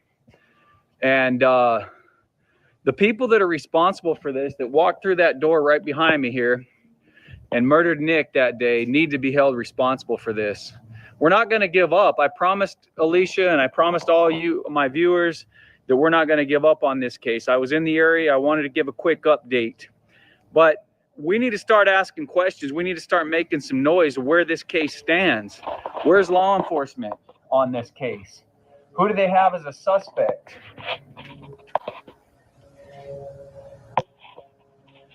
Or suspects? What's going on? Justice needs to be served in this case. And you know, the more voices we have, the more people we have talking about this, posting stuff online, Facebook, whatever, the more we can keep this case alive. But you know, I remember last year around Thanksgiving, around this time, just like it was yesterday, and Alicia was completely tore up, as you can imagine, having to spend the very first Thanksgiving and Christmas without her husband and the kid's father. Here we are again, heading into the holidays with no answers. So let's start asking questions, guys. What happened to Nick Cordova, and who was responsible for this? Who went over here to the AM/PM and pumped gas? Where are those guys at? Who are they? What's going on? We need answers. Nick Cordova needs justice, and we're here to help. So let's share this video out. Let's get talking about it again, and let's keep this on the forefront to see if we can light a fire again under the Gilbert Police Department and under this case, so we can start getting some answers.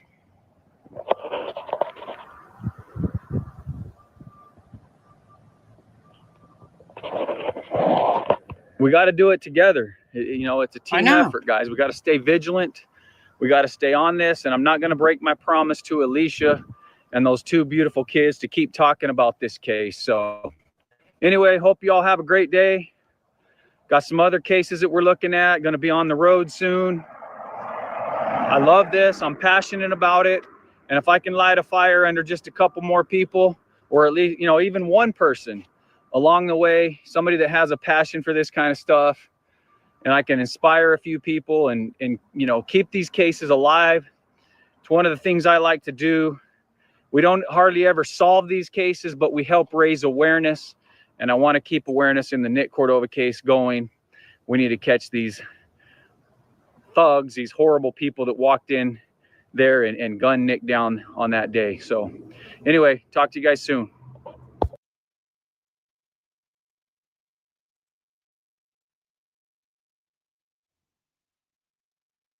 But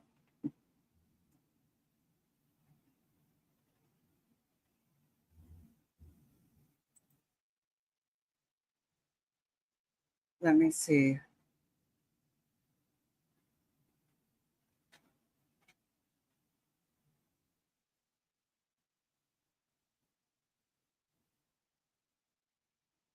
I was going to say, I don't know that he has talked about it again.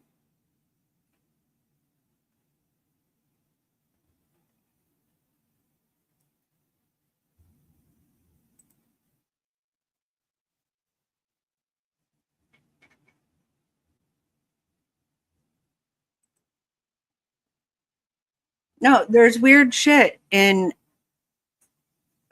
what's that, Jonathan?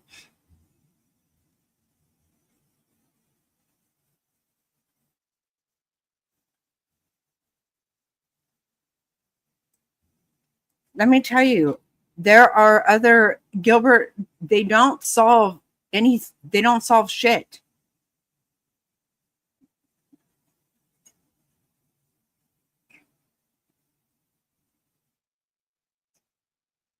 No, I agree.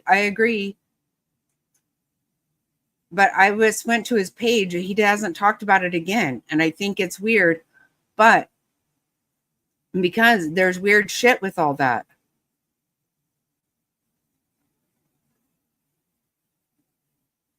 There's some really strange stuff with this case. But also, Gilbert does not solve their shit. I always think that they just want to act like they don't have crime there. There's another one that is really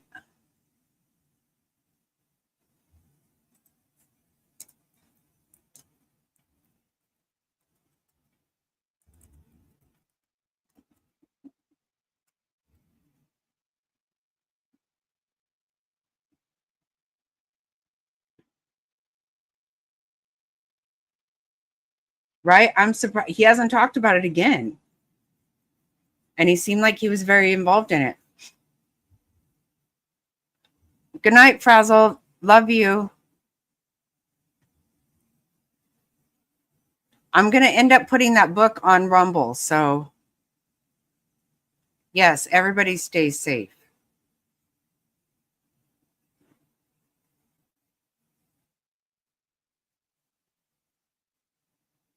Right. But none of the stuff, I didn't even know about the wife until I got all that stuff from the family. I didn't know about other businesses. I didn't know about all that other stuff.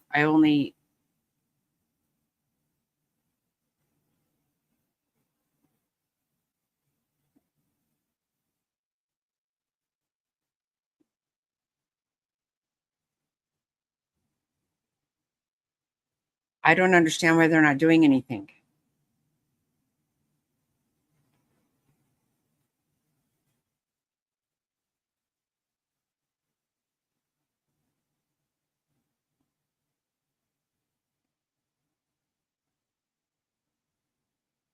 Look at this one.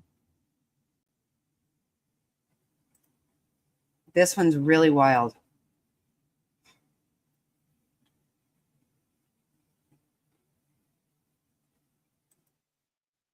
They don't solve crime in that city. And like I said, I think they want to act like crime doesn't exist.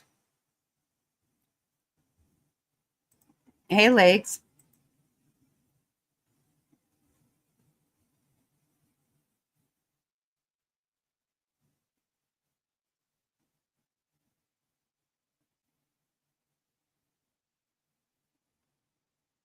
You think so, Jonathan?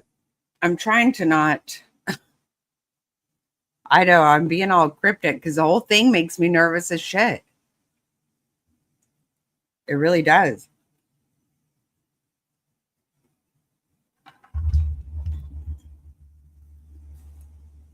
Nobody has ever talked about the wife in any of these things I've seen. Nobody ever has done that.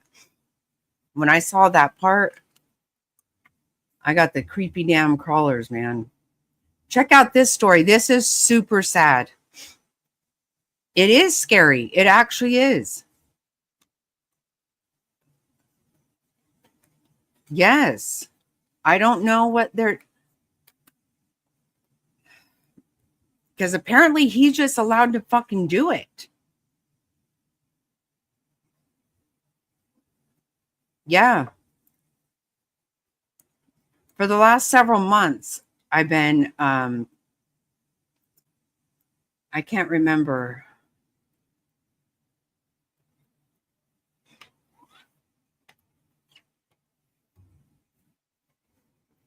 A friend of mine knows the family. A friend of mine is related to the family and asked me and started sending me stuff. And the more I read, fucking more nervous I was like, what? There's so much to it. Way more than, oh my God. It's crazy. And like I said, he's apparently just allowed. But listen how sad that this story is. So sad. Another unsolved murder in Gilbert. I need to do a whole thing on unsolved shit in Gilbert because they do not do shit.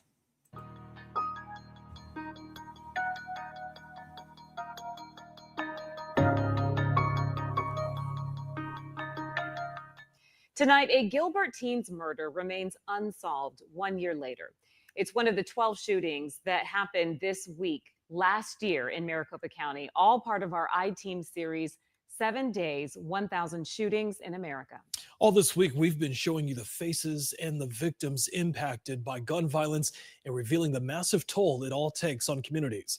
Today is National Gun Violence Awareness Day, and for many families, like every day, I didn't know this was going to be about gun violence. How to live life after loss. The I-Team's Erica Stapleton introduces us to one of those families with a remarkable story of resilience. A mother's love. This is our memory book. A parent as Kim Hansen flips through the photos. Yeah, she was precious. From the moment Rachel joined their family. Sweet little face. To the moment Rachel was murdered. Turning to Gilbert, where a 19-year-old woman called 911 Saturday morning. That's where a woman was shot and killed inside of her apartment. The memory books capturing the good times.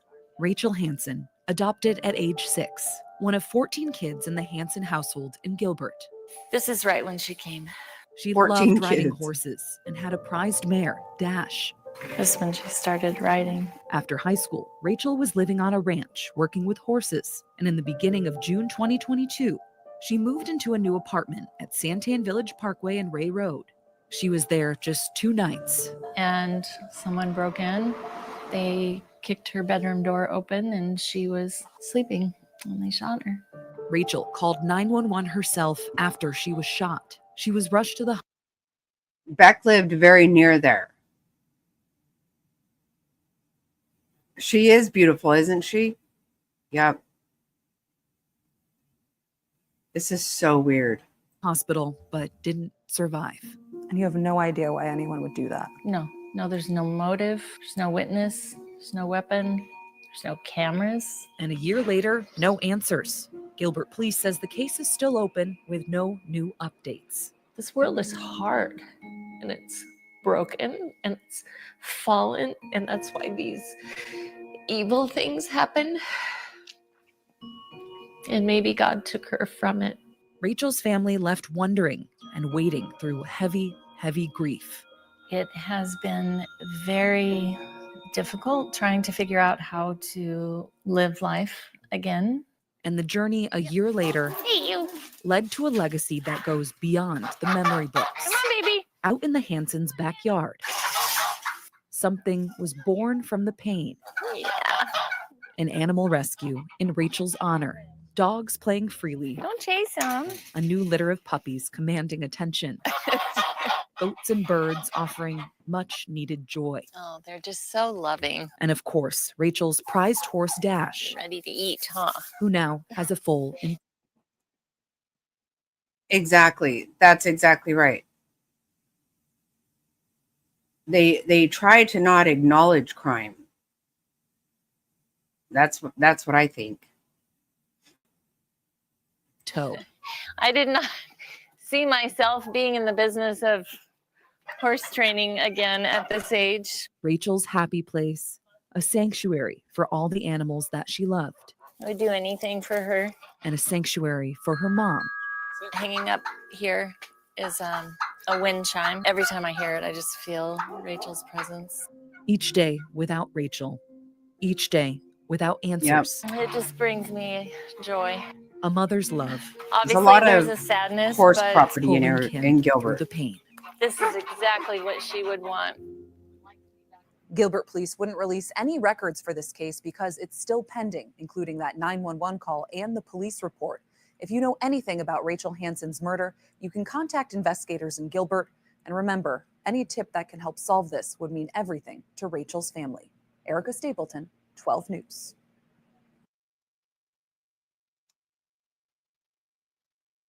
I thought that would tell more about what had happened to her.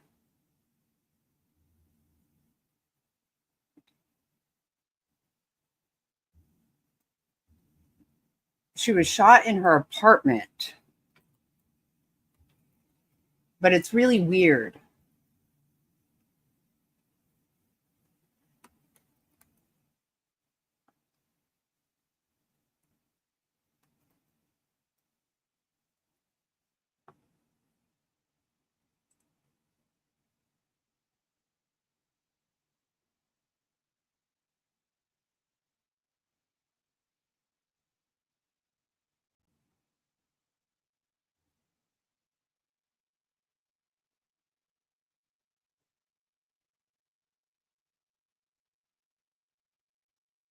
Yep.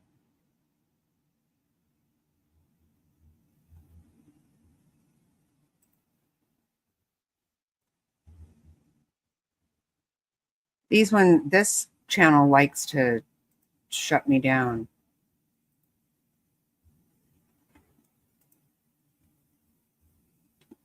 They're not working on it though.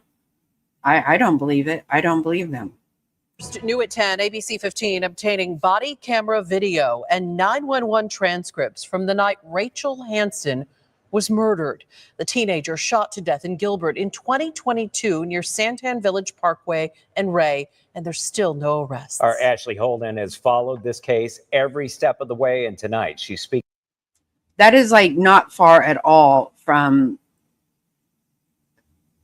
the In-N-Out burger where the Gilbert goons like to go and harass people. With the Seriously, family, very pushing for close. answers. Over 2 years after 19-year-old Rachel Hansen's death, police releasing body camera video from the night she was shot in her gated Gilbert apartment. Around 20 video clips that are heavily redacted and also blurred show police rushing to the scene and trying to talk to the teen.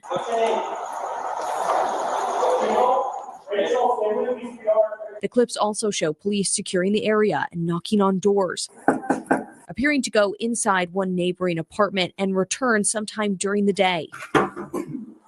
Also released Thursday, a transcript of the 911 call made by Rachel herself. It shows the teen told dispatchers, "Someone broke in and shot me." Well, we only watched the first of 23 body cam clips. One was enough. Rachel's parents speaking with me hours after this release, telling me they had also just met with Gilbert police. It doesn't show anything or give us any information, but it brought both of us to tears just knowing that Rachel had called 911 and then hearing the sirens was more than we could stand. Family says they were hoping for more from the meeting and what was released. They tell ABC 15 they are still waiting to see the police report and wanted to hear the actual 911 call. We wanted to hear Rachel's voice. We wanted to hear what she said in her last words. Just a little more information, like what they have found in the last 6 months or what they're working towards. Or I know they can't give us details. Back in May, Gilbert police calling the case highly sensitive, saying they have to be cautious with information. Just last week, ABC 15 speaking with a private investigator now taking on the case. On a case like this, where it's essentially gone somewhat cold, it would be great to get the neighborhood and the community involved. Rachel's parents are hopeful someone out there sees the body cam video and comes forward with information. Somewhere, someone, somehow knows something. And if what they see jars a memory, triggers something, please call, even if you don't think it's that important. Now, we did just reach out to Gilbert police with some questions. With no arrests in the case, there is a $7,000 silent witness reward for information, of course. I know you just spoke with the parents. It doesn't sound like they're getting much information from police. What can the community do to help? Yeah, well, I have a copy of one of those flyers. They are hoping that businesses, that other people can put up this flyer in those businesses or in windows to let people know about the case. They really want attention on this case because, like they just said, I don't think they believe do. Someone I don't knows believe something. that. Yeah, they absolutely do. Hopefully they'll come forward. Yeah. Thank you, Ashley. But first, new at 10.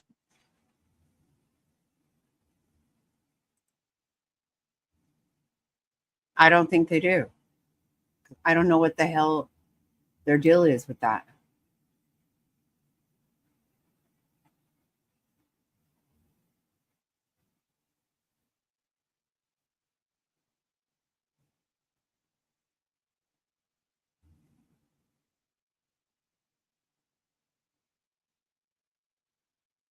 Oh.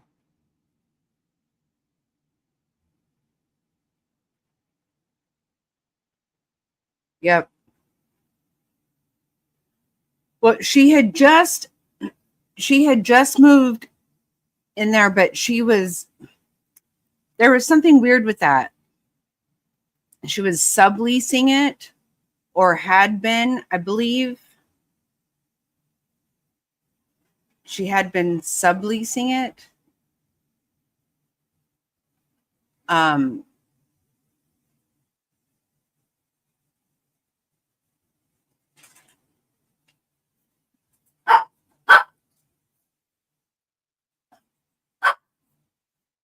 So the thought my understanding was that they feel like there was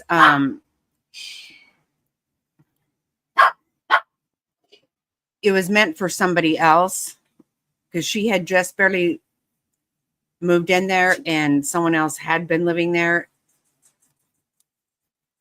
And I know for a while a lot of people were thinking it was the boyfriend.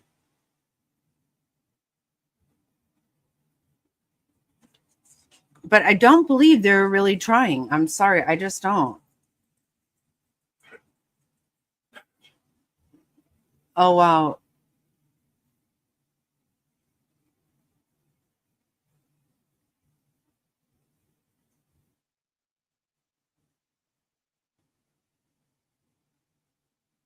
Yeah, I don't think they want attention to it. I think they 100% don't want it.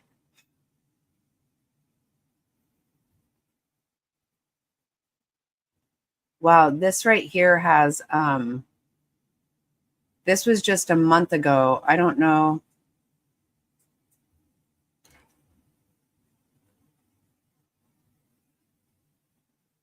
Oh, thank you.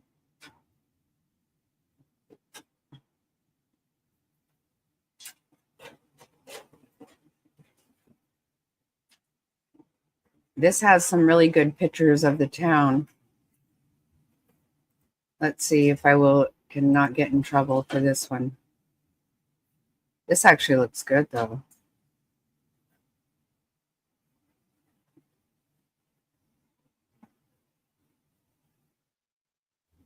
I don't know this channel, so.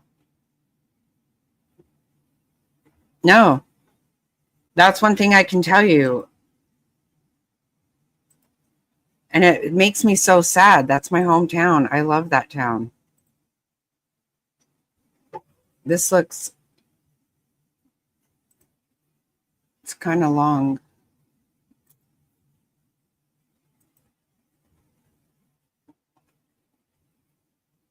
I might skip through some. As it is heartbreaking.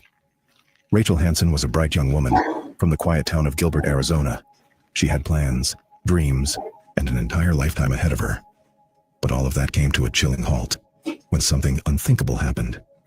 What follows is a story filled with unanswered questions, eerie silence, and a lingering sense of dread that still hangs over her family and her community. This is the tragic, unsolved case of Rachel Hansen.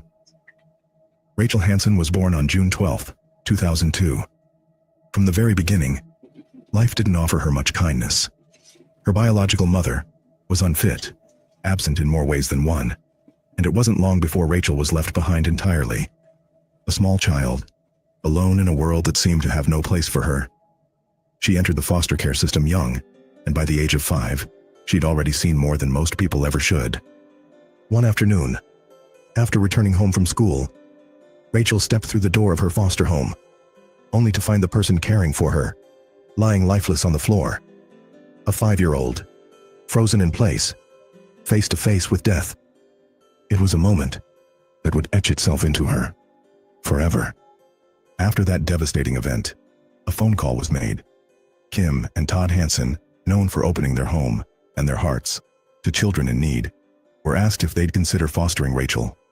They'd already adopted several children by then, including one of Rachel's biological sisters. Without hesitation, they said yes. And just 3 months later, Rachel Hansen was officially adopted. For the first time in her short life, isn't that so sad? She had something that every child deserves: stability, love, and a place to call home. She was so overjoyed, so proud of her new beginning, that she invited her entire class over to celebrate, hosting a pool party in her backyard. Laughter, splashes, and birthday cake. The kind of joy she had only dreamed of before. Despite everything she had endured, Rachel adapted. She embraced her new life with open arms, grateful for a second chance, one where she could finally just be a kid. No more instability, no more fear, just laughter, structure, and the warmth of a real family. As the years went by, Rachel found a deep, unshakable connection to animals, especially horses. Maybe it was their calm strength. Maybe it was the silent understanding That's between what I was them. thinking. But whatever it was, it gave Yeah. Rachel peace, a purpose. Horses became her therapy, her passion, her refuge. She was more than just an animal lover. Rachel was brilliant, driven, the kind of girl who didn't just dream, but chased those dreams down. She graduated high school at only 16 years old, years ahead of most, and while she'd earned a scholarship to college. Rachel made a different choice, one that surprised some, but made perfect sense to her. She turned it down, not out of fear, not out of laziness, but because her heart was set on something else. Her own equestrian business, a life surrounded by the animals she loved most. Her parents, Kim and Todd, stood behind her every step of the way. They knew how healing horses had been for her, how much joy they brought her, and they believed in the path she was carving out for herself. It seemed like everything was finally falling into place. During this time, as she built her career and pursued her passion, Rachel met a young man named Gilbert, and for the first time in a long time, love found her. He was everything she'd ever hoped for in a partner: kind, funny, supportive, and completely in awe of her drive. The two connected instantly, their bond growing stronger with every shared dream and quiet moment. And before long, Gilbert got down on one knee and asked Rachel to marry him. She said yes, without hesitation. She was overjoyed, excited to start a new chapter, to build a life with someone who truly saw her. They even set a date for the big day, October of 2024. However, sometimes the future doesn't arrive as we expect it to. Sometimes, it never comes at all. At just 19 years old, Rachel took a big step forward. She moved into her own apartment, thrilled to finally have a space to call her own. But it wasn't long before a new opportunity came knocking, one too good to pass up. A ranch owner in Queen Creek offered her a job doing what she loved most, working with horses. The deal included room and board on the property, and Rachel saw it as the perfect next chapter. She then decided to sublease the apartment to another woman. At first, things went smoothly. She settled in, began training horses, and poured herself into the work. But it wasn't long before the cracks started to show.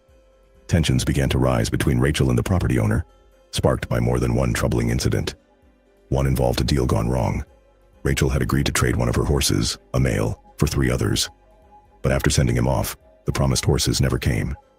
Then came an accident during horse transport, and the ranch owner informed Rachel she wouldn't be getting paid for her work. That, understandably, changed everything. The relationship soured, and eventually, Rachel was told she needed to leave the property, immediately, and take everything with her, including her most beloved companion, her horse, Dash. Realizing she'd need to return to her apartment, Rachel contacted the person subleasing it and let them know they'd have to move out. She was coming back. Life had begun to spiral, and by the end of May 2022, the weight of everything became too much. On May 31st, Rachel checked herself into a mental health facility.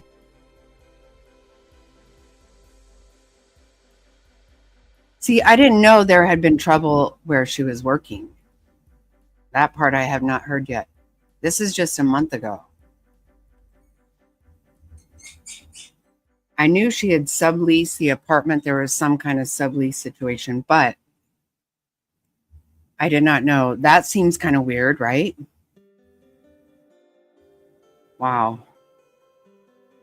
Yeah. She was struggling, truly struggling, and she knew she needed help. But that sense of stability would be short-lived. Just one day later, on June 1st, Rachel checked herself out after receiving news that shattered her. Her beloved horse, Dash, had gone missing. Dash wasn't just any horse. She had been by Rachel's side for years, a companion, a source of peace, and a symbol of everything Rachel had worked for. And now, she was gone. Even more heartbreaking, Dash was pregnant, and Rachel had been looking forward to being there through every moment of that journey. So how does a horse like Dash simply disappear? I've not heard about According to any of Rachel's this part father, of it. the property owner had her removed from the ranch, but refused to tell anyone where she was taken. No answers, no explanation, just silence. It was another blow in an already crushing series of events. And though Rachel was devastated, she didn't give up. Her focus shifted to one thing: finding Dash. Now, on May 31st, the very same day Rachel checked herself into the mental health facility, property managers at her apartment complex noticed something unusual. A group of people was seen outside her unit, arguing, loudly. Tension was high. Voices were raised. I know. But here's the thing. Rachel hadn't officially moved back in yet. She wasn't there. And according to those who knew her, neither were any of her friends or family. So, who were these people? Yeah, right? It's believed they may have been connected to the tenant who had been subleasing the apartment. Maybe friends, maybe family. But this moment, this strange and unexplained argument outside Rachel's apartment, would become a crucial detail in the timeline. One that, later on, would leave far more questions than answers. On June 1st, 2022, Rachel officially moved back into her apartment at 1900 South Coronado Road, hoping for a fresh start, but still consumed with the search for Dash. And oddly enough, that very night, something unsettling happened. Someone entered her apartment. Rachel was jolted awake when her bedroom door was quietly opened, but before she could fully react, the intruder slipped away, disappearing into the shadows before she could get out of bed. When Rachel got up and made her way to the kitchen, she spotted something odd, a jar of pickles sitting on the countertop, something she had never brought home. Questions flooded her mind. Who had been inside? Why had they left the pickles there? Unease settled in, and she immediately told Jomit about the strange intrusion. Together, they made a decision. They had to change the locks. On June 3rd, 2022, Rachel and Jomit spent the evening together, watching a movie and sharing a quiet moment. Later, Rachel called her mom, and their conversation was ordinary. Nothing out of place, nothing to raise alarm. As midnight approached, Jomit prepared to leave for his night shift in the landscaping industry, a job that often had him working before the sun rose. Before stepping out, he reminded Rachel to lock the door. The new locks they'd installed required being secured from the inside. She promised she would. And with that, Jomit left the apartment, unaware that this would be the last time he'd ever see Rachel alive. In the early hours of June 4th at precisely 2 a.m., a desperate 911 call came in. On the line was 26-year-old. How weird. The jar of pickles? What the fuck? I know, right? This is so weird.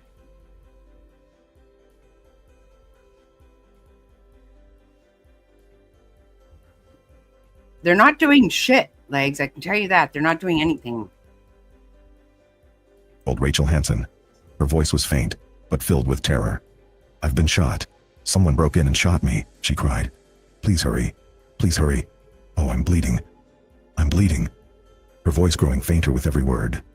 The dispatcher, trying to keep her calm and alert, asked if she had anything she could use to stop the bleeding. "Do you have any kind of clean cloth there that you can apply pressure to it? Is there anybody there with you?"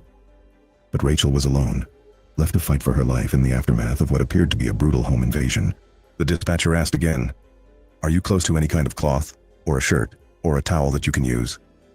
Clinging to hope that something, anything, could help keep her alive until emergency responders arrived. Within 4.5 minutes of Rachel's desperate call to 911, firefighters arrived at her apartment and were able to locate her. Gravely wounded and barely clinging to life, she was rushed to the hospital in hopes that she could be saved. But despite the swift response and the efforts of medical staff, Rachel Hansen tragically succumbed to her injuries. Her life cut short in the wake of a senseless act of violence. In the aftermath of Rachel's death, investigators started working on piecing together what had happened in those final, terrifying moments. One of their first steps was to contact the property manager to find out if any surveillance cameras might have captured the intruder. Unfortunately, there were no cameras on the premises, no footage to review, no visual clues to follow. To make matters even more perplexing, nothing appeared to have been stolen from Rachel's apartment. There were no signs of robbery, no missing valuables, just a young woman brutally attacked in her own home. The lack of motive and the lack of evidence left detectives with more questions than answers, deepening the mystery surrounding Rachel's final hours. It's believed that whoever shot Rachel gained access to her apartment through an unlocked door, slipping inside undetected, before violently kicking down the door to her bedroom, where the attack turned deadly. The brutal nature of the crime stunned both investigators and the community. But what was even more baffling was the question of why. Rachel Hansen was a vibrant, kind-hearted young woman with her whole life ahead of her. Someone with no known enemies, no history of trouble, and no apparent reason to be targeted. Unfortunately, despite the initial urgency and heartbreak surrounding Rachel Hansen's murder, the case has since gone cold, with her family expressing frustration over the lack of support and progress from the Gilbert Police Department. In the absence of clear answers, several theories have emerged about what may have led to Rachel's death. One theory centers around tension between Rachel and the property owner she worked for, an individual with whom she had clear issues. Her parents have long questioned whether something deeper, or more sinister, might have occurred between Rachel and this person, potentially leading to a deadly confrontation. Another theory suggests the possibility of mistaken identity. Rachel had only recently moved back into the apartment, and it's believed that the shooter may have been targeting someone else, possibly the individual who had been subleasing the unit in Rachel's absence. Lastly, suspicion has also fallen on Jomit's father, who had a volatile relationship with Rachel. Just weeks before her murder, the two reportedly had an explosive argument, during which he allegedly threatened her, raising serious concerns about whether that encounter could have escalated into something far worse. With no arrests and no closure, Rachel's loved ones are left clinging to these fragments of possibility, desperately hoping that someone, somewhere, will come forward with the truth. Because Rachel's case remains unsolved, we urge anyone watching this who may have information about the shooting of Rachel Hansen to come forward. No detail is too small. If you saw something unusual that night, or have any knowledge that could help identify who was responsible for taking the life of such a kind, vibrant, and loving young woman, please speak up. Even the smallest piece of information could make all the difference. You can contact the Gilbert Police Department directly or submit an anonymous tip through their website.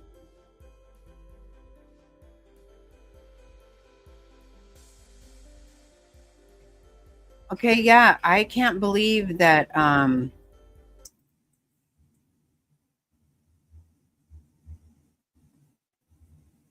I didn't even know about that she had trouble at the property she was at. That part I never heard. I've kind of always assumed that it had something to do with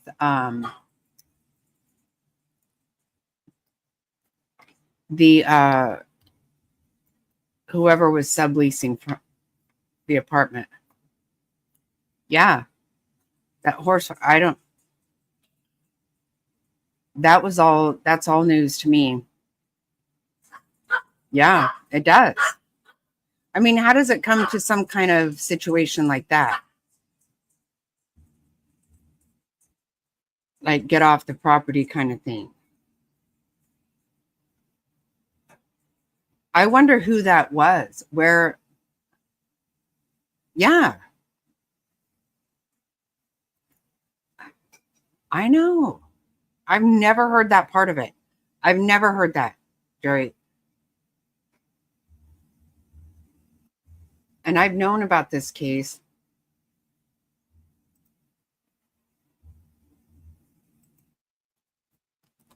I'm wondering.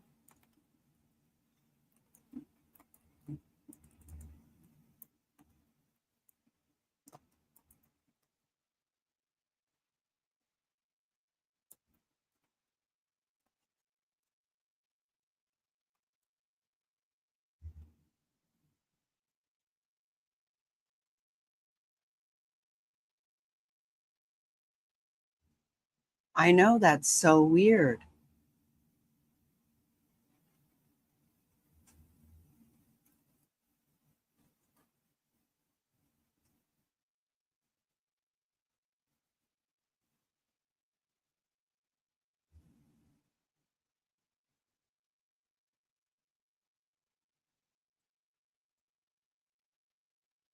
See, almost everything they talk about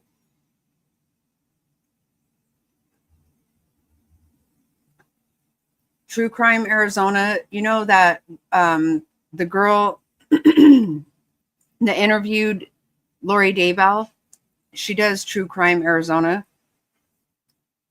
I've watched her stuff on it.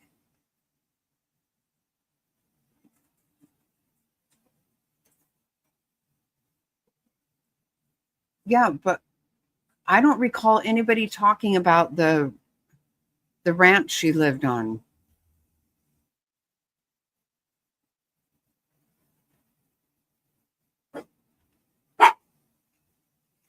That's weird.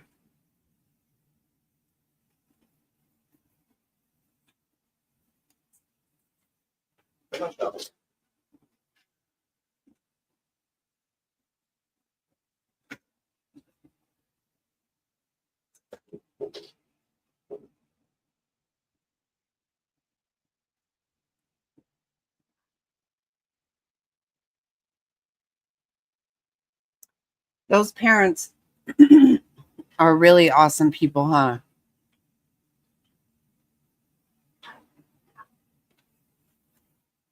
With everything, this case right here drives Fig crazy. She's like, every time I say something about Gilbert PD, she's all, what the fuck about Rachel Hansen? Seriously, Mom?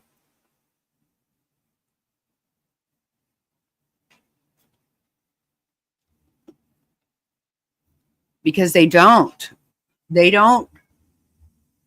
solve crime in that town. They're not trying to.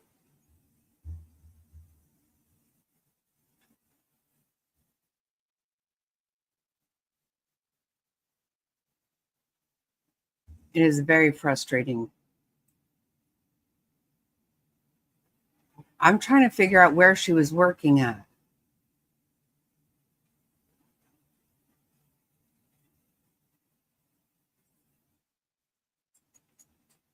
Oh, wow.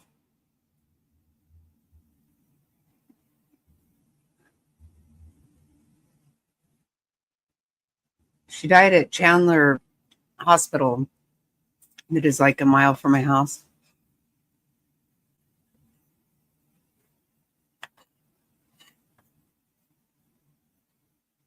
Yeah, I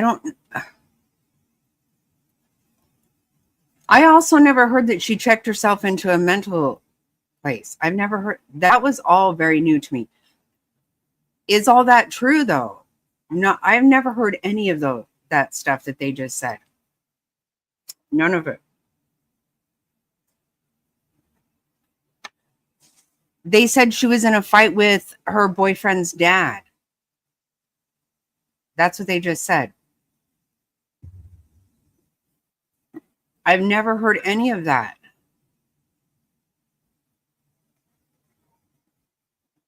I'm curious where he got that information from.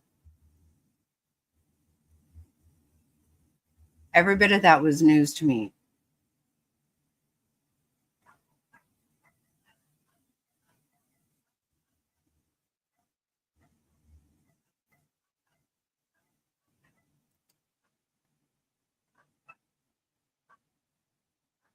Right? Well, that's what I'm saying. That was very odd.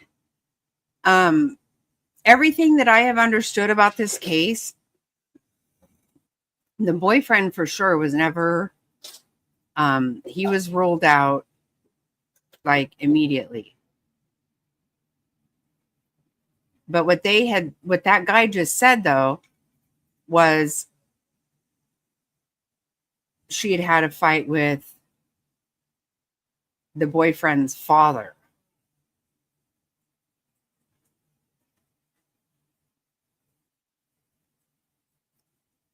I've never heard that before, ever. But I've also never heard there was a fight with the horse people.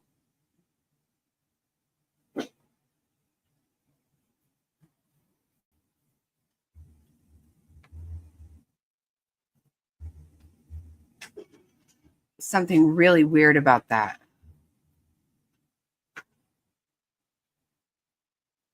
That was just a month ago that guy put that out there.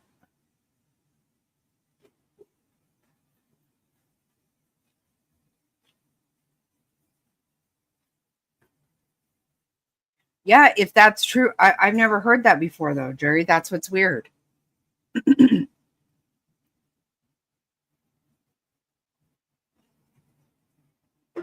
Yeah, it sounds like things were very contentious with the horse people.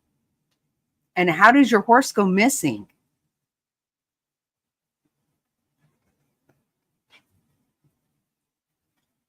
That sounds a lot more likely than the boyfriend's dad, for Pete's sake.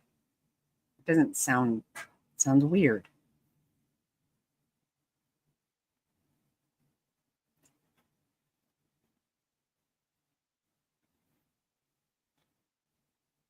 I do. I do remember that, Jerry. They would have people come and live there and kill them. Or is that the right one? I might be thinking of something else. Because there was that one where They were just killing people.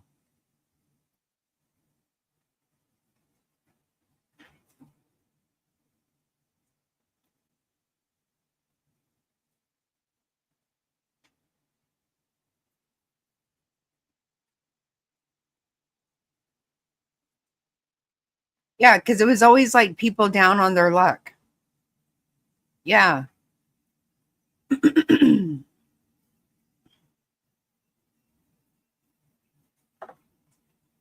And like people wouldn't even report them missing.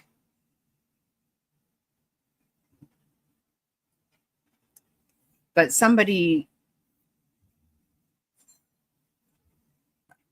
I think somebody went there and they had given enough information or something about where they were going.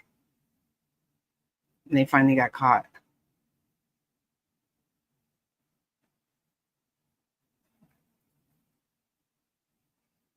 Yeah. Right. Right. Yeah. It's very sick. It is. And I think that happens a lot.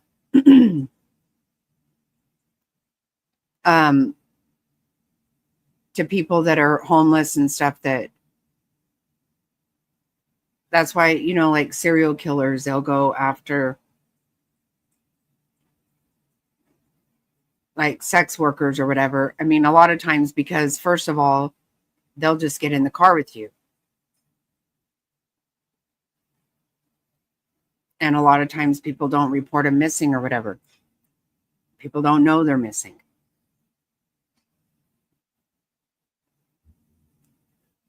It's really disgusting. Yep. Yeah, I agree.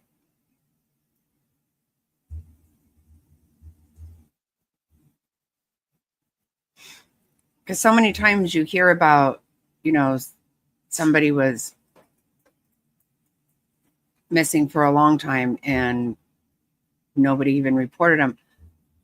Like, remember whenever they found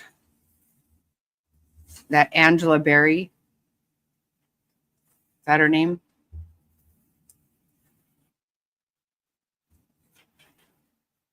There were other people in there that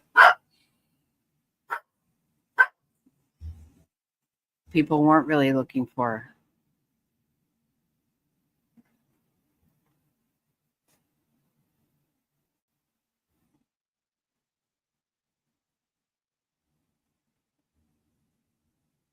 I know, it's so sad, right?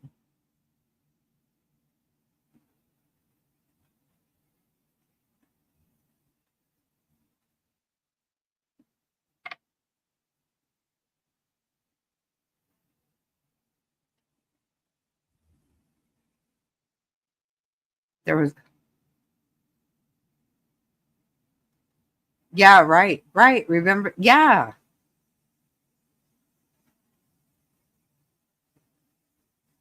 They were trying to act like he didn't rescue them, but he did. They were in there for a long time.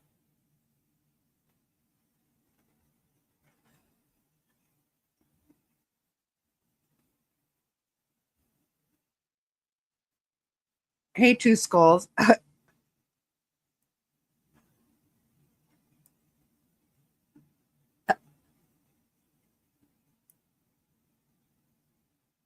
Right.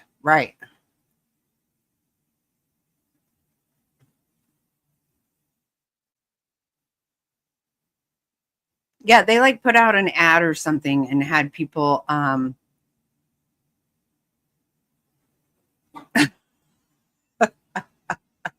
a dead giveaway. Oh shit.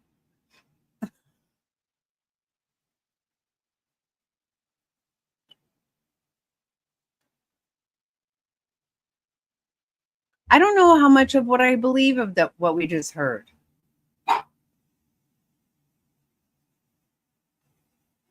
That I don't feel comfortable with that because I don't know where you heard that stuff.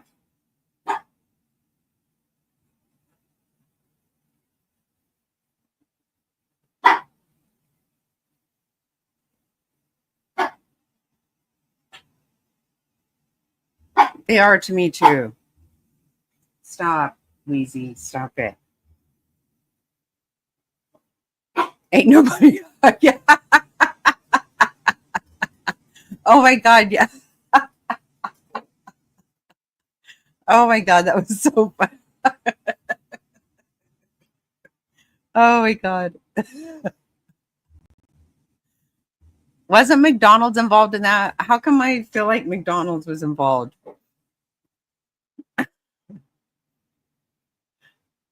Didn't he go and get, didn't that guy, it was Castro. Castro was the guy's name.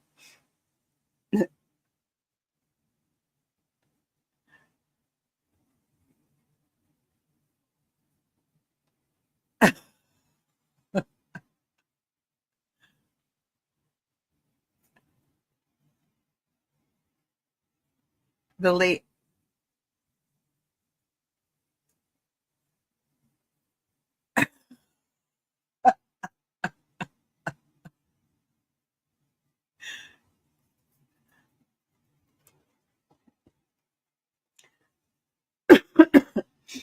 I remember like a window. And nobody got time for that. Oh my God. Oh shit, that makes me laugh.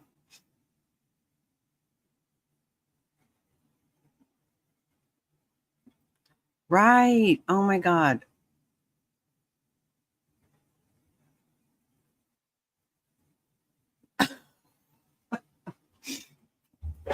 I know.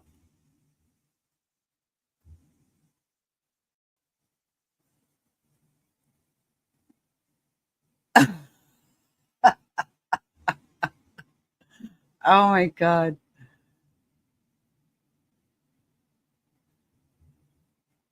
Oh shit.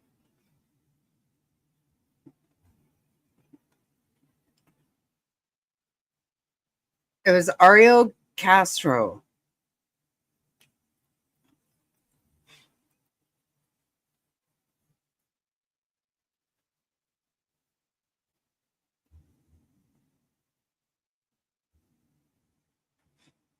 Well, this thing is saying that there was a fight near there.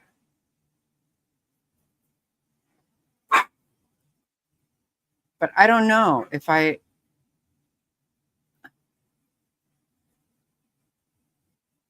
Ariel Castro. Yep. He killed himself.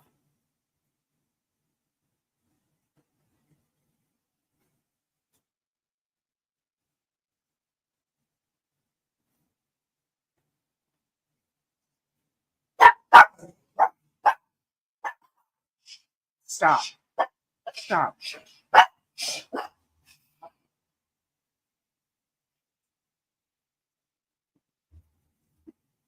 He was a sicko.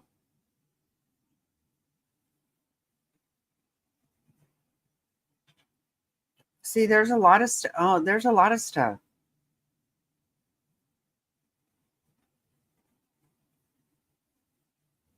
He was a sicko, big time.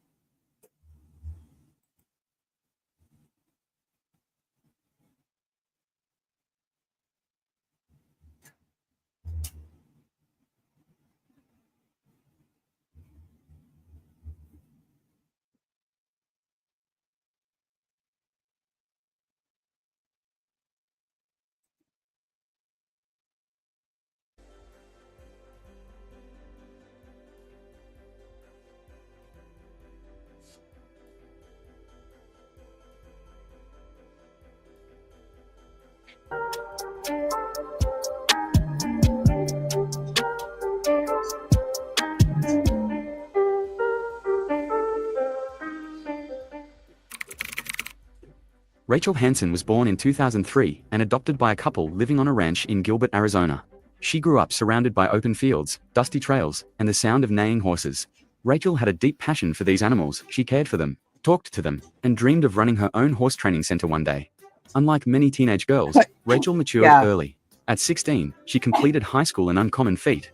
She wasn't just bright, she was independent and hardworking. While her peers were still figuring out their future, Rachel was already working at local ranches, gaining experience and building toward her dream. Her adoptive parents supported her every step. She frequently shared updates about her training, sessions, her favorite horses, and videos of their routines. But fate had something else in store. Right. Early 2022, Rachel clashed with the manager of the ranch where she worked. According to relatives, she was fired following a dispute over a trailer incident. The ranch demanded she pay for repairs if she wanted her horse back. Feeling trapped, Rachel left everything behind and relocated. She moved into a subleased apartment in the Redstone Apartments near Santan Village Mall. Initially, it was a temporary fix, but that apartment became the scene of a tragedy. Rachel told friends the place reeked of marijuana. She found out the previous tenant was involved in drug dealing and had left behind a negative history with building management. See, we didn't hear that in the last one. But that's two people now saying she was fighting with the ranch people.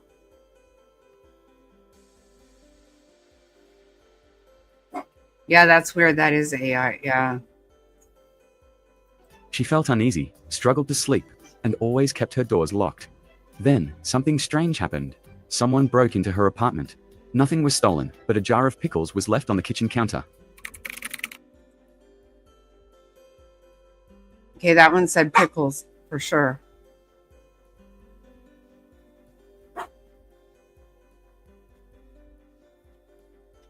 Yep.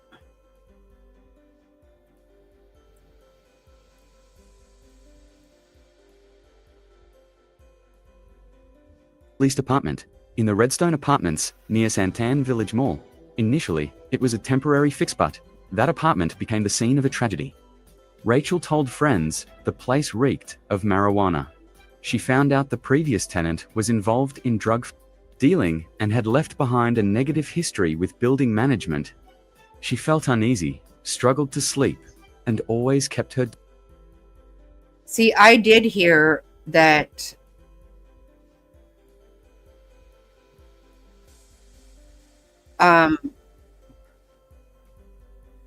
I heard that there was drugs involved with the person that was subleasing it. That's why I've always had a feeling it had to do with that. But I had never heard of the argument with the farm. Doors locked. Then, something strange happened. Someone broke into her apartment. Nothing was stolen, but a jar of pickles was left on the kitchen counter. On June 3, 2022, Rachel's boyfriend came to visit. They watched a movie and had dinner. He left around midnight. At around 2 a.m. on June 4th, while Rachel was asleep, an unknown individual broke in and shot her. The bullet traveled from her lower left side through her liver and exited near her right shoulder. Somehow, Rachel managed to call 911. The call recording confirmed her faint, desperate voice. "I was shot by someone I don't know." She was rushed to Chandler Hospital, where doctors performed emergency surgery, but Rachel didn't survive. Rachel's death stunned the Gilbert community. Police launched a full investigation, reviewing surveillance footage and interviewing friends, neighbors, and family members. One prime suspect was her fiancé's father. According to internal reports, he had previously threatened Rachel during a heated argument, but there was no physical evidence strong enough to press charges. Rachel had also told her best friend that she watched unfamiliar cars parked near her building. Strangers snapping photos. Surveillance footage, however, failed to capture any clear suspect, and the pickle jar, no fingerprints, no DNA, nothing. Yeah, that's another thing. I can't believe there is not more any video.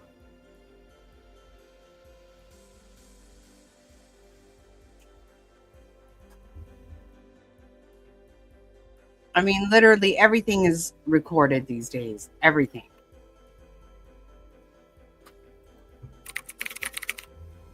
Suspect analysis and possible CNOROS suspect. Number A, the fiancé's father. Rachel once confided that her fiancé's father was controlling, disapproved of their relationship, and had told her, "I'll make sure you're out of his life." Rachel received threatening texts from an untraceable number with a similar tone. Suspect number 2. The former tenant, the prior resident, had ties to drug dealing. Rachel's return to the apartment and reports the building management could have made her a target. The pickle jar might have been a symbolic warning or turf marker. Scenario 1. A person close to Rachel, familiar with her habits and apartment, planned the attack and waited until her boyfriend left. Scenario 2. A burglary or confrontation gone wrong. Rachel caught the intruder, who panicked and fired. Scenario 3. A premeditated killing linked to something larger, perhaps related I know, to that's super prior drug weird. activity in the building.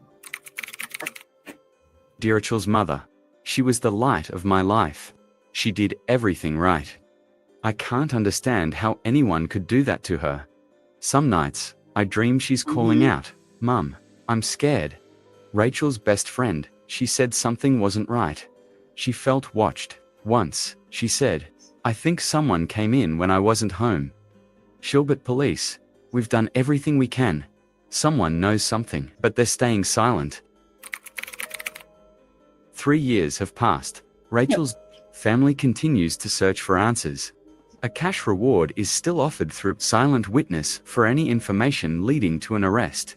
They're not asking for much, just the truth. Closure. Justice for Rachel. Rachel was found lying on the floor, 1.5 meters from her bed. The front door was locked from the inside. A side window was slightly open, no signs of forced entry. A pickle jar was still on the kitchen counter. There were no signs of a struggle, nothing stolen. Her phone was beside her right hand. The 911 call was placed at 2:04 a.m. The single bullet entered from the lower left side, damaging her liver, and exited through the right shoulder. No shell casing was found, possibly a revolver or carefully retrieved casing. No blood trail, no foreign DNA. A clean, quiet crime scene. Chilling. Yeah, that's super weird. May 27, 2022. Friday, Rachel is officially fired. From the ranch, angry email exchange follows. May 28, Saturday, she moves back to Redstone. Tells a friend, "This place gives me the creeps." May 29, Sunday, a neighbor sees an older man standing silently outside Rachel's door late at night. May 30th, Monday, Rachel tells her mother she's being harassed, but doesn't want to escalate it. May 31st, Tuesday, first break-in incident. Rachel returns home. Okay, now she told her mom she's being harassed. I've never heard that. What the fuck is going on with this?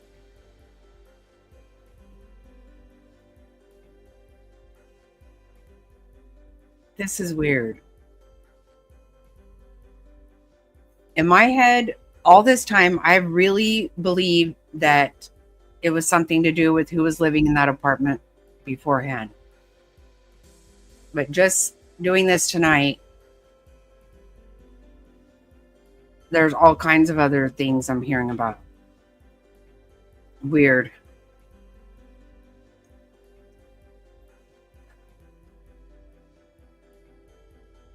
Right, exactly. To find the pickle jar on the kitchen counter. No forced entry, nothing missing. June 1st, Wednesday. Rachel emails apartment management asking for a lock change. Delay, citing insufficient evidence. June to Thursday, she texts her best friend, "If anything happens to me, check my phone first." June 3, Friday, her boyfriend visits. They watch a movie, eat dinner. He leaves at 12:01 a.m. June 4th, Saturday, 2:04 a.m. Rachel places a 911 call. Her voice is faint but clear. "I don't know who he is, but I've been shot." Looking back at the entire chain of events, from the tensions at the horse ranch, the subtle threats, the bizarre pickle jar detail, and the calculated method of the murder, one cannot help but ask, was this a case of personal revenge? A confrontation that spiraled out of control? Or a carefully premeditated act by someone once close to Rachel? Theories are still under review by the Gilbert police and private investigators, but what remains most chilling No blood on the doors, no shell casing, no suspicious DNA. The killer left behind a room disturbingly clean. Could the murderer have prior experience, or did someone Did it say that? What? I missed that. help clean up the evidence? Clean. Roll. To check her phone? Attention. Voice is faint. 4 a.m. Leave Friday. Her boyfriend happens to me. June to 3rd change. Delay. No forced entry. Nothing missing. June 1st Wednesday. Rachel emails apartment management asking for a lock change. Delay, citing insufficient evidence. June to Thursday. She texts her best friend, if anything happens to me, check my phone first.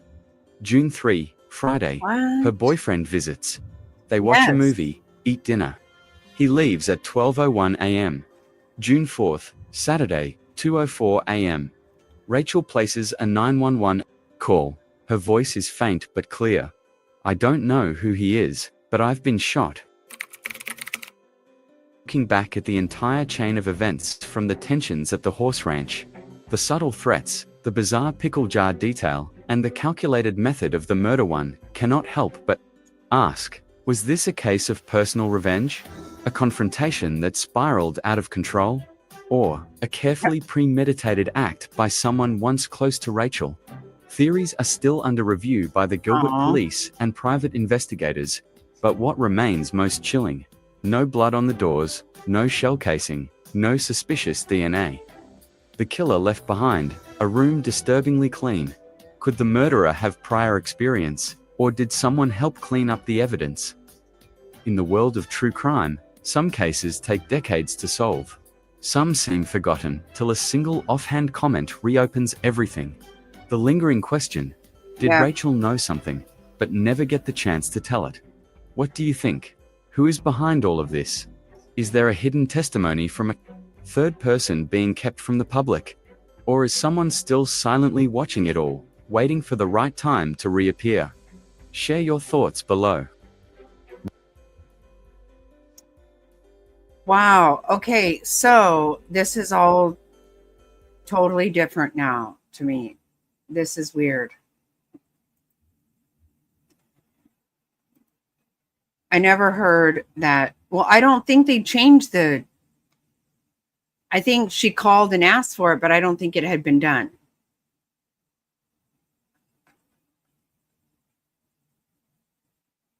Yeah, that would be really weird, right, Jerry? I think that would be super weird.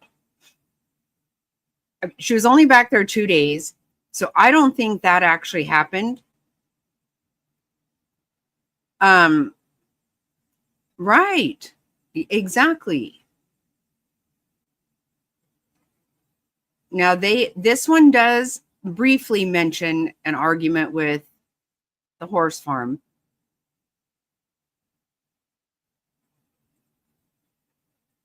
But that's the first time I heard that she told a friend to check her phone.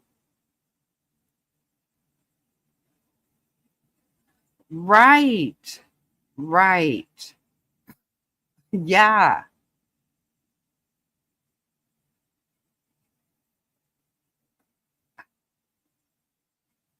Exactly right. What do you mean by that? What the fuck are you talking about?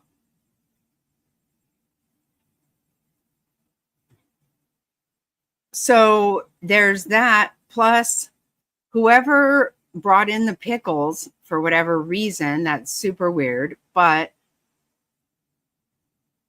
you have to have wiped it if there's no fingerprints on it, and there's no shell casing, so they cleaned it all up. Right. No, I would say, why in the fuck would you say that?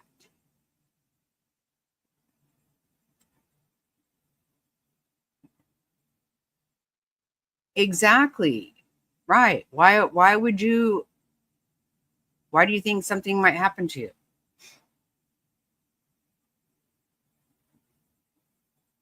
And it's all cleaned up very well. So whoever was staying there before whoever was subleasing was involved in drugs, supposedly. She was fighting with the place. And I would tend to, like I said, I've always thought it was a mistaken identity, that they thought somebody else was living there since she had just moved in. That's what I have actually always thought. But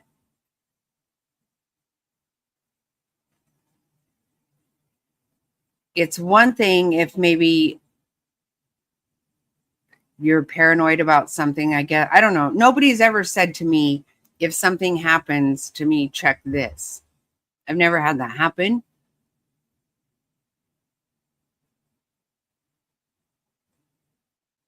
But if somebody says that to you and then something does happen, come on, man.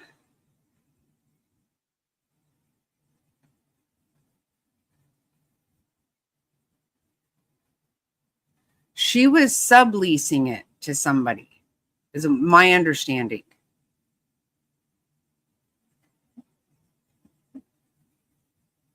Right. Yeah, I'm not letting you off the hook with that. But even so, it's kind of like with Charles Vallow when he's telling the police she's going to kill me, and then he dies. And they don't act like it's a thing. Again, in the same fucking area. In the same area. Now, Charles was killed in Chandler, which is right next to Gilbert.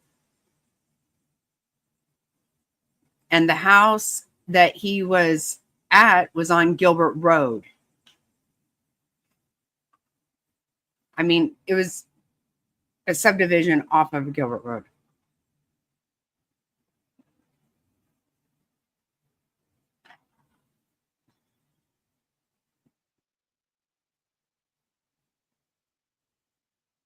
Right. Yeah. 100%. Right, Happy. You need to spill your guts. Don't play games here.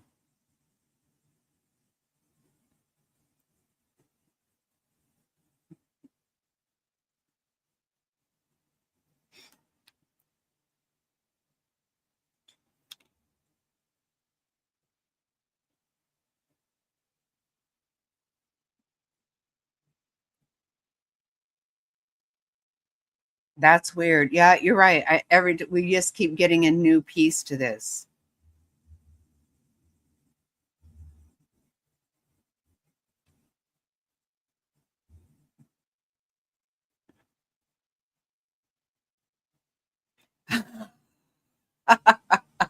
Right. In the case that something does happen to you, then guess what? Go ahead and give it to me. So in that case, I'll have some information.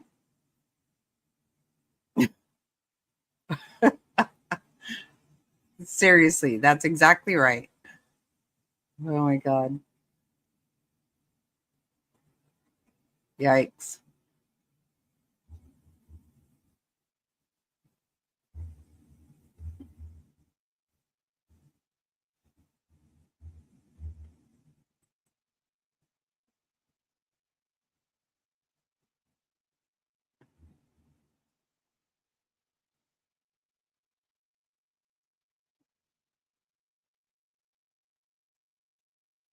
Right, exactly.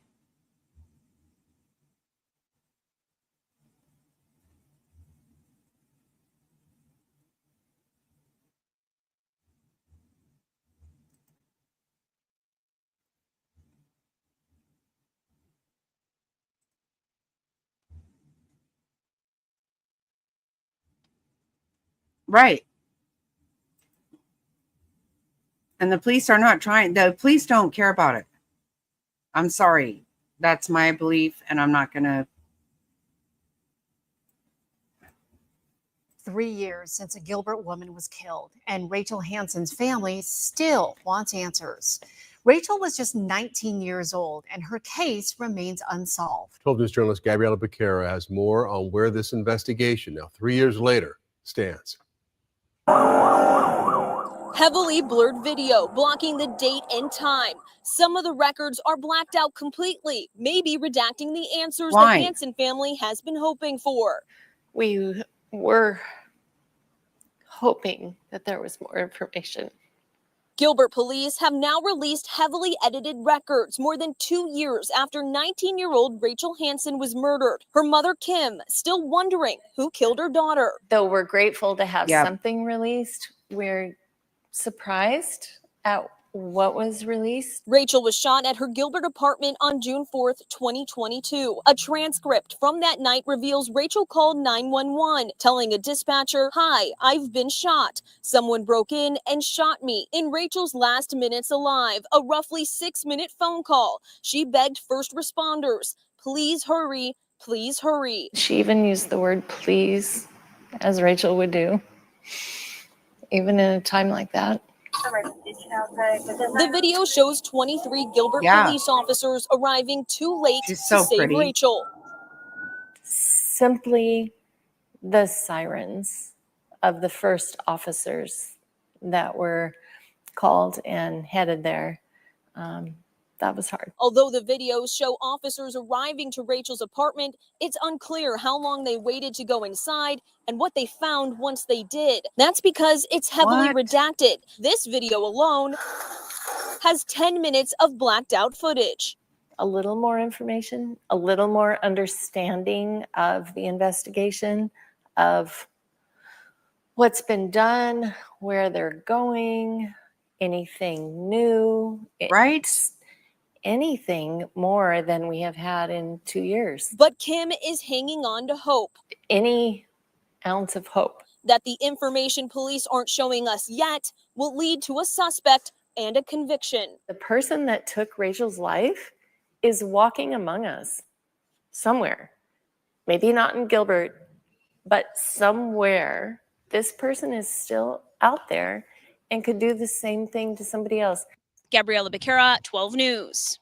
Yeah, and it's so unusual to have a murder like this and involving a young woman in an apartment complex surrounded by other people. And here we are, 3 years later. Yeah. And you know, from what seems like very few clues. So the family's marking the day today, gathering, honoring, remembering Rachel. We spoke with Kim, Rachel's mother, earlier today, and she says, again, very hopeful that somebody watching now has information that could give Gilbert police some answers. And if you know anything about that night, please give Gilbert police. Just stop it. Just stop it. I know, you know what? And you can tell, like, how amazing that was that she was adopted by those people. Can you imagine? Like,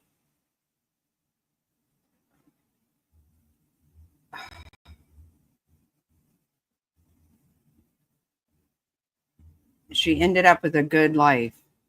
And then whatever the fuck.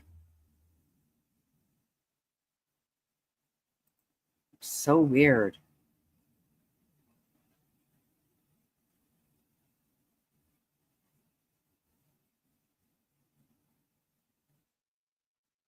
I don't know. I know. I guess I'm not sure.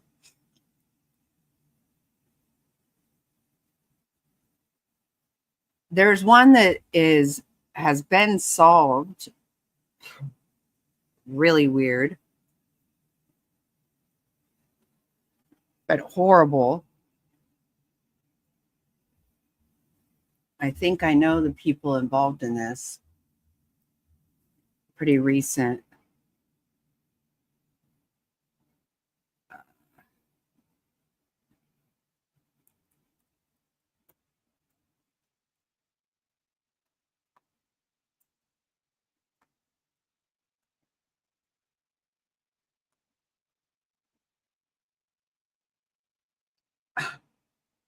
I know.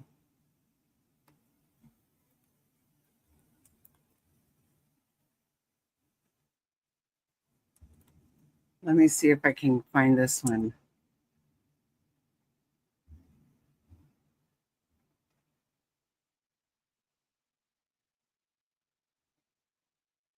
This is super sad.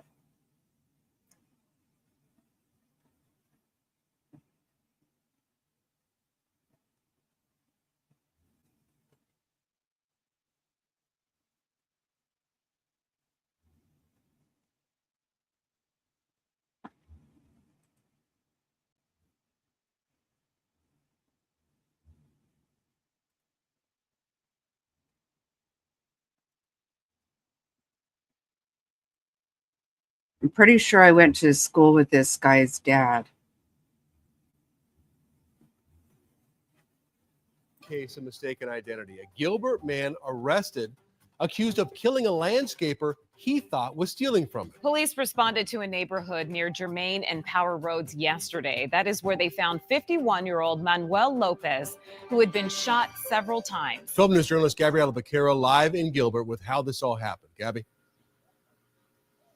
Well, Troy Caribe, there are still a lot of questions about what exactly led up to this shooting, and police say they're still investigating the answers. But detectives returned to this neighborhood today to take pictures and speak with neighbors, the same neighbors who tell me they're still in shock that this happened. A man lost his life. Smooth. 28-year-old Wyatt Ford. Yeah, this was so, because who just escalates to thinking that somebody that's trimming the trees and you knew somebody was coming to trim the trees. Who escalates to this?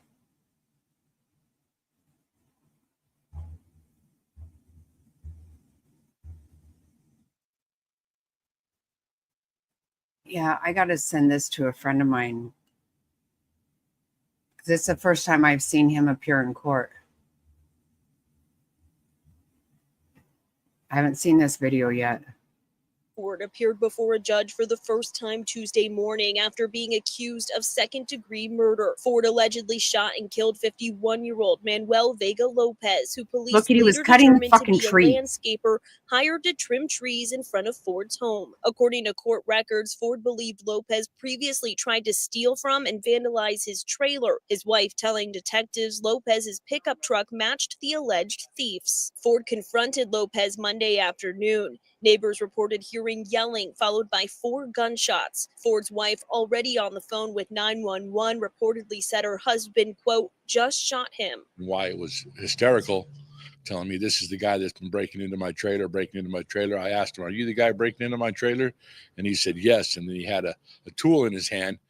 No, the guy didn't speak English. And the tool he had was fucking to cut trees. And he had been told that somebody was coming to cut the trees. So yeah, you're just not in your right mind if you're just going to go fucking shooting. And then Wyatt fired on him. Court records confirm that tool was found in the yard. It was a metal bar about yay big with a landscaper's tree saw on the end of it. But there's no mention of Lopez using it as a weapon. A neighbor tells me he ran outside to make sure the situation didn't escalate further, saying Ford yelled, quote, I didn't mean to do it. Looked down at the gentleman on the ground and tried to do CPR, but doing the CPR on him seemed to be doing more damage to him than it was doing any good. Court records reveal Ford's landlord hired Lopez to trim the trees in front of the house. Lopez had stopped by a previous night to look at the tree and confirm he'd accept the job. The landlord had reportedly told Ford the landscaper would be at the property on Monday. Finding out that it was a landscaper that had come over to cut the trees, and it was pretty shocking. And Ford is being held on a one. Okay, it wasn't 4 o'clock in the fucking morning. It was in the damn afternoon. Yeah, something makes you escalate to that kind of crazy ass nonsense.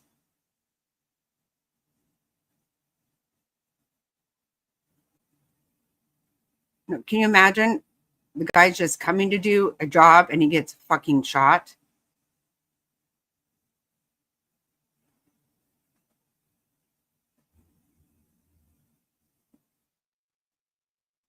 $1 million secured a parent's bond. According to court records, Ford and his family were getting ready to move Wait, out of what? town, and bond. That had Hold come over on. to What cut the did she just trees, say? and it was pretty shocking. And Ford is being held on a $1 million secured a parent's bond. According to court records, Ford and his family were getting ready to move out of town. And Shut the fuck up. He's out on bond?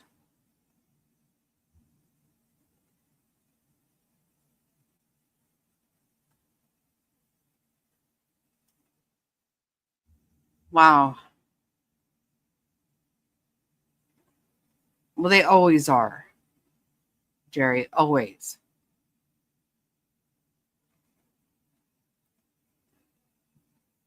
Oh my, I didn't know that. I didn't know that.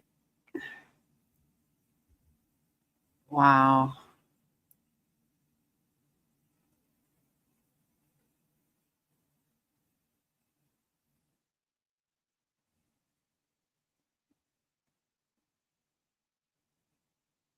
I know, I know.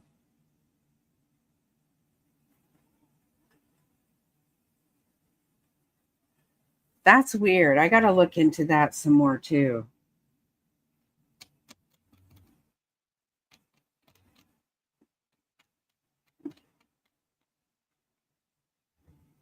So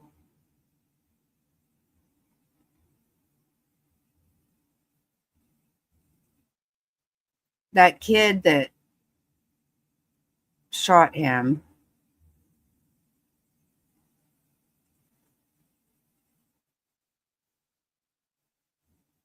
I think that's my ex-husband's ex-stepson. I'm pretty sure my ex-husband was married to his mother.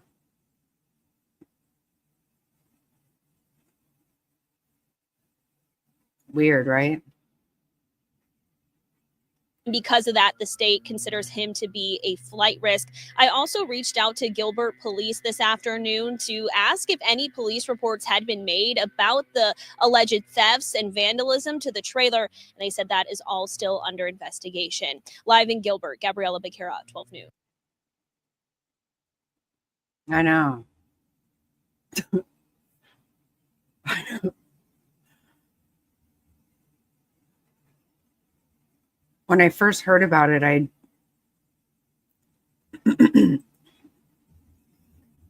when I first heard about it, I didn't know if the guy had died. I didn't know I didn't know anything, actually. Somebody texted me about it.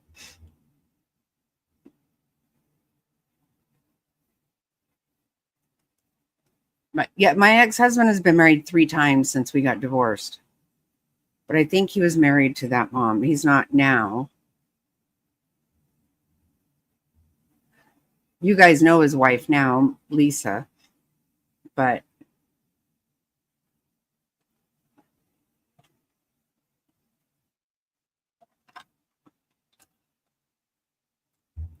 a lot of shit going on in Gilbert, huh?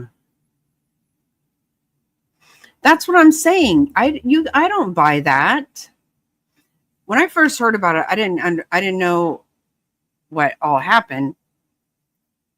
But I know that kid was always an issue.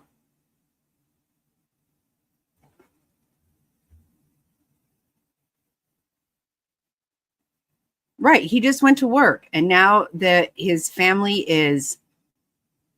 doesn't have a husband, a father. That's what I'm saying. That's exactly what I'm saying, Jerry. It wasn't 4:00 in the fucking morning and someone strange is outside your, I mean, come on. From everything I heard, the wife said that the landlord had sent a text message to her and her husband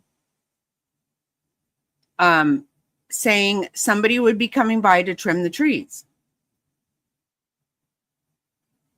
And she said that her husband she knew her husband knew about it because he had responded.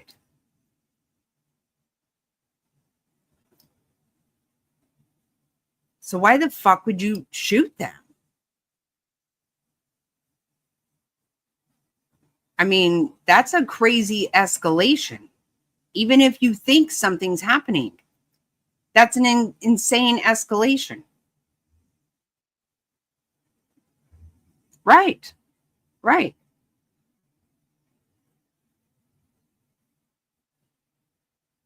That's why I told my friend that had texted me about it. I'm like, well, that sounds like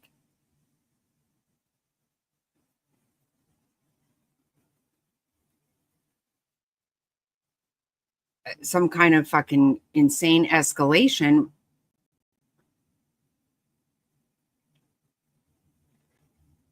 It's really sad.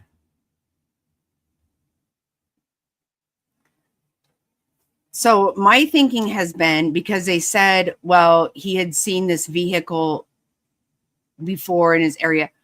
I don't know. I'm just kind of thinking, like, if the landlord had talked to people about going and trimming the trees, they drove by to take a look at the job and see it, or what. I don't know. I don't know. Who fucking cares?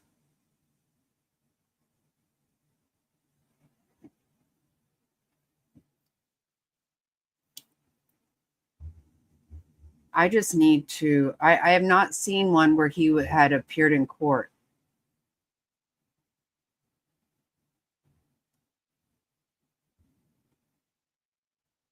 Because some people I know are saying it's not the same guy, but that's the same name and the same age.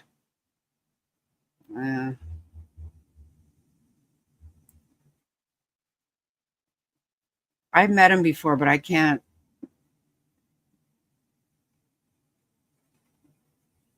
I don't recall.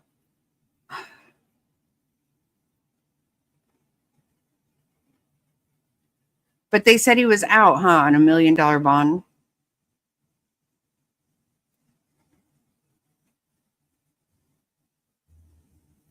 I gotta look at that more.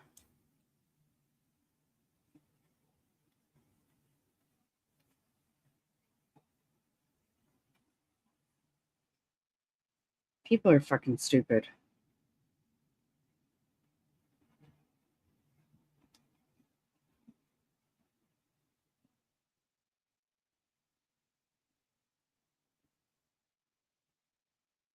Yeah, $1 million. It said parents. Yeah.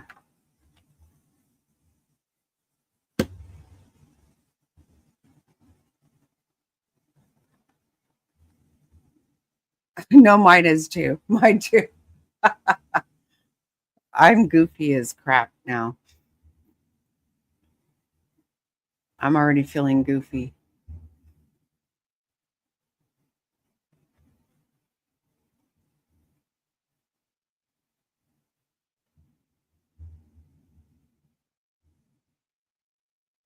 I just want to save this.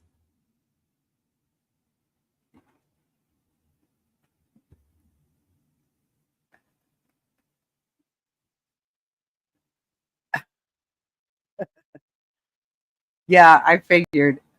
Mine's not that, but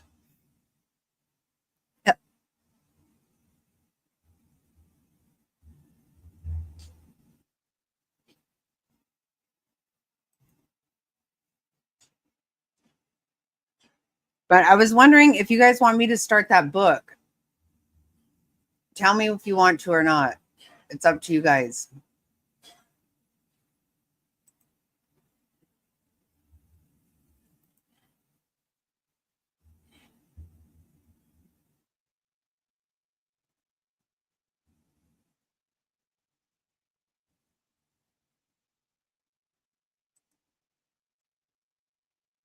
Do you? Yeah, I really want to hear that book. I want to.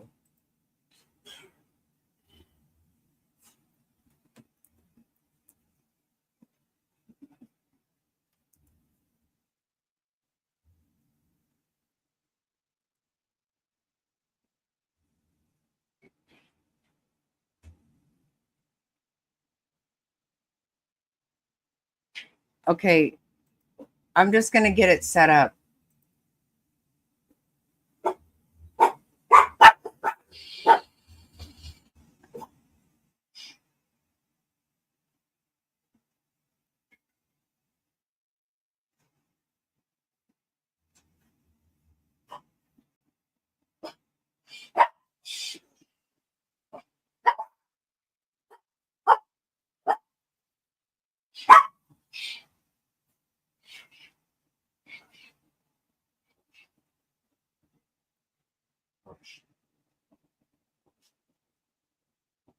Oh, okay.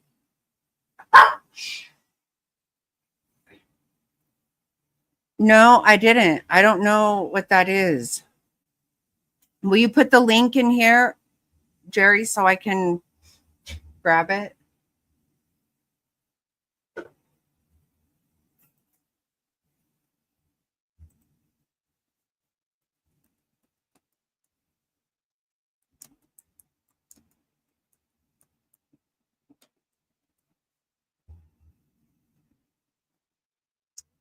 Greg Isles. That doesn't sound familiar to me at all.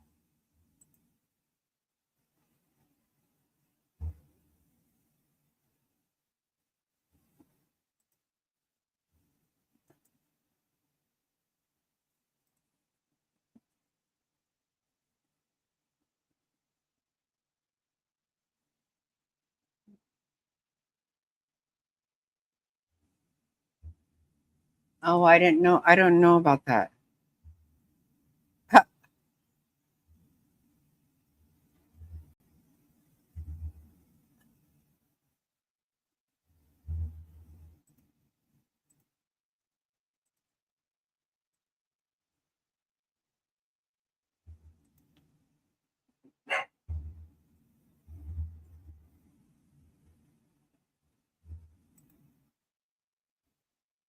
I'm trying to set up the Rumble real quick for that.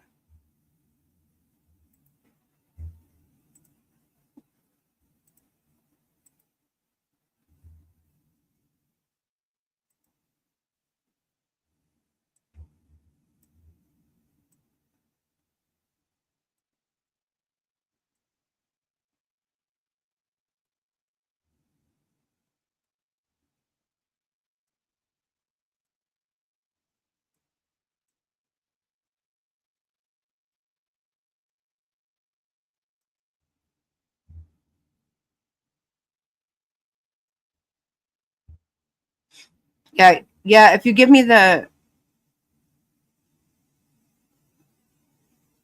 I don't know where he's at.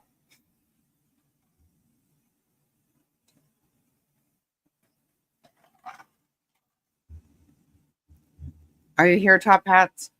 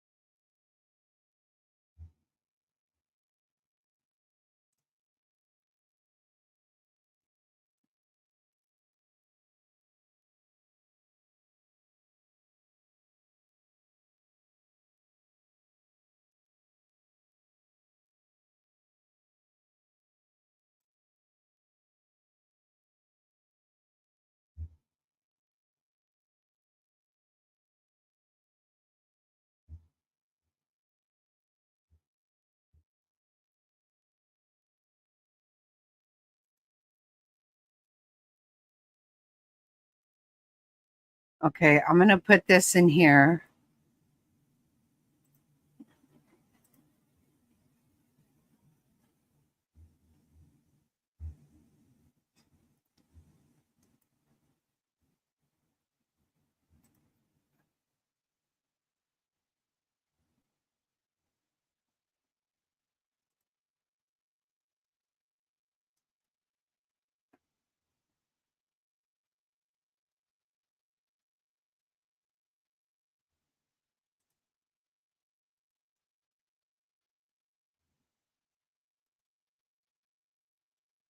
Okay, how do I get that?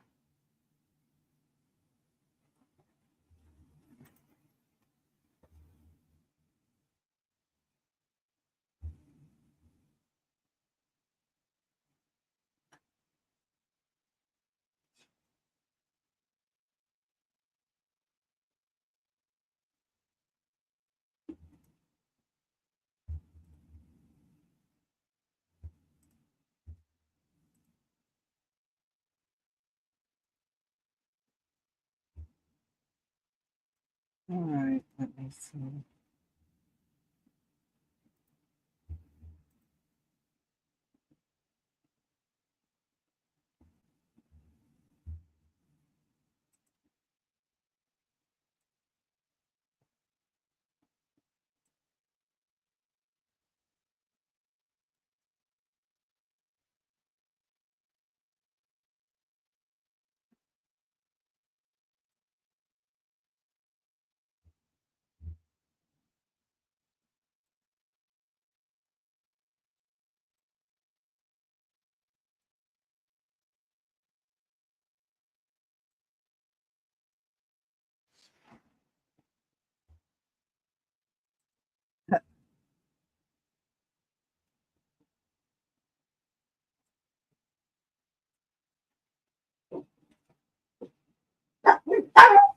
I'll have to check that out.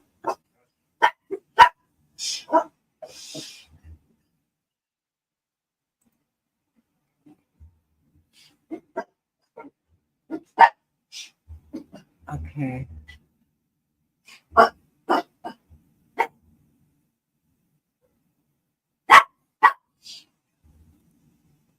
Stop.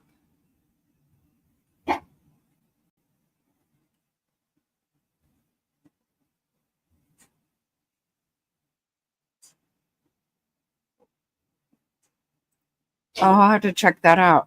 Yeah, because if you request books, I'll play them on my Rumble channel.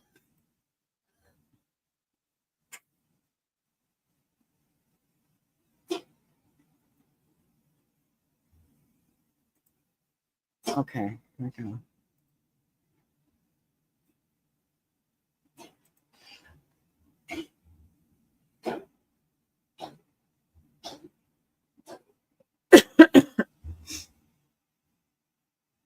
This is Jerry's, you guys.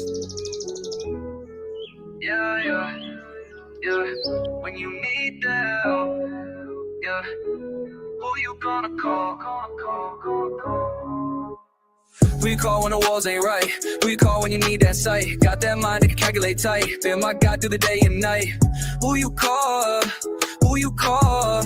Who you call when you lost in the fight? I remember when I started, didn't know where to begin. Every project felt so heavy, couldn't find my way within. Had these visions in my head, but the numbers wouldn't add. Felt like every calculation left me feeling really bad. Then I found this voice that listened, never judged my simple plans. Broke it down so I could see it, helped me use my own two hands. Now I'm standing in my space, everything is in its place. Got that confidence I need when I plant a little seed.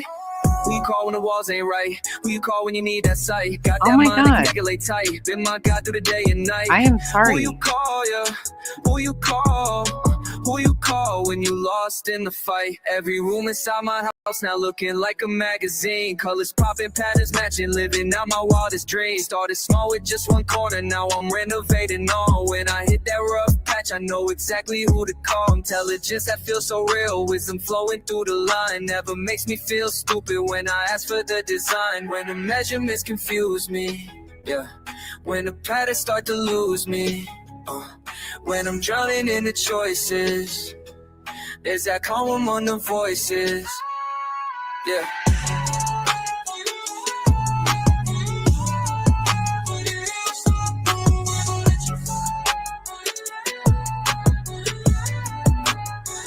Who you gonna call when you need somebody who won't let you fall? Who you gonna call?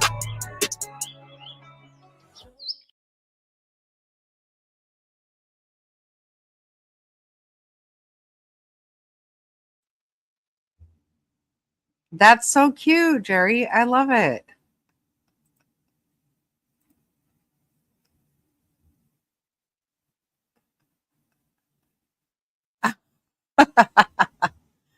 Oh my God, Top. That's funny, Top Hats. I am so sorry that I started it and didn't fit. Oh my God, I feel horrible.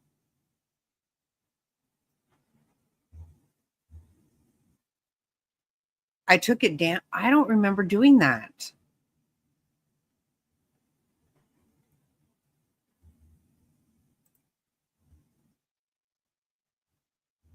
I am very, very sorry.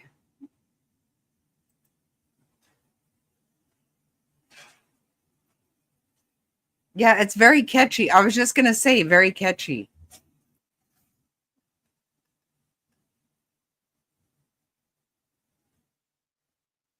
Oh my gosh.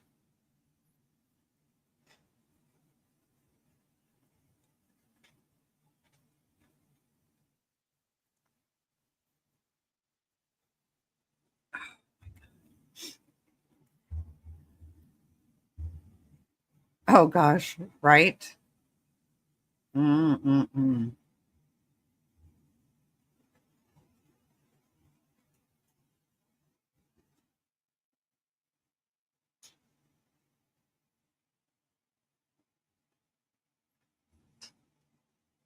Oh, that's awesome.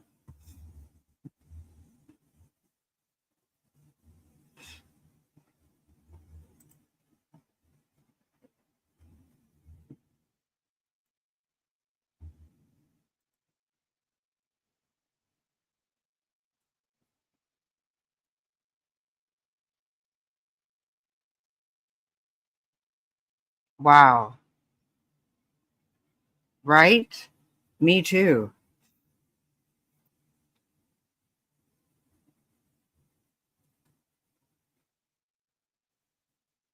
It's super catchy.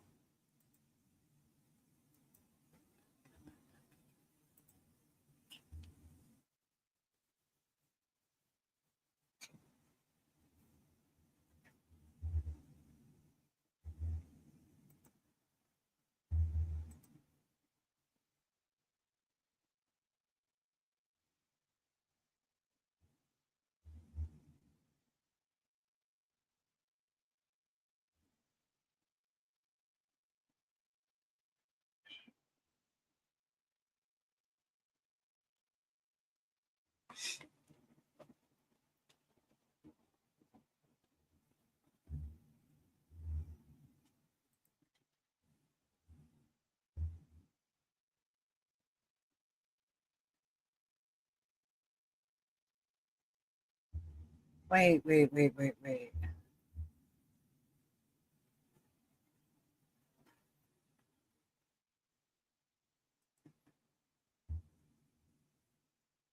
I hope, let me see.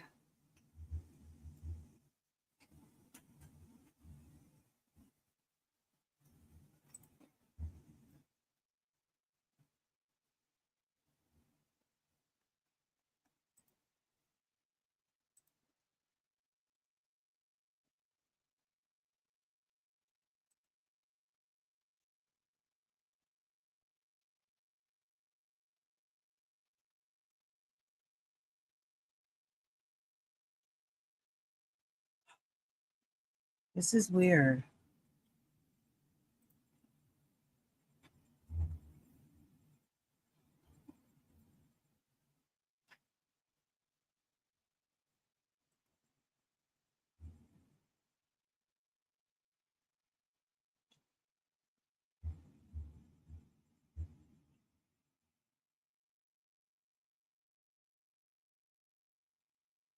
Okay, I don't know that this is right.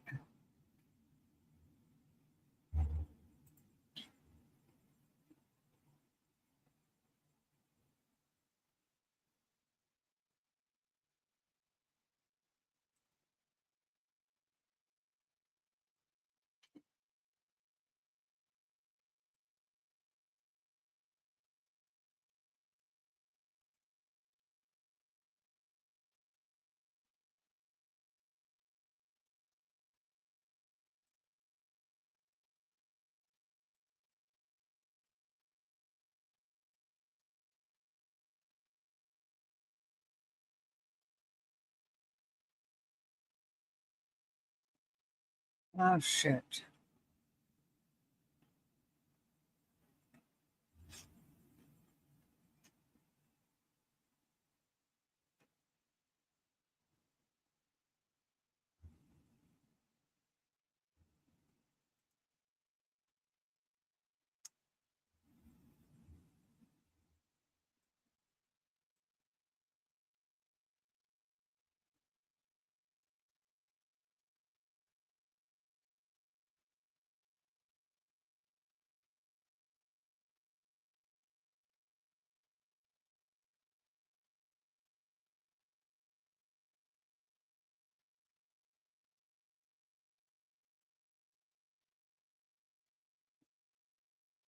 Okay, I don't know what I've done wrong here, but all right, I'm going to end this and start back up. Okay, yeah, head over to Rumble. If it's gone, I might have to create a new one because it looks like something happened.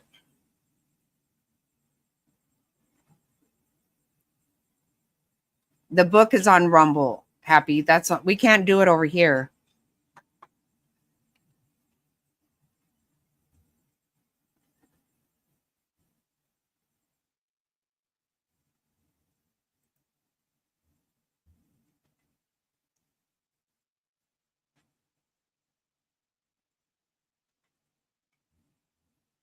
We're going to listen to the book. I think I did something wrong though.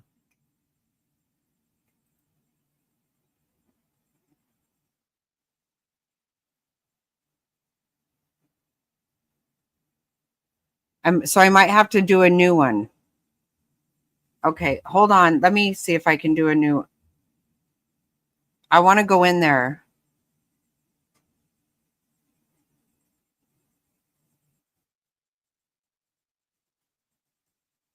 If you just click the link.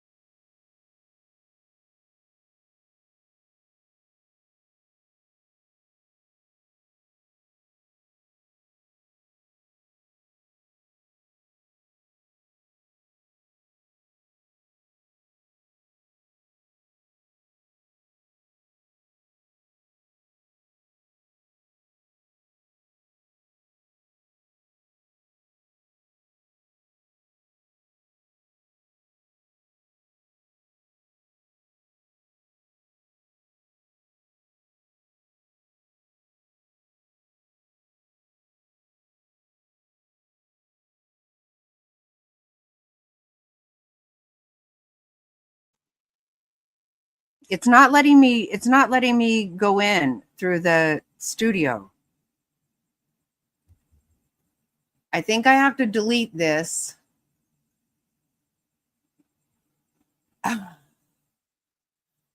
Uh-oh.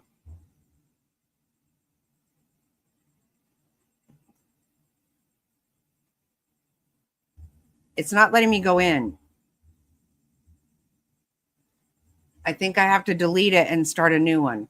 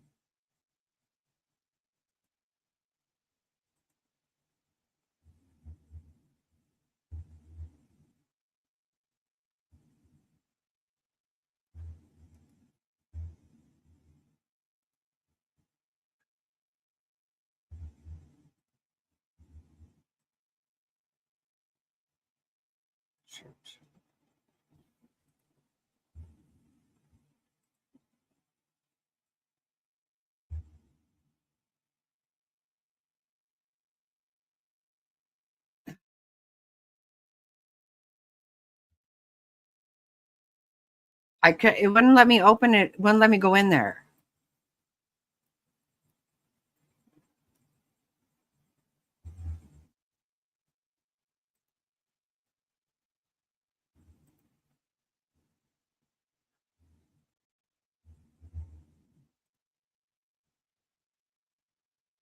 So I'm deleting it and hopefully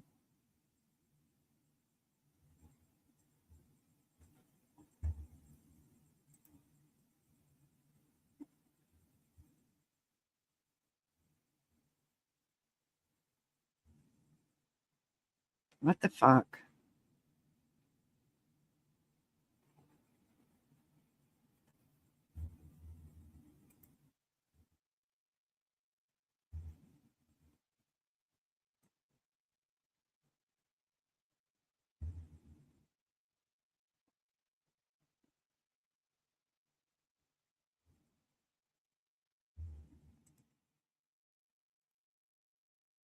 Okay, now it's letting me in.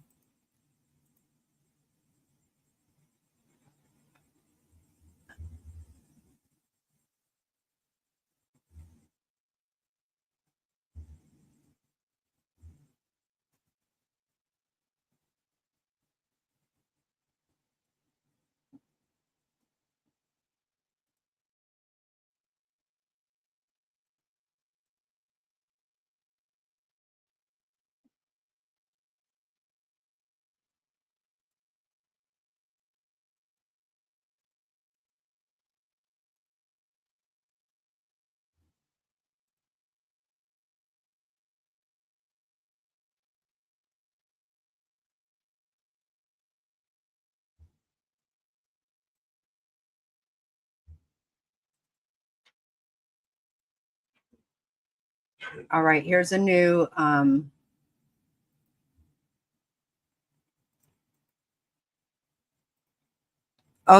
oh, you did it already.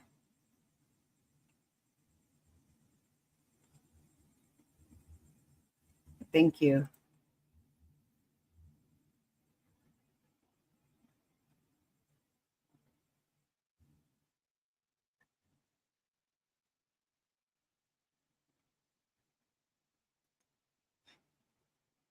Yeah, we're going to go listen to a book. Just go over there. All you have to do is click the link.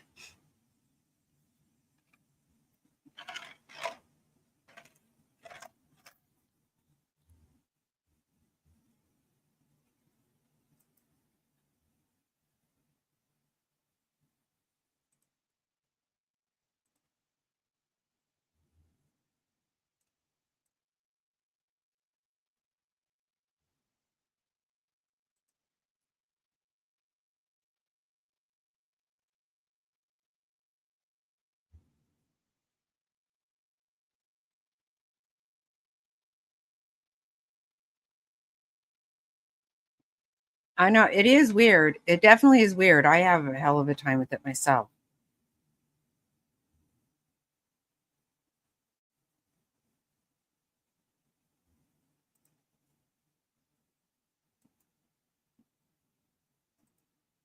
Do you have it there?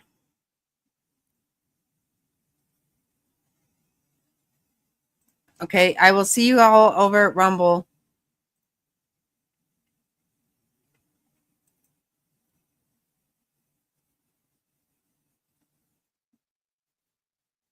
It is the best chat. You guys are the best. I love you.